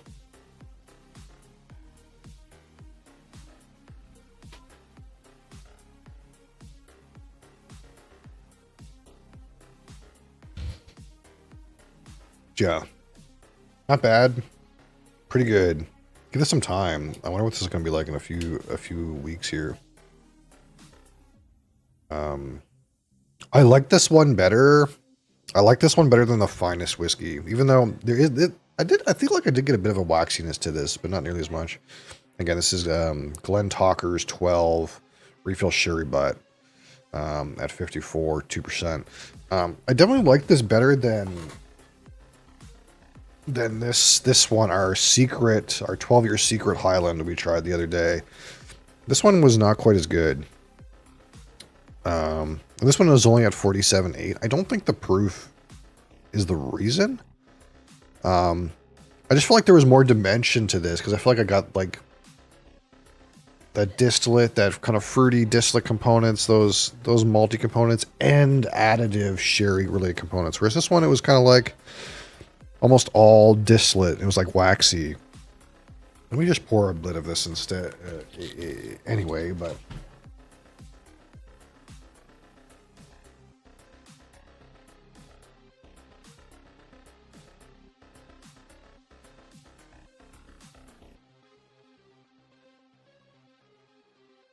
But I think this one was like, again, a little too tame. And that might be proof related. It didn't have as many dimensions. Again, I think this is, it's Secret Highland. They don't say what distillery, but I think this is Kleinleash. It would make a lot of sense. It is quite waxy.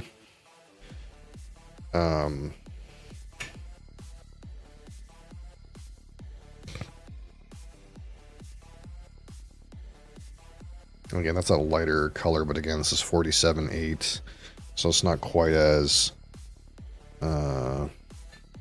undiluted, I suppose. But of the two, I definitely think I preferred this Glen Talker's.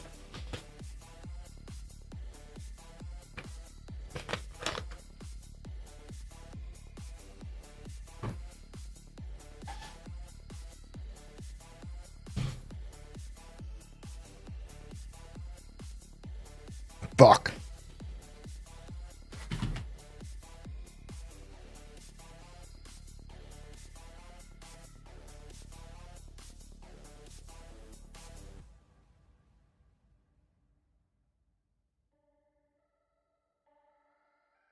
God fucking damn it.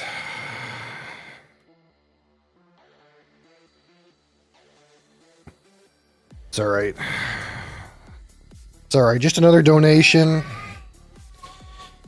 Just another donation.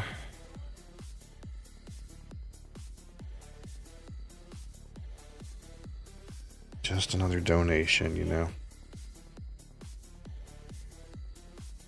Pour one out for the ones that came before us.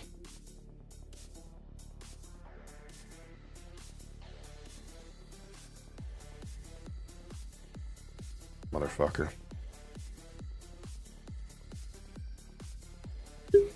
The best part about buying expensive liquid is pouring it on the table.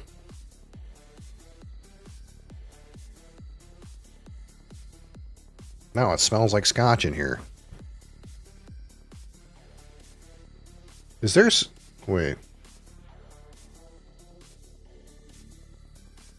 Is there a market for scotch flavored candles?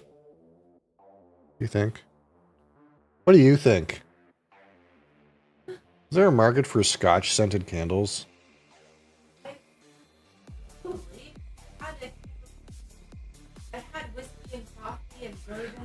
Right, but what if it was like a specific distillery? You gave me a peated, like Lefroy candle, I would be very happy. Lefroy candle. Is this a marketable idea? Don't steal my patent. I don't know anything about candles, but all I know is this smells like whiskey and it's not bad. Oh, this is so waxy and woody. This is so waxy. Yeah, Yes. the clear difference. This one is way waxier, dude. This finest whiskey one. It's so waxy.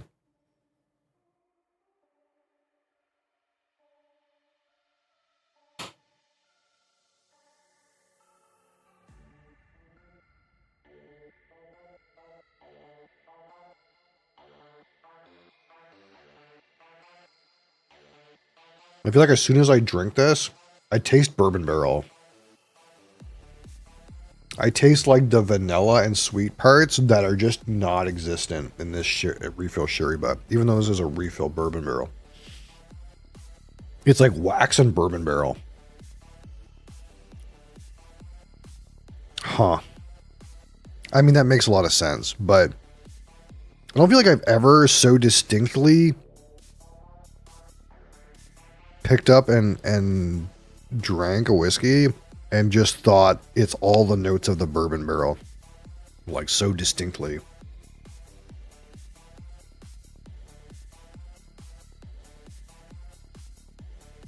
This is way waterier though.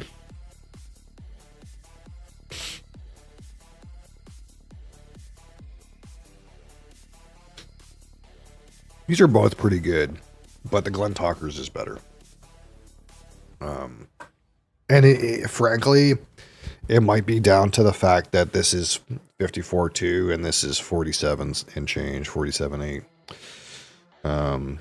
But there's just more dimension to this Glentalker sherry. I like the weird, funky, farmy, unripe malt distillate kind of note going on in here too. This kind of feels like the distillate characteristic is it's waxy, and this one feels like it's like the malt is kind of funky. I kind of like that. Don't get me wrong, I like the waxiness. These are both kind of interesting, I guess.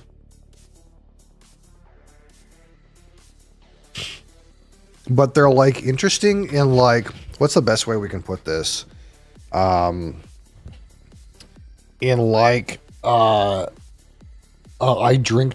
taste too much whiskey kind of way. Like, if you're trying to sell stuff to the mass market, I don't think you would want a waxy whiskey, and I don't think you would want a funky, farmy whiskey. You would want it to be like the nice part, the nicest, sweetest, maltiest malt, not the weird, funkiest malt, not the waxiest malt. So you can understand maybe why, like, you don't really get single malt OB bottlings of Glentalkers. It ends up in a blend. So they can blend it to make it like very palatable. This is like interesting in a whiskey nerd kind of way, and not in like a mass market kind of way. Which is the perfect kind of way for me though, I suppose. The distillates are kind of weird and kind of interesting. And that's why we come to an independent bottle, I suppose, instead of buying an OB where they're trying to sell to, like, you know, Joe and Jane, and not try to sell like whiskey nerd. You know, they only got to sell like 540 bottles out of the sherry butt to whiskey nerds. They don't have to sell that any more than that. I like them though. They're good. Actually pretty impressed with this one that we tried today. I really like that the sherry is complementary and not overriding. I think that's a really big plus. So, excellent. Excellent. I think that's it. Thank you guys for watching. We finally started building our new base on Doon today. So, 10 out of 10. Well, at a Red Banks, we'll call this 4.5 Red Banks out of 5. This bottle, 4.5 Red Banks out of 5. I know you guys can't rate half a Red Bank, but more like 4.5 Red Banks out of 5. How would I rate it? I don't know. We'll just have to see. We'll have to see when it comes up. But yeah, Doon, we're finally building. We're building our big Doon base. Copter soon. Doon buggy soon. More prog soon. Probably a shit ton of quests after that. What's going on tomorrow? Oh, that's right. Tomorrow we do weird whiskey. Not weird whiskey, like weird alcohol. So it could be beer. It could be soju. It could be sake. What else is in there? There's some barrel-aged stouts. There's a barrel-aged red ale. There's a whole shit ton of any IPAs, that's for sure. We'll do some kind of different alcohol thing tomorrow, whatever I pull out of the fridge. So if you're down for that tomorrow at alcohol hour, I suppose, we're going to do a random interesting thing. Sup, Moaz. I've been telling myself for the past week that I'm going to write that fucking announcement and post the poll, but every time I get off of here, I'm like, I need to find a clip. So I find a clip, and then I'm like, so tired, I go to sleep. So I don't want to promise I'm going to write the announcement, but I'm supposed to write the announcement any day now and post our poll. So pop in Discord. Also, if you're in Discord and are a Discord user, the Discord has a tag now. So server tags are a thing. You can amend your username all across Discord with my server tag. I would appreciate if you do, and thank you for anyone who does so. It spreads the word of our gospel throughout the Discord universe to any server that you happen to be a part of, if they look at your name. As we've seen today, we had an individual from a random Discord server, which I'm a part of and have forgotten about for years, join the stream and have a good time. So that's good. We did great with that. Have you thought about energy drinks? I hear they don't make you sleepy. Yeah, I usually drink those like at the start of stream so I don't fall asleep during stream, and then I fall asleep after stream. Roughly 6 hours after I have my energy drink, I conk out. My wife told me I looked like a fentanyl user yesterday. Because I'm like sitting here trying to do stuff and I'm just like...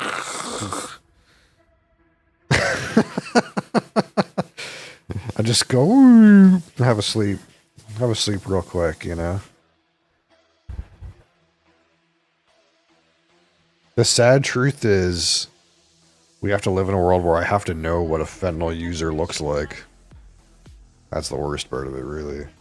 Can't go outside without seeing them.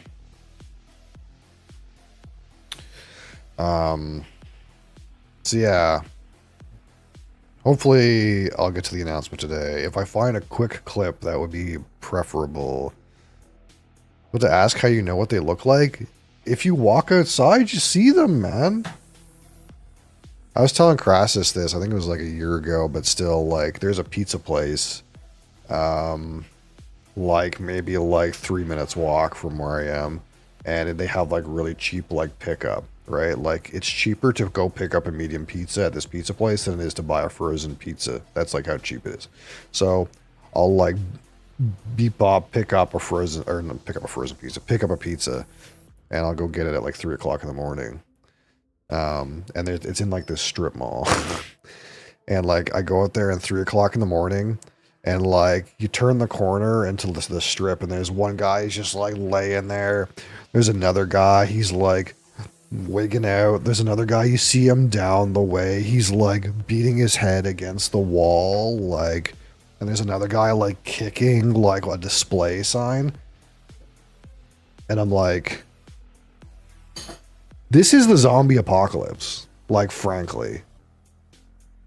Like, it felt like I was in a movie where, like, there's brain dead zombies were just, like, strung out dead everywhere doing, like, random stupid shit. Like, I couldn't believe it. That's just, like, normal everyday shit around here, though. Especially during the summer. Like, I've started to call it zombie season. Not a good situation. It's not good. You can empathize with them, but it's also unsafe. Yeah, it's like, if you didn't hear, she basically said, you know, we can emphasize the situation, but it's not safe for anybody. Like there's just unpredictable wackos all over the place up here. They've literally been passed out on school's playground. Yeah, they have been passed out on the school playground that are kids in school. They've also been fucking right outside the fucking door here. Oh yeah. There was last year, there was a guy sleeping right outside our door that got into my building. And then he pulled the fire alarm, breaking the apartment. There was one time that they pulled the fire alarm and tried to break in the apartments. Yeah, that did happen. It's fucking terrifying. Like, it's... I remember the night they tried to break down the door.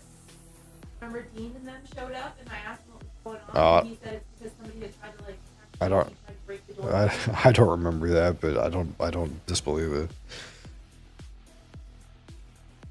I went to top of Hill Irving at midnight, and there's a dude just walking up and down all fours street sidewalk. I swear his body had a 90-degree angle at all times, just crooked sideways. Oh, absolutely.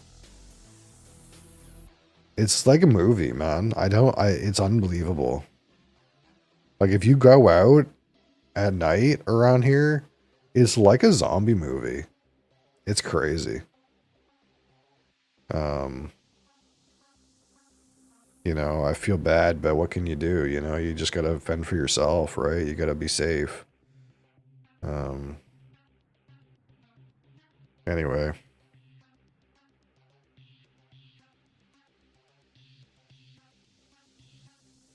It is. It is. That's what happened.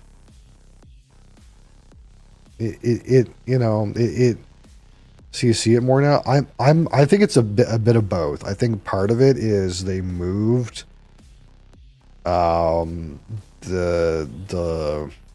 whatever that low income housing initiative or whatever it is, when they moved that thing, that like brought a bunch of people from downtown to uptown. That's some amount of it. But I think it's actually just worse now. I think part of it is it's just worse in the past 5 years. I don't think it's all the fact that they moved that thing. I think it's just the situation is worse now. And it is what it is. Like, I wish it was better, but, you know, I'm trying not to get ganked in real life. I need to keep my stuff. Don't respawn and all that. So, it is what it is. But yeah. Thank you guys for being here. I appreciate you. Don't do fentanyl. Stay safe. Don't get cast at that Irving at 6 a.m. on your own. Yeah.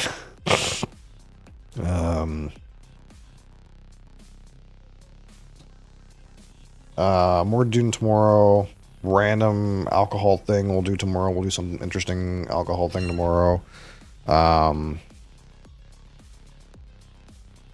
Lots of things coming soon. Thank you guys for being here. Appreciate you. Back tomorrow. Same time, same place. Same things. Hit me up on Discord. Hit me up on YouTube. All those things. Tell your friends. I think that's it.